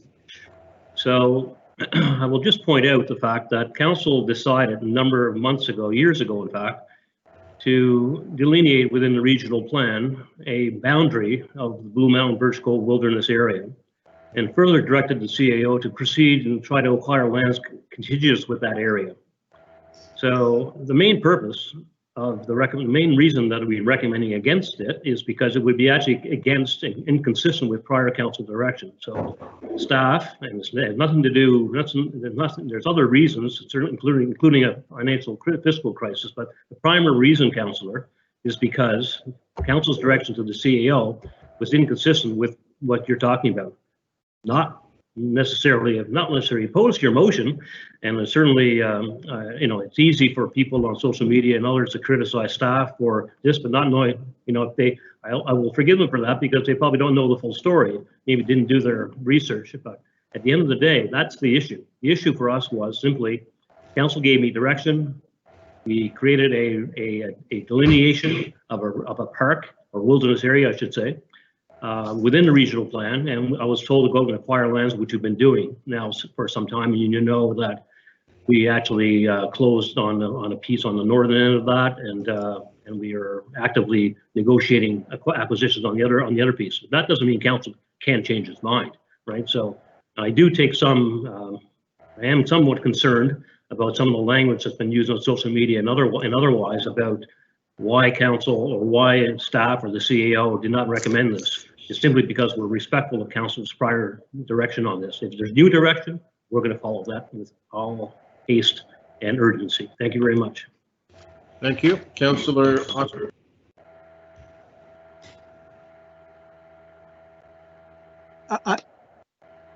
Mr. Mayor, did you come back to me? No, I will come back afterwards, though, Councillor. Councillor Austin was up next. We're at 5 minutes there, so. Thank you. I'll come back to you. Thank you, Mr. Mayor, and thank you, Councillor Zarowski. I will be voting against the staff recommendation. I think what we have here is you don't get opportunities like this every day, where we have an outside partner where we can take our dollars and really maximize them through a contribution by leveraging other money. So I mean, I think this is a good opportunity for us, and this is a city building project that is important for the entire municipality. I remember in 2016 going door to door in Dartmouth, and it was brought up on many a doorstep. What are you guys going to do about Blue Mountain Birch Cove? It's important to people that I represent, even though it's, from a district sort of perspective, it's several over there across town. So I think this is a significant opportunity. It does matter to a large number of our populations throughout the municipality and beyond. It is worth doing. The question I have just for staff, and I mean, I very much take Jacques' point. We hire staff to provide us with advice. And if you don't like the direction of the report, that doesn't mean that our staff have done a bad job. It just means that now it's up to council to decide if we want to do something different. I mean, that's how the process works. So we've received that professional advice, and so now we can choose to do something different with it if we so decide.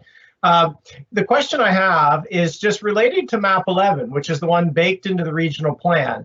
And I'm just a little confused by what it exactly means by core wilderness backcountry, because this section of property we're talking about is very firmly in that section of land, but it's not within the other section that we have as park boundary conceptual. And so my question is, this core wilderness backcountry, what's the point of baking it into the municipal plan and identifying it if you're not actually going to bother to do anything to protect it? So what is the purpose of those two delineations on that map 11? Who do we have? Richard Harvey, or? I think we have a number of staff. Richard, okay. Richard, is it you? It is me, Mayor. Welcome. Richard Harvey, Manager of Policy and Planning. There is, of course, a lot of maps that are associated with Blue Mountain Birch Cove. It's important to note that the lands which are to be acquired by the Nova Scotia Nature Trust lie within two areas of provincially designated wilderness areas. So this is part of the Blue Mountain system. There's no doubt about that. What map 11 highlights is a park boundary which is municipal in nature. So that's been what our focus is to council. Our focus has been on land acquisitions which are in and around that particular boundary. The area land that we're looking at is part of that Blue Mountain system, but on that map 11, it's not part of the actual concentration where we are have been looking at making municipal acquisitions.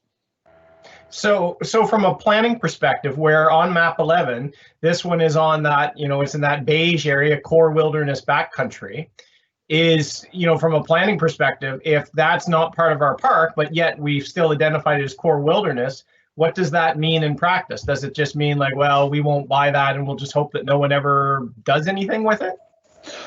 Well, as you'll note in the staff report, we have discussed many of these concepts and are supportive in terms of this being part of the Blue Mountain system.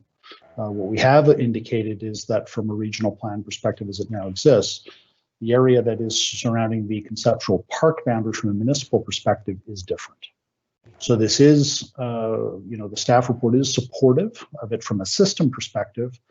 I think it's also important to note that Councillor Zarowski's motion, which Regional Council has directed us, also expands upon some of the questions that perhaps you're raising, Councillor Austin, that we're to respond to in a subsequent staff report.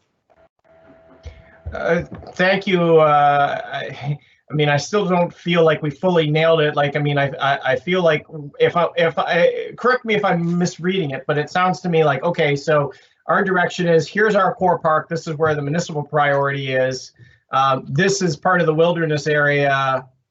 Wouldn't it be good if someone else does something out there as well, whether it be province, whether it be nature or trust, whether it be someone else? Because identifying something as just backcountry wilderness on a map, if you don't have a commitment to following up, well, I mean, it's kind of a hope and a prayer, isn't it?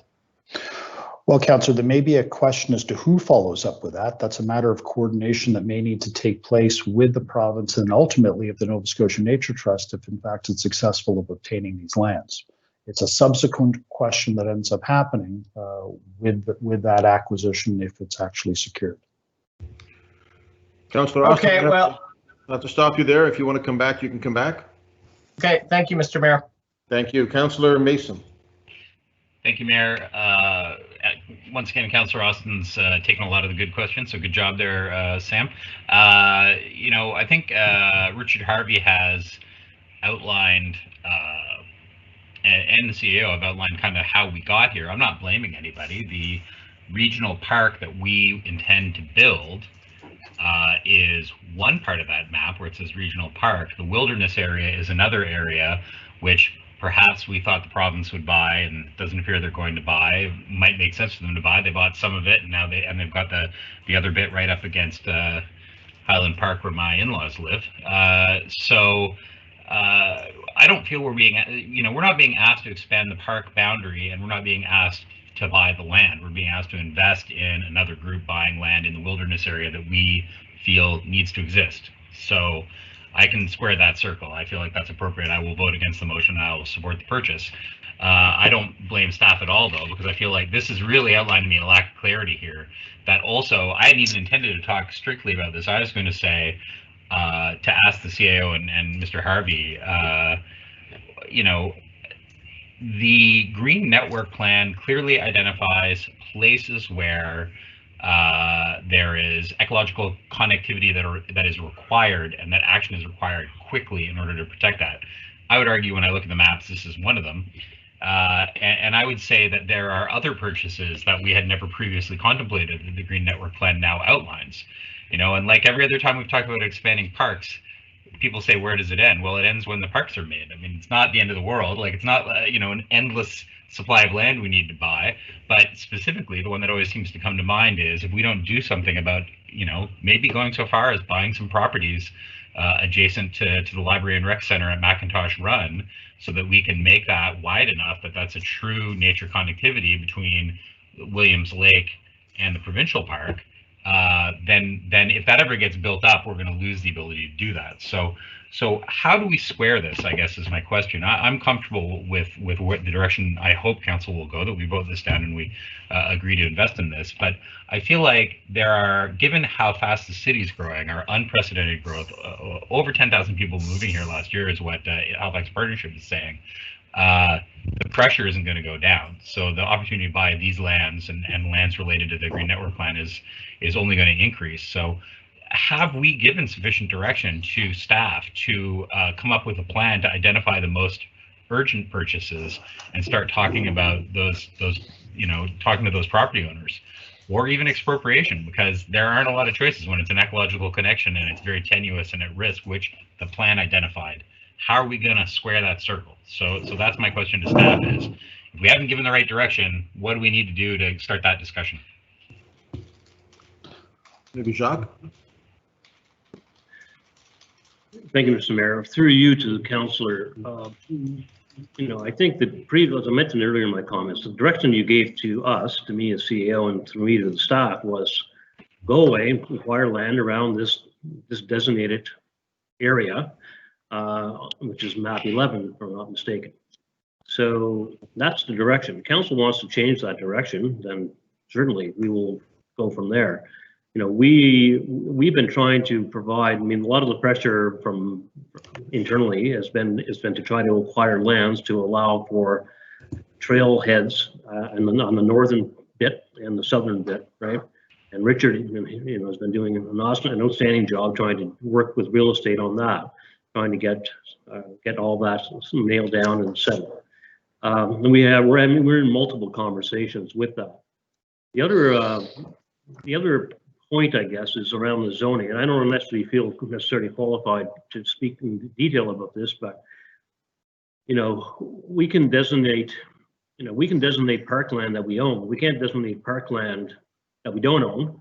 It would have to remain conceptual until such time as council gives us further direction, or we entered into some kind of agreements with the nature trust or some such mechanism, right? So I don't know if Richard or Kelly or John want to speak to that, but if council wants us to effectively try to acquire lands that cover the entire area, going from, say, I guess it would be east to west, from the Baha'i right across to the very westerly edge of the total wilderness area, including lands that are, including provincial lands, any of those lands that happen to be in private hands, then certainly we will start doing that and start to look at opportunities going forward. This will all be budget driven, and obviously, we're not able to go out there and buy all the land all at once, or over in 1 year, or even 5 years, or even 10 years. It's a significant amount of property. So, if council wishes us to go out and start acquiring more lands other than within the area that's already been delineated within the regional plan, that's great. We're also there's also a need to refresh the regional plan. We have to get on with that, and perhaps it's through that process that council wants to move forward. But maybe Richard or Kelly can provide more clarity around our planning processes and how we may be able to use that tool to satisfy council's yet to be stated new desire. Thank you. Yeah. Mr. Mayor, just to build on the CAO's comments, it's fair to say that in previous update reports that we've provided to regional council, our concentration for land acquisition has not been in the area that is proposed for purchase by the Nova Scotia Nature Trust. So we've been very clear that we have been looking to acquire land pursuant to your direction around that municipal regional boundary. We now have a proposal from the Nova Scotia Nature Trust for an area where we have not concentrated acquisition efforts. So we've not been in this particular area. So the question that's before you is, do you wish to support the Nova Scotia Nature Trust in acquiring land, which is part of the actual Blue Mountain Birch Cove system, but has not been an area where you have concentrated direction to us to acquire lands? We've outlined in the staff report that there is some merit around this. It's part of the Blue Mountain Birch Cove system, but we have, on balance, come to you with a different recommendation. Now, of course, that's up to you as council to weigh those options and then decide what is it that you want to do with that request. So just to not put too fine a point on it, and I know I've run out of time, but I won't come back. No, you're way past that. Okay, finish up. Like the question is the Green Network plan, does it have any enabling to look at the critical areas that are going to isolate, that were identified in the plan adopted by council, that where ecologically at-risk areas will be isolated as development continues? Is there any agenda for that? And if not, I'd like to know. I don't know if there is. I'm not blaming anyone. I just don't know. So let's ask Mr. Harvey for a quick answer on that one. Mr. Mayor, there are a variety of different options that are set out from the Green Network plan. It identifies important ecological connections, but it doesn't mean that the municipality purchases in every circumstance the lands that are identified. There are other development tools and ways to look at them. Thank you very much. Thank you. Councillor Hensby.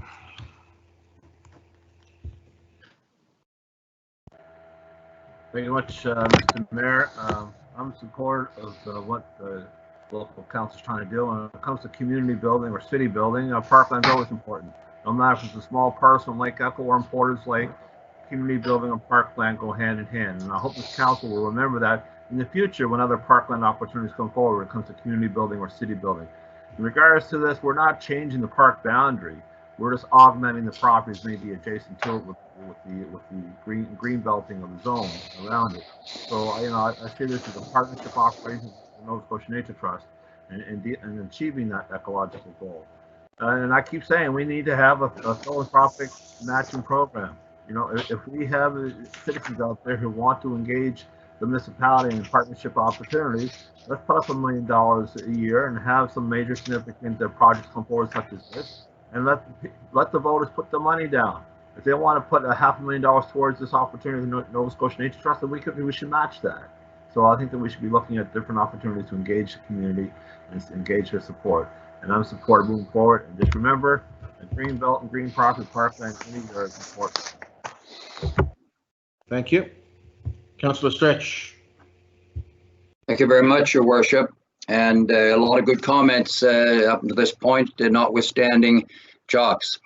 You know, I used to think being a councillor was a very stressful job. I think in my next life, I'm going to come back as a CAO and find out what it's like to be pulled in all directions. And Jacques, you and your staff do a great job, and you're absolutely right. The advice you're giving is consistent with what we've asked. At the same time, further to Councillor Zarowski, it is within our purview to change our collective minds. You know, it's also about perspective. We often speak about how each of our districts and each of our areas are different. And in as much as I've come to council and asked for things that a lot of the urban residents have, whether it be you know, a cement pad with artificial water equipment or an artificial play field with plastic grass.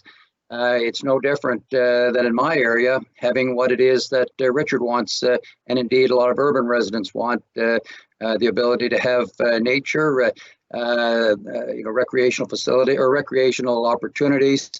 And I understand that. In my community, whether it be the Wittenberg Mountain and the Shaws Lake or the Glenmore Mountain and the Cranberry Lake, these are things we take for granted. But I have to tell you that I have had a lot of bids of support coming from residents in my district to help with the initiative that I think Councillor Zarowski is going to be bringing forward today. So with respect and indeed notwithstanding anything that's been said by the CAO and the staff recommendation, I will be voting in favor of Councillor Zarowski's intent, voting against the motion today, and looking forward to a positive motion coming forward. Thank you. Thank you. Councillor Cleary. Thank you, Mr. Mayor. You know, I'll be very brief because I think everything's been said already, but the Green Network Plan identifies this as an important corridor connector. The boundaries in the regional park, that can be sorted out later. That's not up in this particular motion. And I don't see this request as any different than when the YMCA came to us, or the hospice came to us, or when the Khyber group came to us, or any other group. This is as has been mentioned in the word partner, is a good one. This is a partnership opportunity. The Nature Trust wants to buy this. I think we should contribute to it. So I'm happy to vote down the staff recommendation, and our staff, you know, aren't taking this personally. This is based on what previous councils have said. This is the park, and this is where we want you to focus.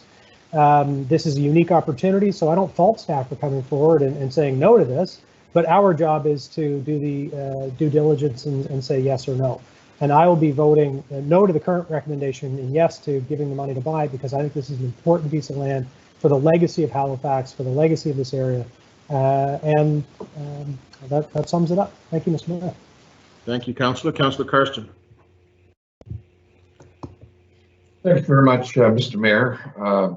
I guess I could start by saying, well, when have I ever voted against something that Councillor Zarowski brought forward? Oh yes, last meeting. I'm sorry, I forgot.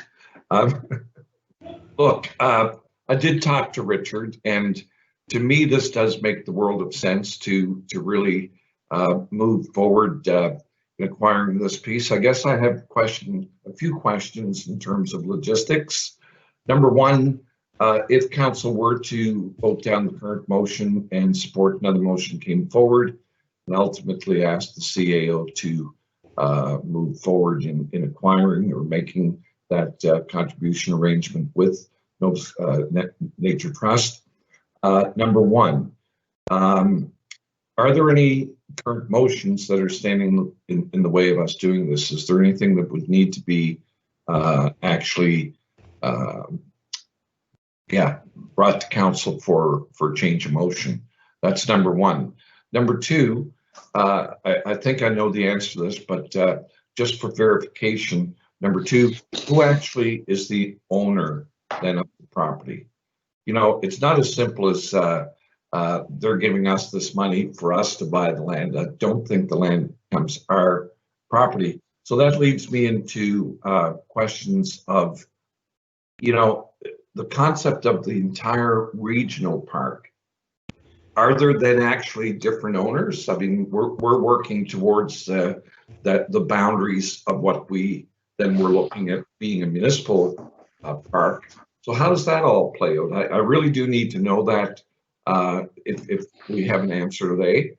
And that actually raises issues of on an operations side in terms of you know, whatever maintenance does need to be required. I know we're leaving it very natural, but you do have your points of entry.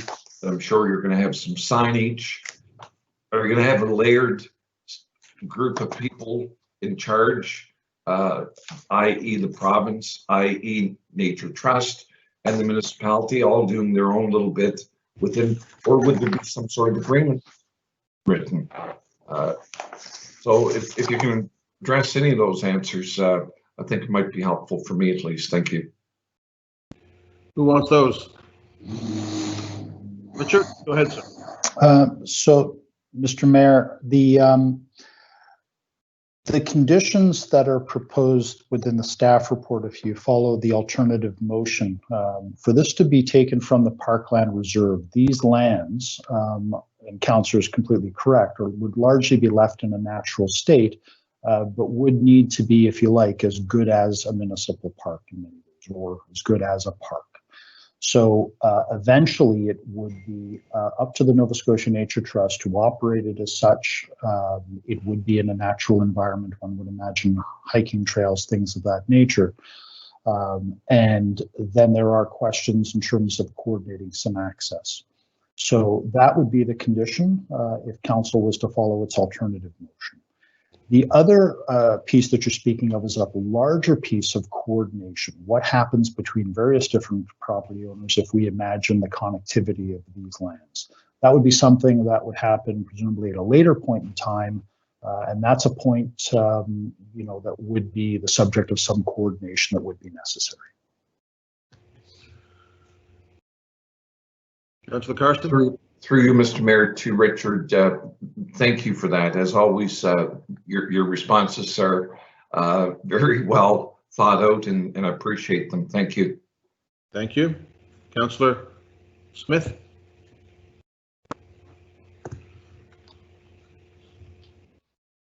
Thank you, Mr. Mayor. I don't know where I put my notes. My only question really, first off, I wanted to say thank you to Councillor Zarowski. We didn't get a chance to chat, but I felt your energy from afar and support what you're trying to do here, and the importance has already been spoken on from many other councillors. The only question I had, and I don't remember the date because I don't have my note in front of me, is the timeline for when we knew about the conditions on the purchase until now, because I understand we only have maybe a week or so until that deadline is met. So I'm just trying to get an understanding of what happened in between that, where we're now on this stage of we have to rush to make sure that we don't miss out on an opportunity. Go ahead, Richard. So, Mr. Mayor, this request came in, if memory serves me correctly, by way of a letter in November, and staff were working diligently to respond to the actual request. But of course, we've had several unprecedented issues with regards to COVID, which have somewhat delayed this and somewhat even changed some of the thinking in around some of the deadlines. So we've stayed in touch with the Nova Scotia Nature Trust to outline that we've been making some determinations about municipal financing and trying to understand some of their deadlines. It's only been quite recent that we've heard of this current deadline, if you like, of them hopeful of having some indication from the municipality by the end of the month. We had in conversation with them been more hopeful towards a later deadline, but this one has come up rather quickly. in many ways. So, and I don't know if this is a definitive deadline from the Nova Scotia Nature Trust, so I don't want to misrepresent a situation, but in terms of timing, I think what I would take it is that we would work diligently to help support the Nova Scotia Nature Trust funding deadlines if that's the wish of council. Okay, thank you.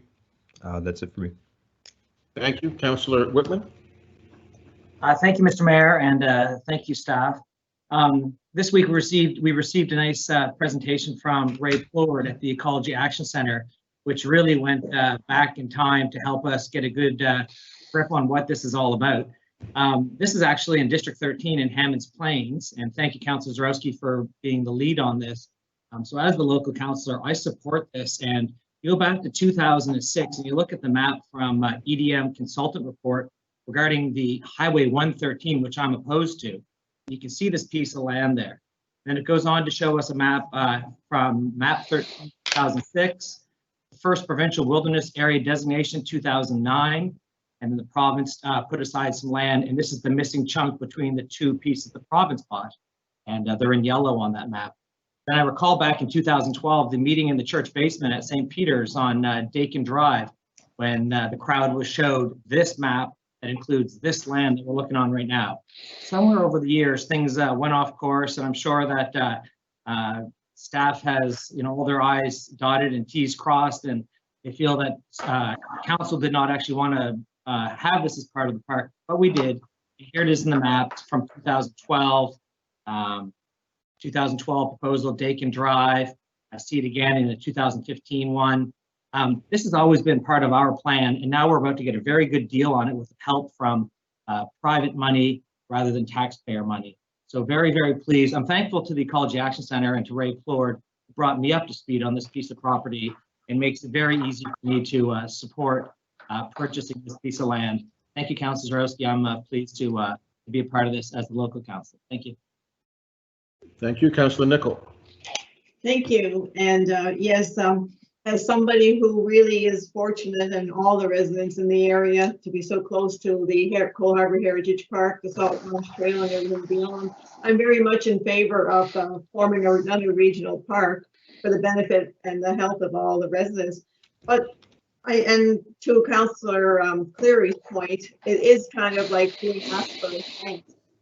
I don't know, I hear a lot of heavy breathing. I don't know if anybody else is hearing that, but it just keeps coming on. And anyway, just don't know if someone needs to mute. And I just wanted to say, at the end of the day, and it's already been asked, but I know I had a call in this from somebody with the trust and said that it's 32 kilometers in its entirety. So I'm thinking that's map 11. So this one parcel that's in green over there, there's still going to be more land acquisition required by the municipality. And at the end of the day, will it be the Nature Trust that will be the owner of the regional park in its entirety at the end? Because I know that they said, the province donated Crown land, but it's another thing to actually continue to acquire private land. So I just wanted to get an understanding of where we are as far as getting it, like the whole regional park, completed. Richard O'Jacques. I know you gave direction, and I know Councillor Carson will agree. When it comes to 6 million in parkland reserve, we all have a lot of park plans ourselves that we would like to see developed on HRM lands. And so I just wanted to know if this is going to continually be something that's going to take away from park plans that we need to do on HRM owned land. Mr. Mayor, we have a definitive program from Regional Council with regards to acquiring land for this and other regional parks that are specified within the regional plan. I think that it's up to council to balance its capital budgets in terms of what it wishes to do with regards to park acquisitions versus park plans for other existing regional parks. So those are things that come to you on an annual basis with regards to capital budgets and of course our updates for both acquisitions and for large-scale park planning. I know that doesn't answer your question definitively, but I'm hoping to give that context. Well, I know, it's just before this came to council, I was talking to one of the directors, talking about the former rehab lands on Bissett Road, saying, I don't see that happening in the next 4 years, you know, for this very reason.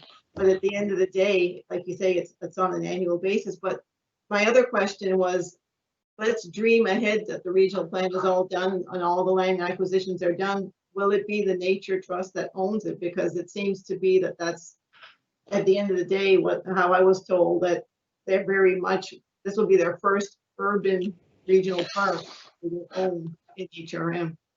So, Mr. Mayor, specifically with regards to the subject lands that they're seeking funding for, they will own the lands. We provide, if council decides to provide just funding. The subject lands, are you saying? Just, that's correct, just the subject lands. And if council decides to support that and it goes from the Parkland Reserve, it will need to be operated as if it was a park, but obviously a wilderness park will be the theme for it. There's nothing that is in play for the Nova Scotia Nature Trust to have the ownership or the management of the entire Blue Mountain Birch Cove wilderness system or the park itself.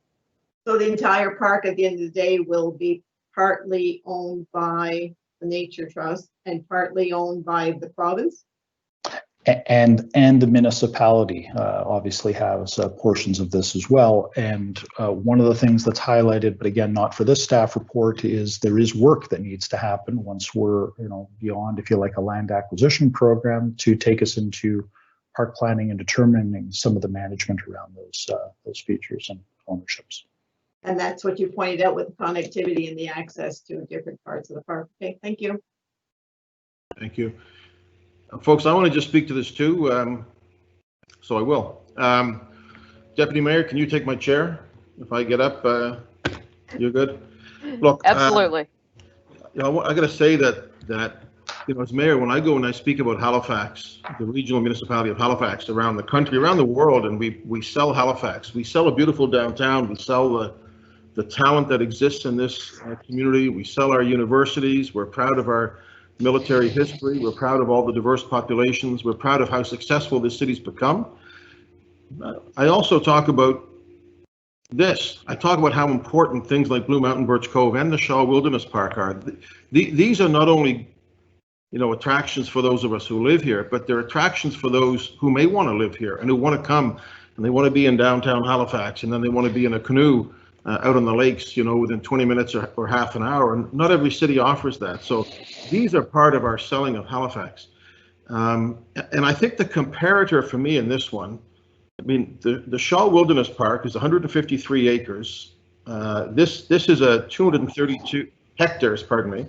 The Blue Mountain Birch Cove, the piece that we're talking about today, I think is 232 hectares.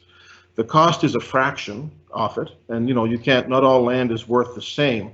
But we have designated these lands as being very important. Now, Richard, one of the arguments was that the land that we're looking at is not within the conceptual park boundary, but is within the core wilderness area.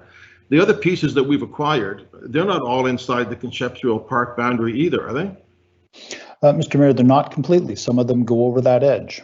Yeah. In fact, I think most of the land is outside of the conceptual park boundary, of the ones that we've already purchased. So I don't really accept the argument in this case. And the value that we're getting, $2.5 million deal, you can cut it up and say some of that is not real value, but I consider the donation from the landholder to be pretty important, which means that we're paying about 30% on the dollar for the land. We paid 60% for the Shaw Wilderness Park, and I think that was a good deal, for us.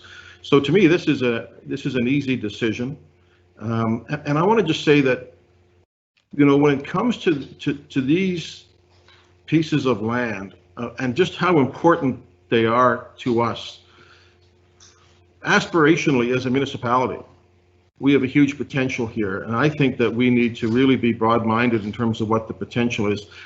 I'll be very honest, I'm a little disappointed.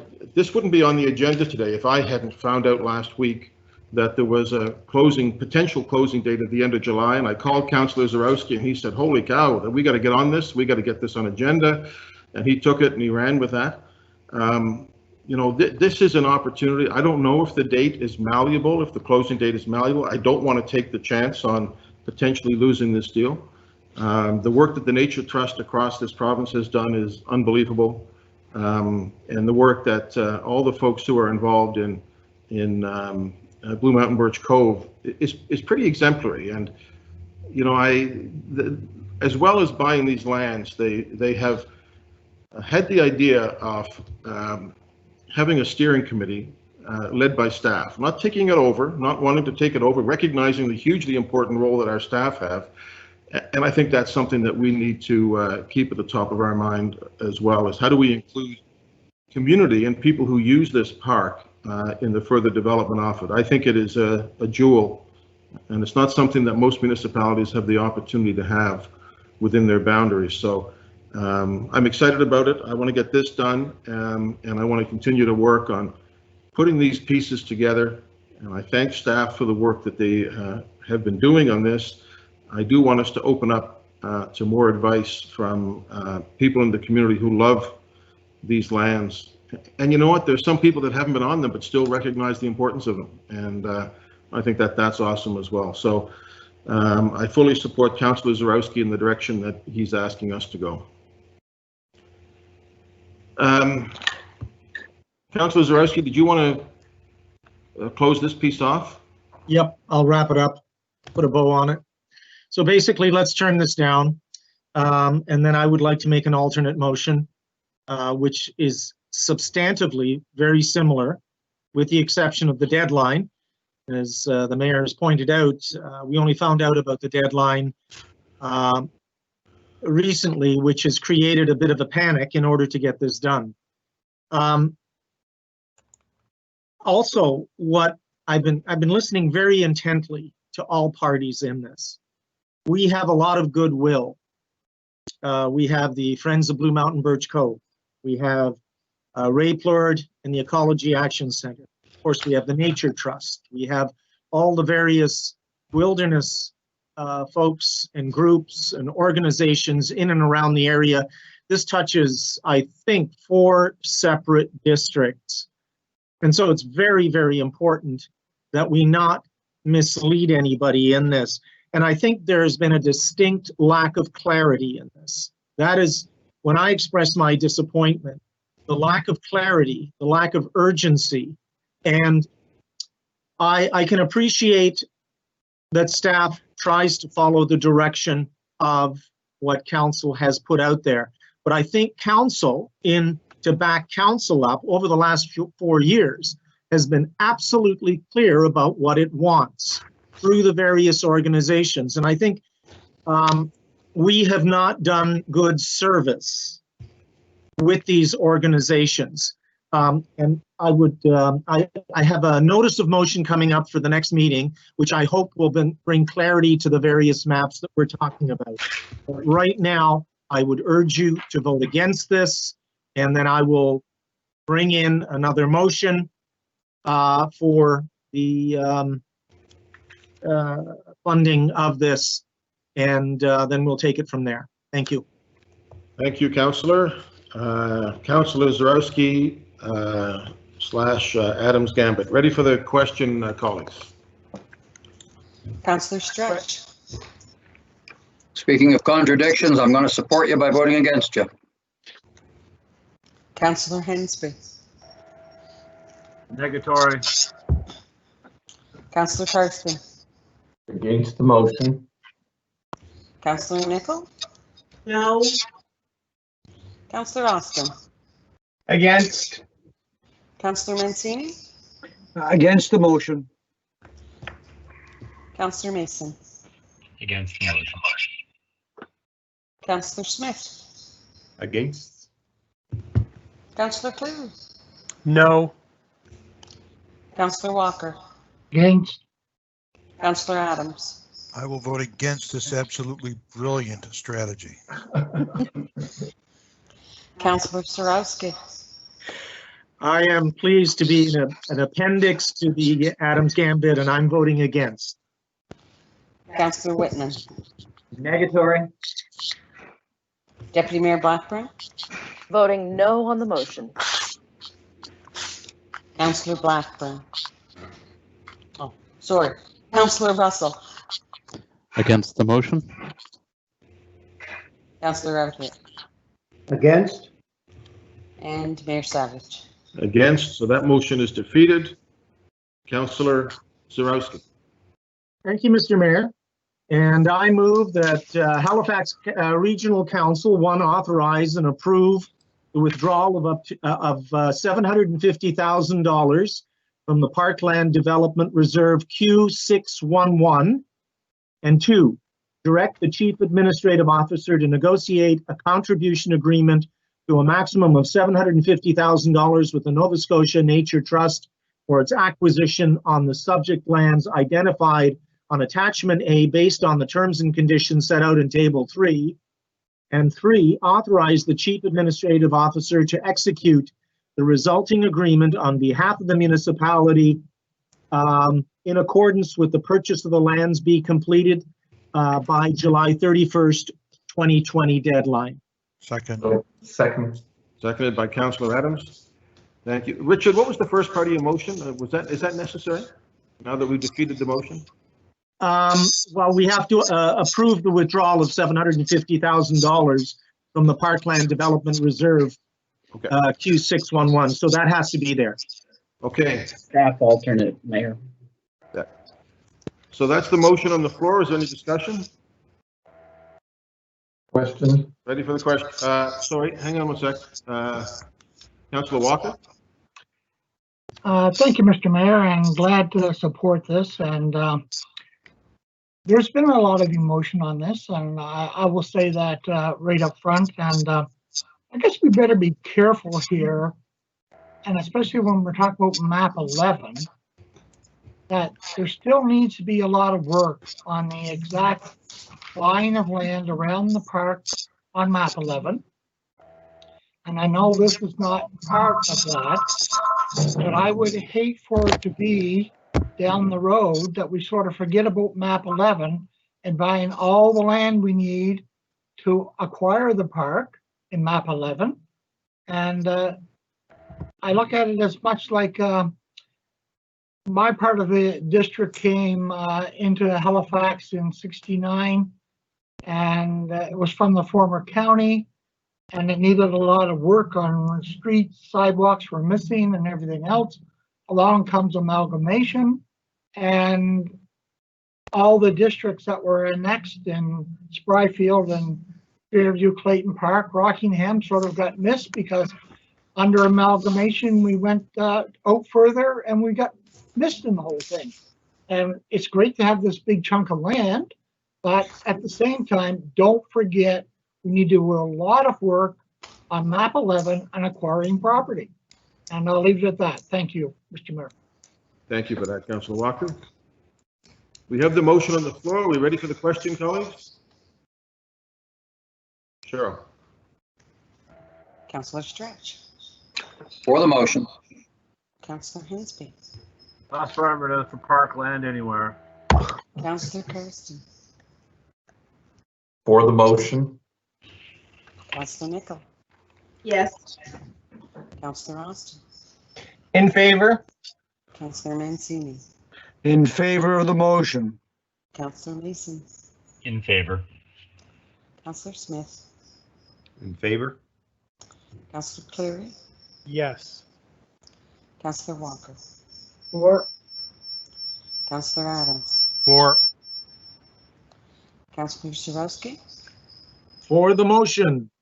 Councillor Whitman, Yes, indeed. Deputy Mayor Blackburn, Voting yes on the motion. Councillor Russell, In favor? Councillor Outhill, Yes. and Mayor Savage. For the motion, so that motion passes. Thank you. I'd like to thank Nalini Naidu, Richard Harvey, and Denise Schofield for being with us on that one. Thank you to staff. We will move to 11.2.1. This is coming out of Harbor East, Marine Drive Community Council amendments to the Cole Harbour Westfall Municipal Planning Strategy Land Use Bylaw 272, Auburn Drive. Councillor Nichol? Thank you, Mr. Mayor.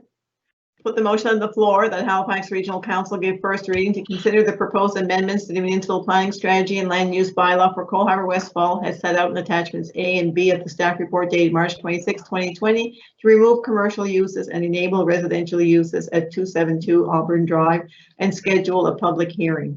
Second, Councillor Carson. Thank you, Councillor Carson. And I believe the public hearing will probably be held next month in August sometime. So we will debate it then. It's just first reading. Thank you. Hello. Any discussion on that? Ready for the question? Question. Councillor Stretch. For the motion. Councillor Hensby. Affirmative. Councillor Carson. For the motion. Councillor Nichol. Yes. Councillor Austin. In favor? Councillor Mancini. In favor of the motion. Councillor Mason. For the motion. Councillor Smith. For the Councillor motion. Smith. For the motion. Councillor Cleary. Yes. Councillor Walker. Or Councillor Adams. For. Councillor Starowski. For the motion?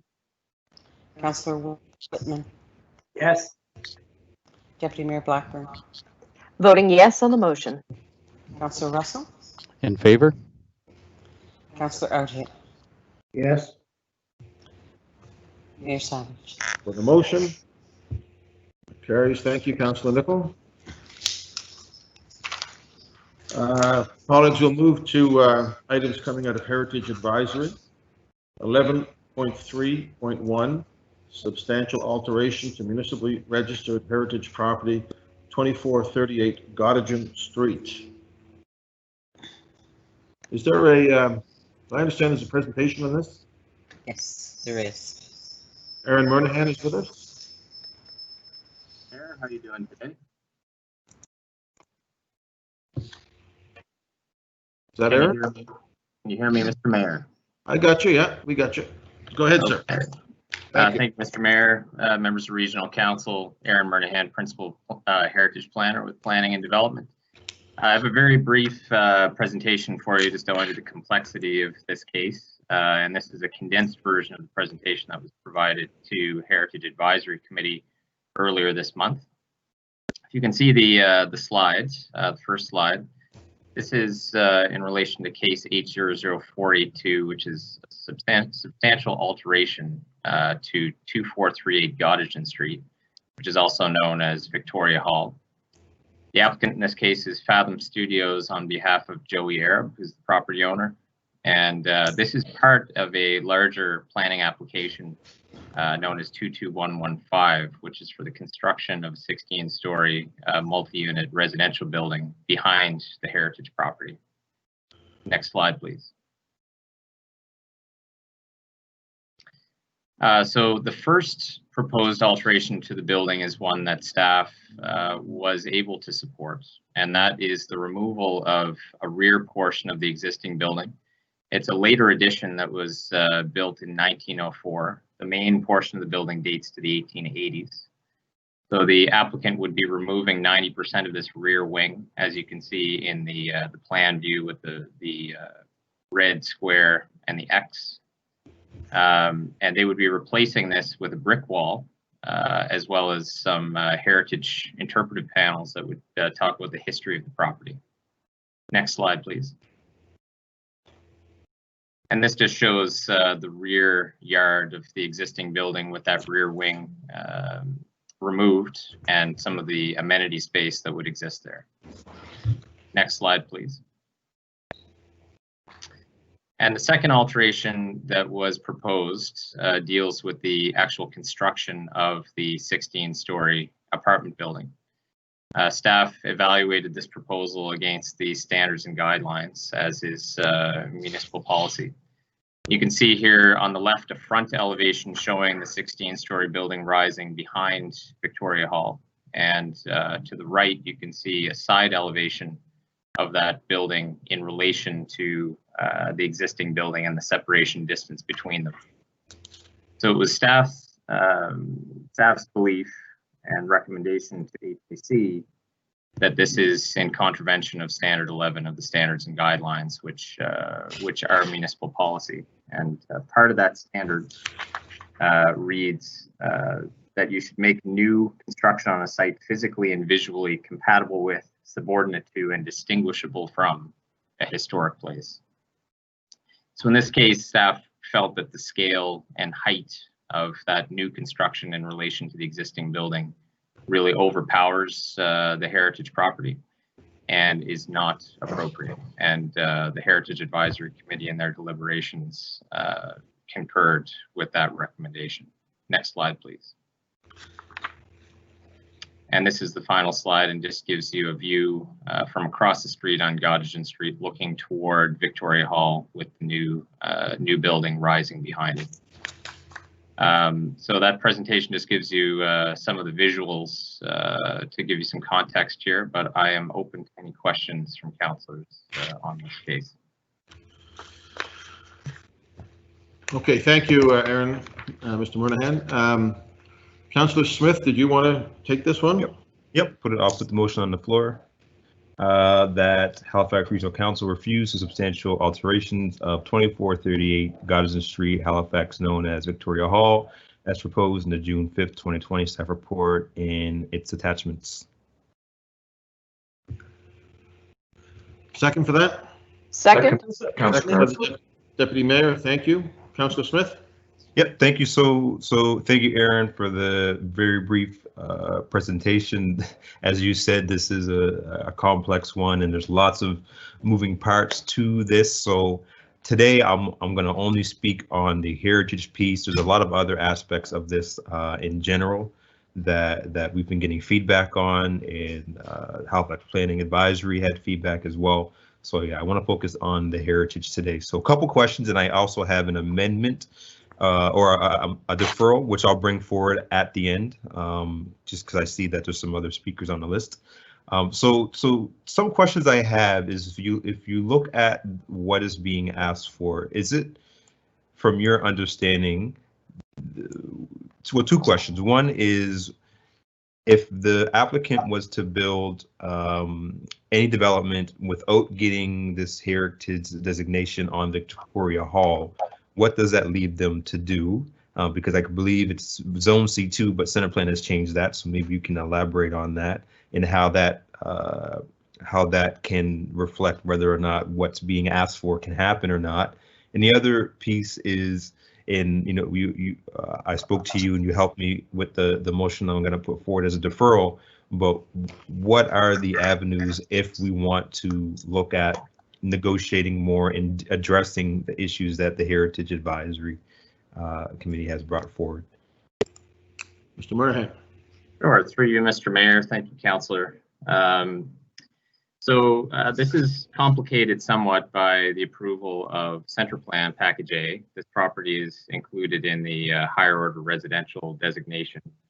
And under Center Plan policy, because it's a registered heritage property, it would have an as of right potential of only 3 stories. And that's really to provide some additional protection for heritage properties across the regional center. And the intention would be that we would negotiate development agreements when new developments are proposed on heritage properties. That's really to facilitate that. Previous to Package A, when this application was first received by staff, the Halifax Peninsula Land Use Bylaw was still in effect for this property, and they were zoned R3. Because of the size of this property, it's nearly an acre in size, they would have been able to build to the rampart height limit, which would be about 16 to 17 stories, approximately the height that they're proposing here today. So they're actually meeting the density and the height requirements of the previous zoning for the property. But because it's a registered heritage property, any new construction on that site that would impact the existing building would have to go through this substantial alteration process that we're before you with today. And that's really to give council a chance to evaluate whether that new construction is appropriate or not. So there is a separate application for the development agreement that's going to be considered by Halifax and West Community Council in the next few months. But this consideration of the substantial alteration is the first step towards that. If they can't get past this step, essentially the development agreement dies in the water, if you will. Right. Okay. But there is of course a chance that we could revise the application or change the design to meet the standards and guidelines. Councillor Smith? Nope, that's good. I'll come back after the other speakers speak. Thank you. Thank you. Councillor Cleary? Thank you, Mr. Mayor. Just a quick question. So I actually met with folks from the Heritage Trust, and we looked over and I read through the standards and guidelines documentation and looked at sort of a long form explanation for Standard 11.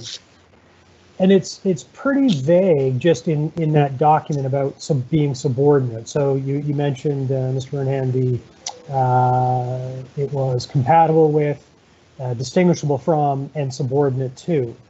Are there any further, or is there any further documentation or court cases or anything that would give sort of meaning, criteria, metrics to what subordination is? So for example, if a building is behind another building, is that subordinate regardless of what height it is? If it's not, if the building is 16 stories, 14, 10, 8, at what point does it then become subordinate to? Does it have to be shorter than? Does it have to be just, because I'm thinking if it's beside or in front of, obviously you want it to be as minimal as possible, but if something is behind, are there any guidelines or standards we can look to beyond kind of the vague subordinate? Because to me, that just opens it up to all kinds of subjectivity. Like what you think is subordinate may not be what I think is, and clearly what developers here don't think is subordinate. So can you help me with that? Do we need to provide further policies in our own regional plan and land use bylaws, or is there something that exists out there like we've done? We've simply adopted these standards and guidelines. Are there other more detailed guidelines that we can point to and say this is subordinate in these types of cases? For you, Mr. Mayor, to the councillor. So it is unfortunate that standards and guidelines are somewhat vague, and the explanation of that particular standard does speak to the fact that it's not just about size, that you can mitigate larger buildings through good design, through materials, through color, through other means. And different municipalities that have adopted the standards and guidelines all sort of use their own metric for evaluating whether something is appropriate under the standard or not. What's appropriate in the city of Toronto may be very different than what's appropriate in the town of Lunenburg. And this, for us, very much can be considered a precedent-setting case because of the expansion of this development agreement policy across the regional center. I think we're going to likely see a lot more applications similar to this for large developments behind or beside or integrated with heritage buildings. So this is a chance for regional council and the Heritage Advisory Committee to make a decision as to what might be allowable under the standard. Staff took the position that it's really about how much of the existing building you can see behind Victoria Hall from the public right-of-way, and that was the rationale that we used in the old south suburb to develop the regulations that are now in place there. In this case, you would be seeing a building that is 6 times taller than the existing Victoria Hall building, and it very much will be drawing your eye. And if your eye is immediately drawn up to that taller mass as you pass by the building, it's very hard to argue that it's subordinate to the existing building. So that's the metric that we used. So given that, then, I mean, this isn't, I guess, the end of the road for this particular property owner. In your professional opinion, what you're saying is this one doesn't work, but if they want to come back with something that's a little smaller, a little different, then you could consider that, bring that to Heritage Advisory Committee, then come to council with maybe another negative recommendation or a positive recommendation. It doesn't, again, have to be of the same or smaller height. It's about really a lot of different characteristics that you're looking for to make, to, in quotes, be subordinate? Through you, Mr. Mayor, it's this is a tough one for staff, because in this case, the applicant is proposing upwards of $3 million worth of conservation work on the building, and that work, a lot of it is required to keep that building in a good state of repair. So we certainly want to encourage the applicant in that way. But you know, staff really need to be conservative to a certain degree with our interpretation of the standards. And council has an opportunity to consider all of those other aspects of the applicant's proposal. But in this case, it really was about how large and visible that tower is. And we're certainly open to working with the applicant to come up with revisions if that's council's direction. Okay, thank you, Mr. Mayor. Thank you, Mr. Mooneyhan. Thank you. Councillor Mason? Thank you, Mayor. You know, briefly, it's important that council you know, lets the public know that we are not against heritage development agreements. Just last meeting, we voted for Stairs House, and there were concerns from some of the neighbors, but I don't think anyone could say that that building, the proposed building behind Stairs House, subordinated Stairs House. I think that's the kind of scaling that we need to see with these kind of heritage DAs. And like Mr. Mooneyhan, I'm very excited about them. And there are probably a dozen potential heritage DAs cooking around downtown and in the center plan area that are going to save substantial heritage. But in this case, you know, we've met with the developers a number of times, and they really are committed. I mean, $3 million to additional money to Victoria Hall that was in bad shape in the first place. They've already done substantial renovation. Is nothing to sneeze at, and the other things they've offered, which we can get to at a later date, are attractive as well. But for this one, you know, I think I've been saying to Councillor Smith the entire time, well, let's see what Heritage Advisory Committee says. Right, and both staff and the Heritage Advisory Committee have said, wow, that's really too big. And so to me, I think Councillor Smith's deferral is the way to go. I don't want this to be the end of the process. I don't want a hard no, because I really want to see something happen there that reinforces the and protects that important heritage building, and also sees development behind it. But I'm not. I don't think, you know, I can't support the proposal the way it is right now. I don't think it meets that standard. I have to agree with staff and the HAC. So I would ask council to support the deferral when we get to it. Thank you, Mr. Mayor. Thank you. Councillor Hensby, please.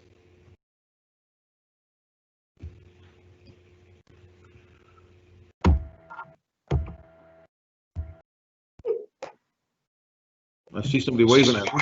It's because I thought I was before Councillor Hensby. Well, I've got Councillor Hensby on my list first. Okay. Then I'll come to you. In regards to the Heritage Advisory Committee, I know we had a very difficult conversation about this particular proposal. You know, on one hand, we're trying to preserve and promote and protect the Victoria Hall. $3 million worth of investment in the facility is nothing to sneeze at. But then again, what economic returns does the developer have on trying to develop the back of the property? Now, the whole issue about subordinate in regards to should it be how high is it, a 1 to 2 ratio or 3 to 4 ratio? We're not really sure of what the standard may be.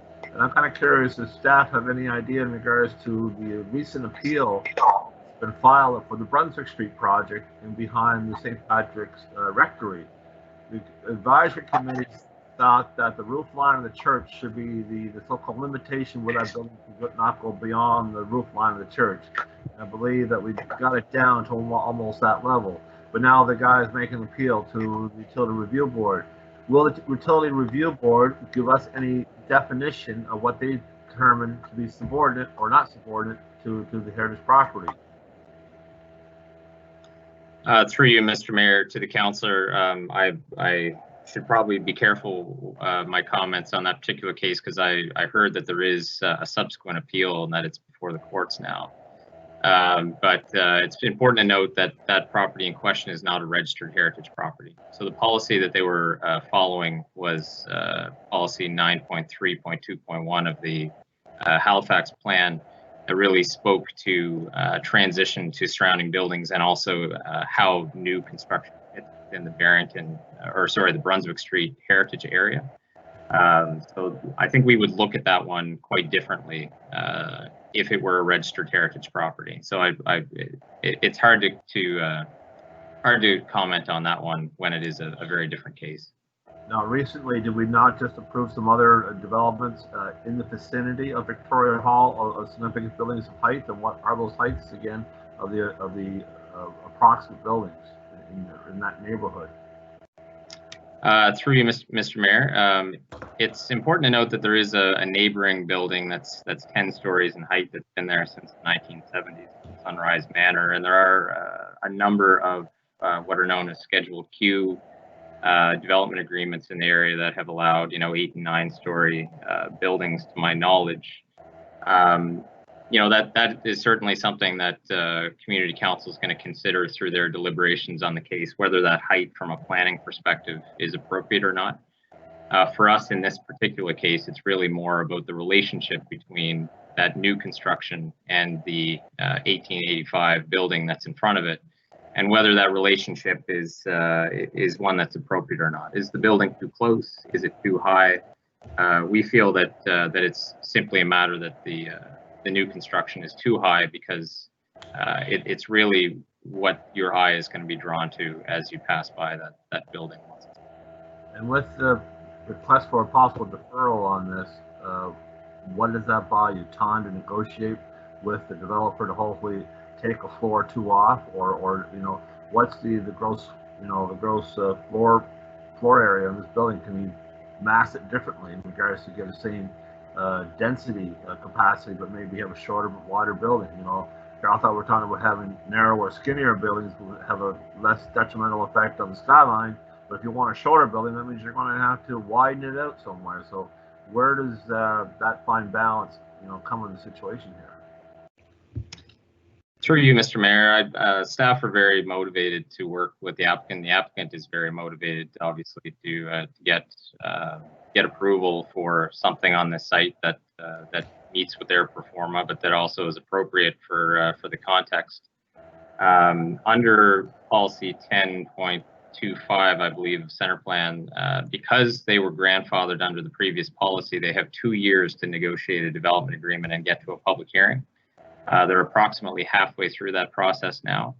So we're very motivated as staff to get some revisions done, if that is council's direction. Get that back to HAC and council so that we can progress with the development agreement, because as heritage staff, we very much would like to see Victoria Hall recapitalized and fixed up. Thank you. Thank you.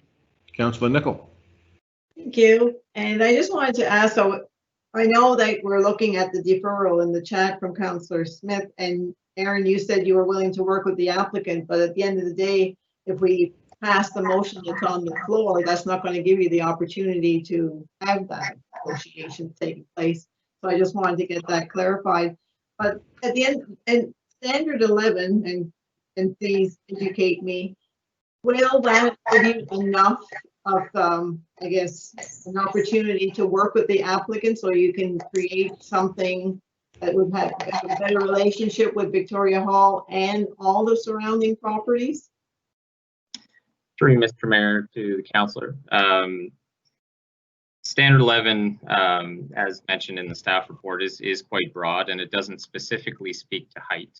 I think it might be wise to give the applicant a chance to get their architect to come up with some revisions that would work with for both the applicant and for staff and the Heritage Advisory Committee. Although height at the moment seems to be, the biggest point of contention. If council wanted to speak to that directly in their motion, if they do wish to defer, that would certainly give us a little bit more specific direction. But it is also good to allow the architect a little bit of breathing room to come up with some novel ideas to address that issue. As for the timeline, if council were to support the HAC recommendation and reject this application, the applicant would have an ability to make revisions and completely resubmit their heritage application. But I would say that would take some more time than a simple deferral would, likely 2 to 3 months longer. So this would save the applicant some time. And it is very much on HAC's radar, so we could likely have something back to them quite quickly. Okay, so that's, I guess that's for Councillor Smith, and with regards to, even though you're willing to work with the applicant, height is still going to play a factor. Okay, thank you. Thank you. Councillor Smith, did you want to go again? Yeah, if there's no one else to speak, I'll put the deferral on the floor, and if I need to speak to it, I can, but I think Aaron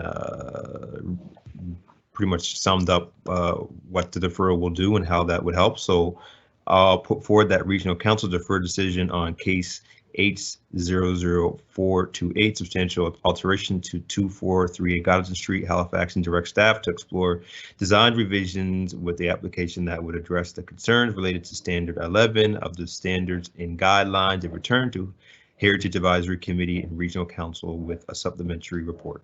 Second, Councillor Nichols. Seconded by Councillor Nichol.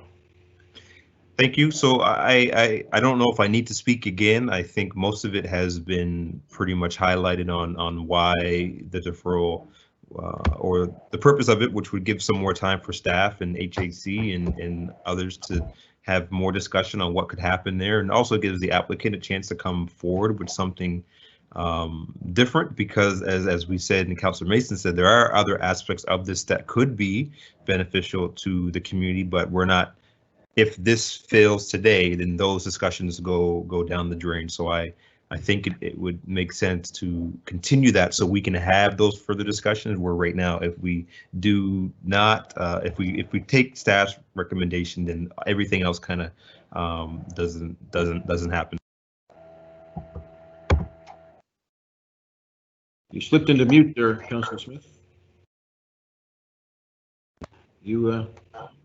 Were you finished, Councillor? Sorry.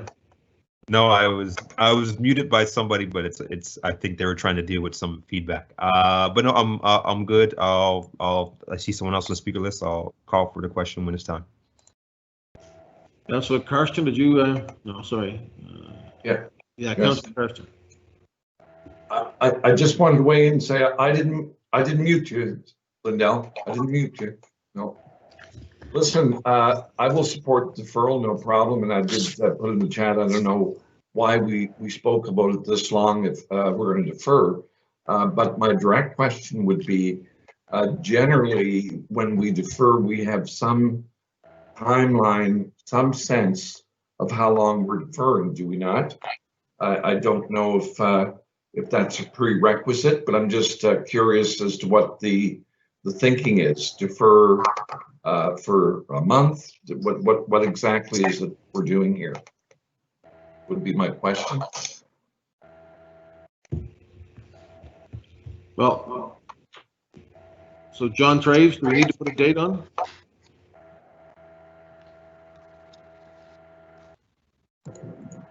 Trying to get my.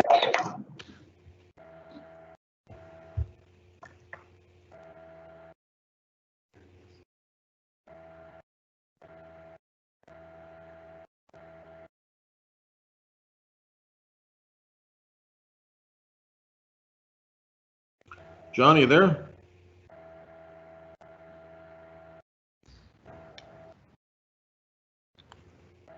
Having So microphone definitely problem. on. Hear me? Okay.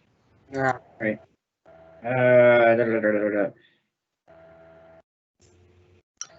Mr. Mayor, in lieu of Mr. Traves, I could comment.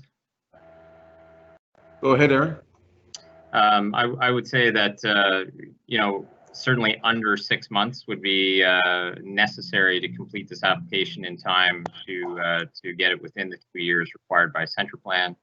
But I would say it can be much quicker than that, dependent on how quickly the applicant can get us some revisions. So if you wanted to put a 6-month time frame on it, I can have something back to you long before then. 6-month time frame, Councillor Smith?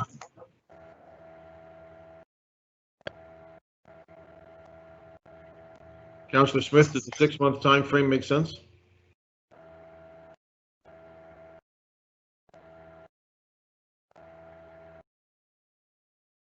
I'm just waiting.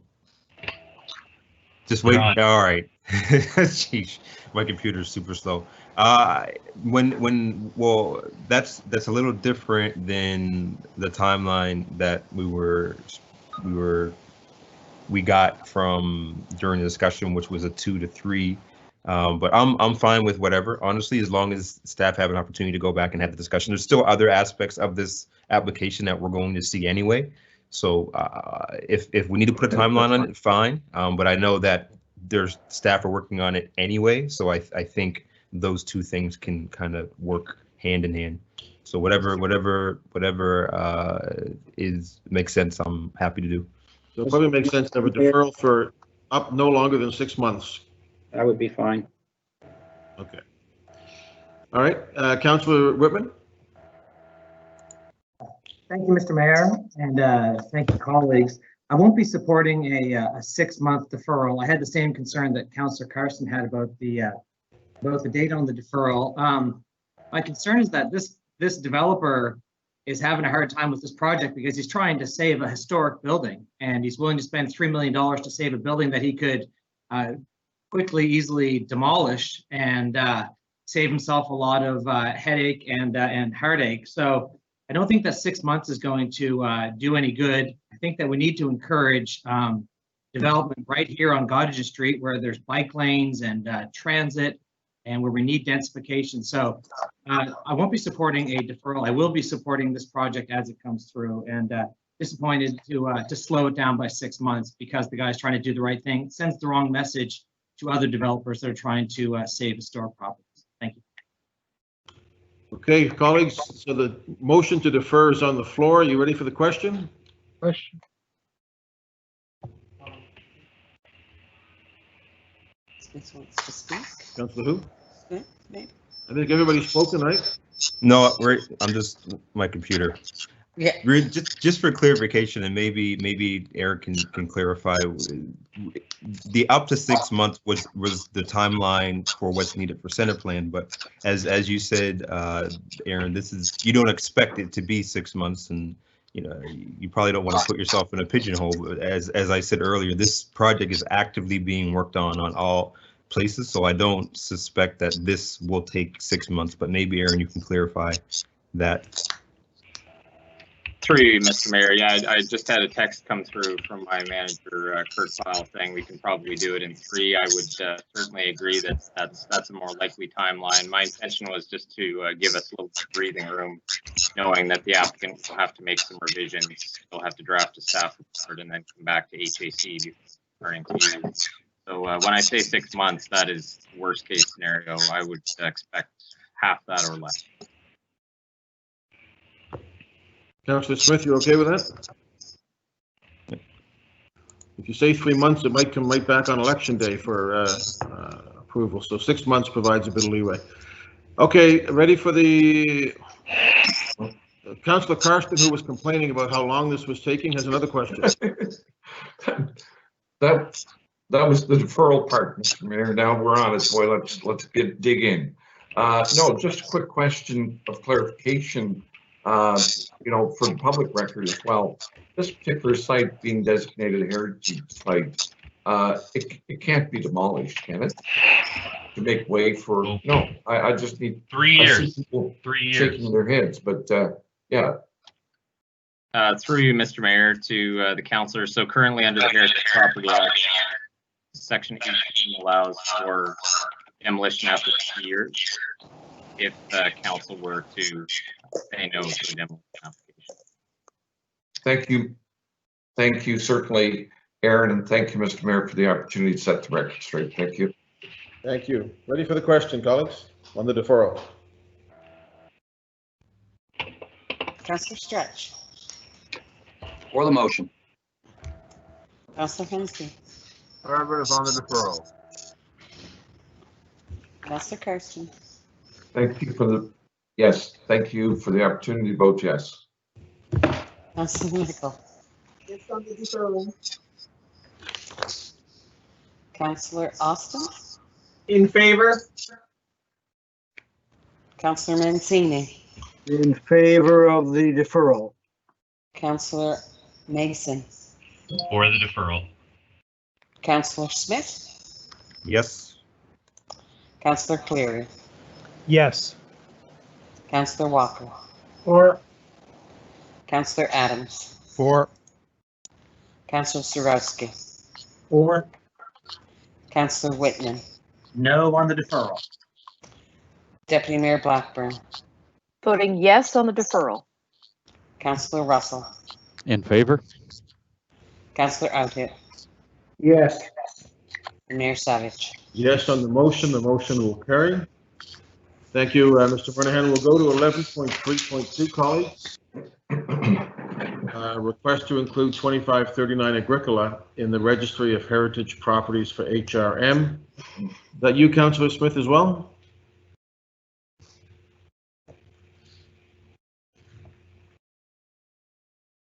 Is there a presentation before I put the motion on the floor? No, I don't believe so. Okay. I move that Halifax Regional Council, that Halifax Regional Council set up a date for a heritage hearing to consider the inclusion of 2539 Agricola Street, Halifax, as shown in map 1 of May 11th, 2020, staff report in the Registry of Heritage Property for the Halifax Regional Municipality. Second, Councillor Nichol. Second by Councillor Nichol. Anything on it, Councillor Smith? No, I'll wait for the hearing. All right. Ready for the question, colleagues?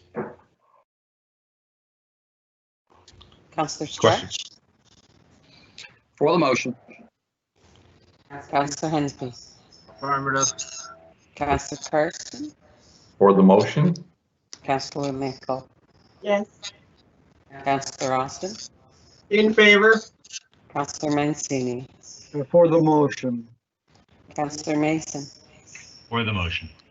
Councillor Smith, For the motion. Councillor Cleary, Yes. Councillor Walker, Or Councillor Adams, For. Councillor Zarowski, for the motion. Councillor Whitman, Yes. Deputy Mayor Blackburn, Voting yes on the motion. Councillor Russell, In favor? Councillor Outhill, Yes. Mayor Savage. For the motion, that carries. Item 11.3.3, request to include 5988 University Avenue in the Registry of Heritage Properties. Councillor Mason, perhaps?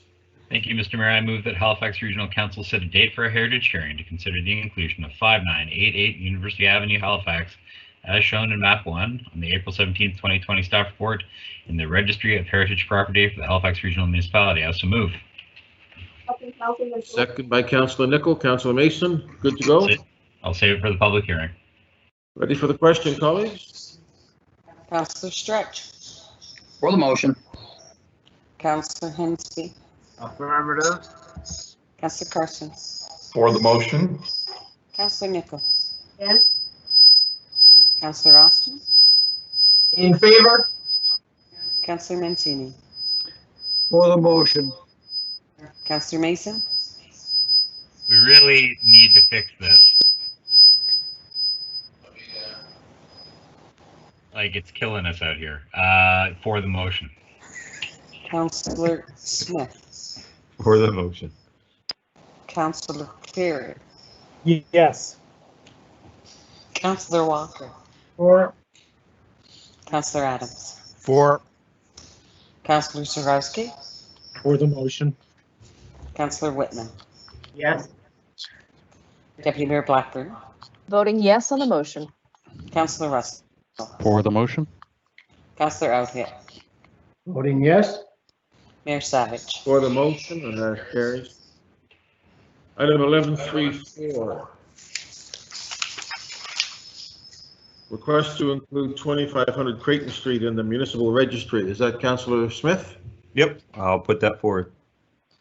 That Halifax Regional Council set a date for a heritage hearing to consider the inclusion of 2500 Creighton Street, Halifax, as shown on map 1 of the April 17th, 2020 staff report in the Registry of Heritage Properties for the Halifax Regional Municipality.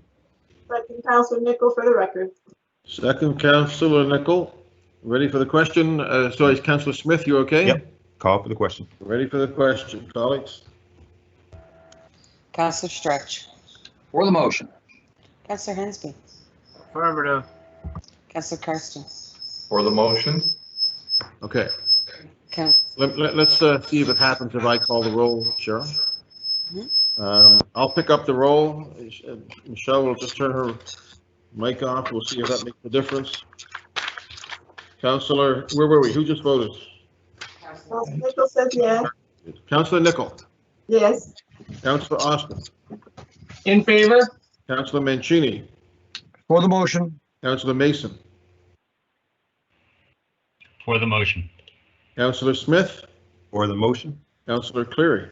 Yes. Councillor Walker. For. Councillor Adams. For.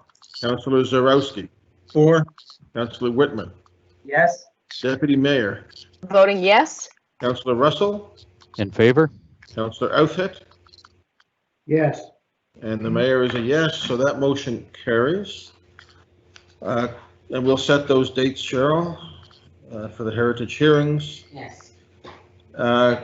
Going to the next item is 11.4.1, Councillor Cleary, permission under Administrative Order 5.3 to give permission to the Armview Restaurant and Lounge to serve alcohol in a section of Rotary Park. Councillor Cleary. Yes, so this is a different section than I normally drink in. Okay. So I'll move that in accordance with Section 7 of the Administrative Order 53, Halifax Regional Council grant permission to the Armview Restaurant and Lounge for serving alcohol in a section of Rotary Park inside of regular park hours until October 31st, 2020, the location to be determined by park staff. Second, Whitman. Thank you. So this is, for anyone looking here at my background, that's the Armview Restaurant. That little green area and those picnic tables in front are the park. And I'm proudly sporting and repping the Armview here. As part of our COVID response, our staff, Mr. Mayor and councilors, have been fantastic in working with our businesses, whether it's to get patios, whether it's to take away some right-of-way, whether it's for parking, curbside pickup and delivery, any of those kind of issues, our staff have been fantastic. And this is another example where we can help another small business through COVID. So for those of you who've been in the Armview specifically, or other types of diner style restaurants, lots of booths, very tightly packed, they are maximizing the use out of that and their patio space. But clearly a lot of our restaurants and cafes and bars need extra help from us these days. So this is a small way that we can go just until the end of October. They can use that little section there of Rotary Park, which is a pocket park at the Armdale roundabout, so that they can use a couple of tables there for their restaurant as well. So that's the motion on the floor. It's something we already do in other areas and in other parks. And I hope council you agree to do this and help this really great small business. And if you do, actually I can't say that's probably bribery, but I'll certainly be looking to host some of you down for a beverage at some point in time. That's right. Thank you very much. Councillor Deputy Mayor. Thank you very much, Mr. Mayor. I just have a quick question, if staff are available. This sort of transitions quite nicely into an issue that I was dealing with prior to COVID, and that was allowing groups to get liquor licenses on municipal-owned lands. And I think at the time I was dealing with Maggie McDonald on this one, and it was part of a greater report that was coming back, because I guess Councillor Austin, you had an instance in your district where you had a community group looking for something similar. I'm just looking for a quick update on where we are with that that greater piece. I know that the event that my folks out at the Beaverbank-Kinsack Community Center were looking to put on is not going to happen this year, but I know that they will be coming back and looking for it in the new year, presumably. So just looking for a quick update. Thank you. Thank you. Who do we have that can maybe take a crack at that one?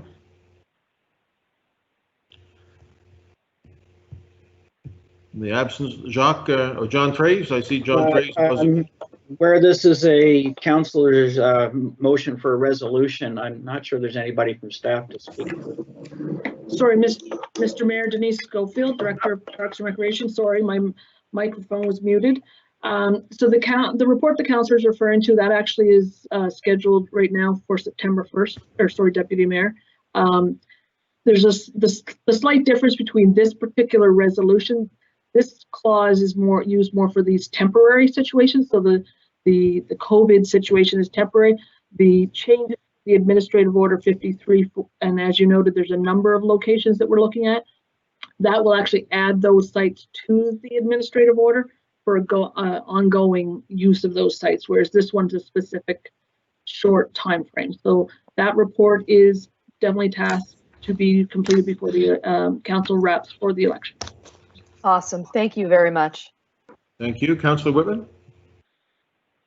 Thank you, Mr. Mayor, and thank you, Councillor Cleary, for bringing this. This is a great small business, and I'm pleased to support it. Just like we do for businesses that are downtown, we help them expand out onto the sidewalks and onto the street. So this is a good one.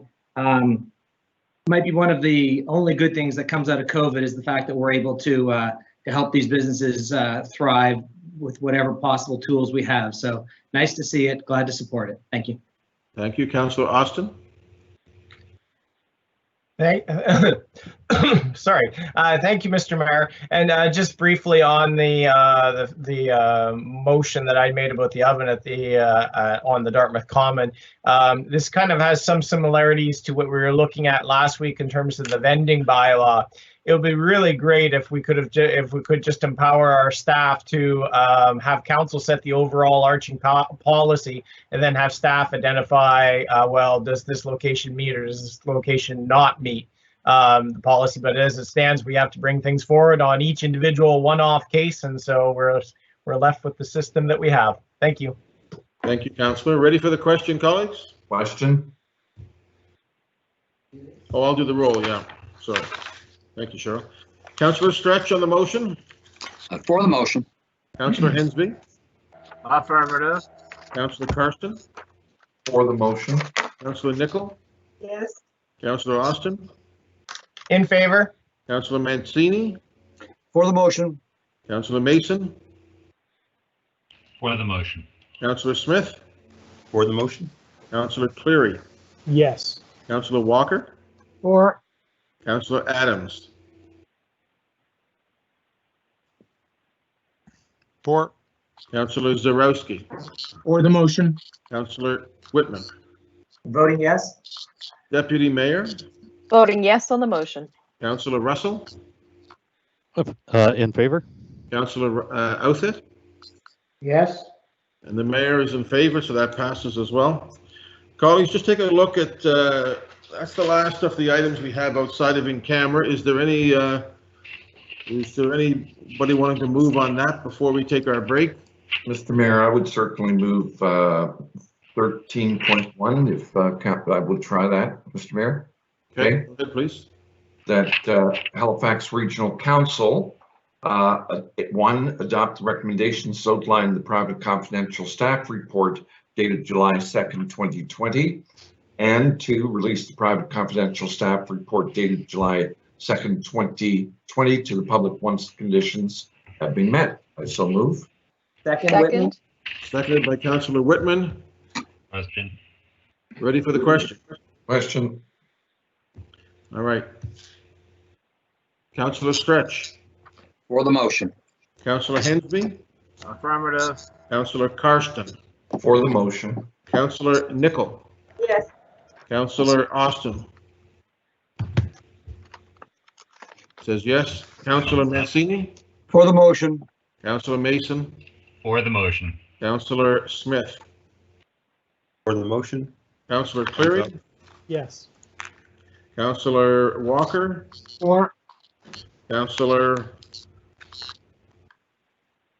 Did I say Walker? Councillor Adams. For.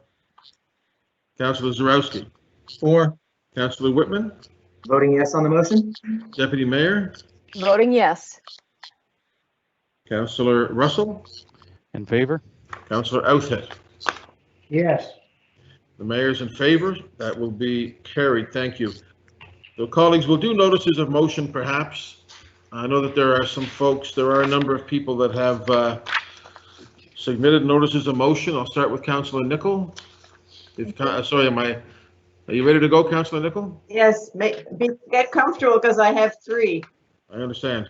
Take notice that at the next meeting of Halifax Regional Council be held on August 18, 2020, I propose to move first reading of proposed bylaw T1004, amending bylaw T1000, respecting the regulation of taxis, accessible taxis, limousines, the purpose of which is to include the licensing of transportation network companies and brokers, and the creation of the new appeal committee to hear all appeals relative to licenses issued to brokers, independent brokers, and transportation network companies, as well as taxis, accessible taxis, and limousines. And 2, move amendments to Administrative Order 15 respecting license, permit, and processing fees, the purpose of which is to reflect the above changes in Section 6B of Schedule A, with the fees pursuant to the newly amended bylaw T1000.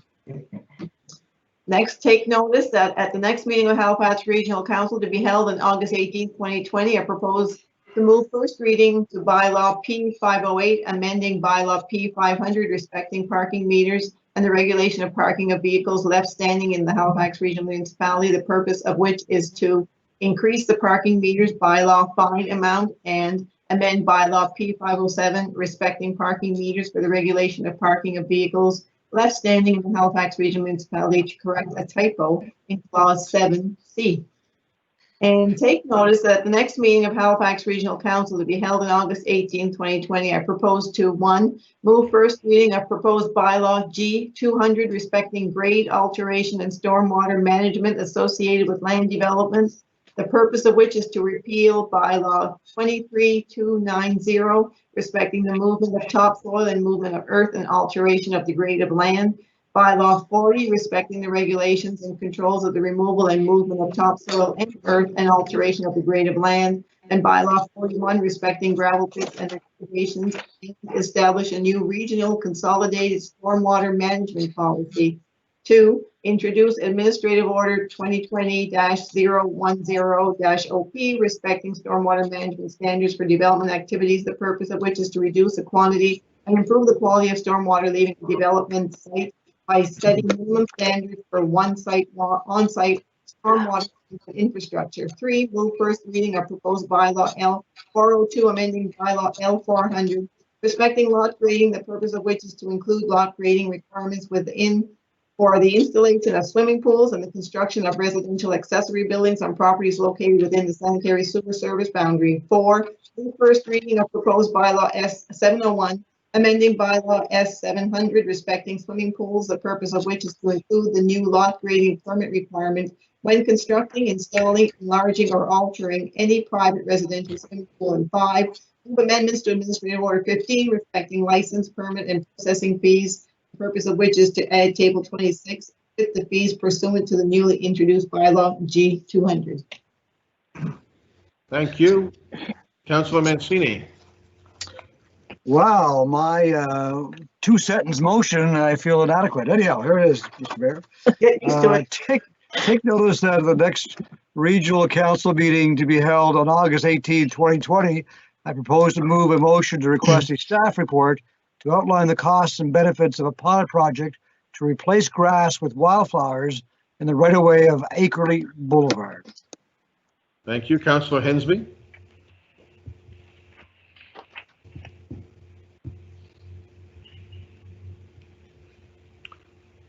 Councillor Hensby. Welcome back to Councillor Hensby. Councillor Walker. Thank you, Mr. Mayor. Take notice at the next meeting of Halifax Regional Council to be held on August 18th, 2020. I propose to move amendments to Administrative Order 2018-010 ADM respecting interim grants to community museums, the purpose of which is to extend the term of the Community Museums Grant Program and to increase the maximum operating grant threshold, broaden the scope of the eligible project grants, and to remove reference to accredited museums. Thank you. Deputy Mayor. Thank you, Mr. Mayor. Please take notice that at the next meeting of Halifax Regional Council to be held on August 18th, 2020. I propose to move amendments to Administrative Order 2020-009-ADM respecting COVID-19, the purpose of which is to adjust engagement practices to respect states of societal gathering and to continue to meet legislative, regulatory, and policy process requirements. Thank you. Councillor Whitman.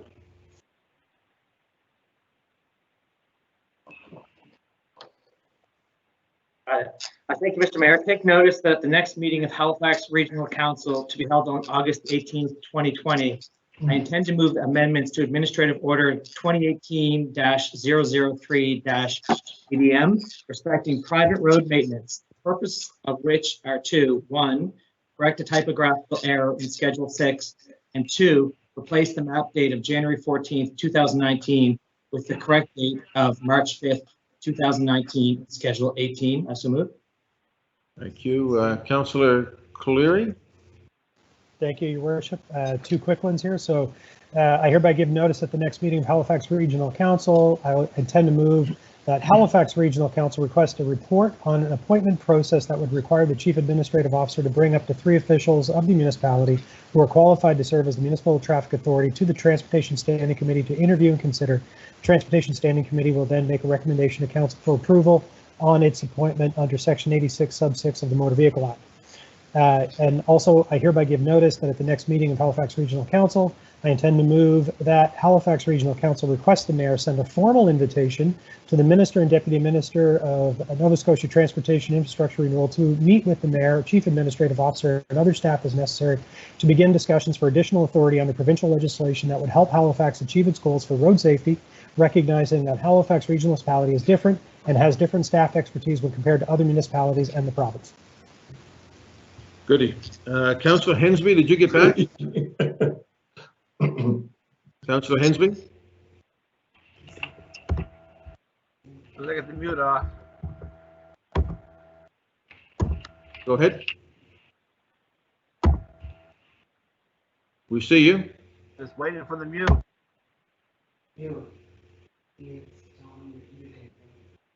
We can hear you. Can you hear me now? Yes. Let me roll this up here. I give notice, a motion to rescind August 14, 2018 bylaw C-1000 respecting financing and charges for homeowners to resolve inadequate water supply.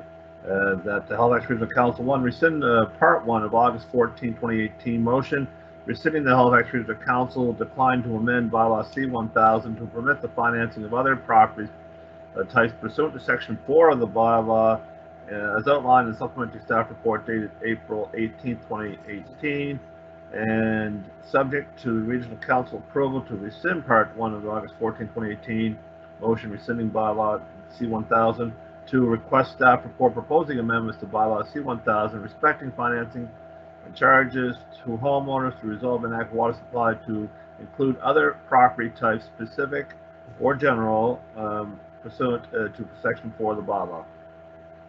Thank you. Councillor Zarowski.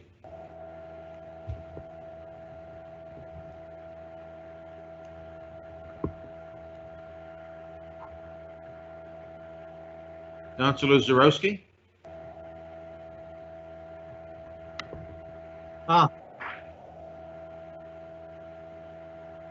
Go ahead. Try that again. Thank you, Mr. Mayor.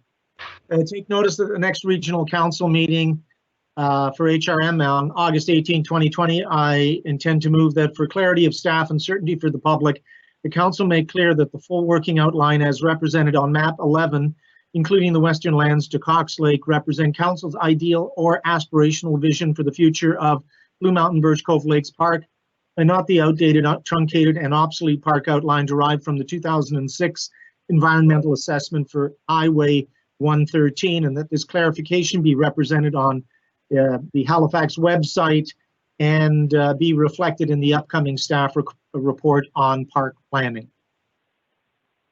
Thank you. Councillor Mason. Thank you, Mr. Mayor. Take notice of the next meeting of Halifax Regional Council. I intend to move the following: that Halifax Regional Council direct the CAO to outline a process and timeline for a broad review of policing and public safety which shall examine potential for shifting or creating programs for civilian delivery of non-core police functions.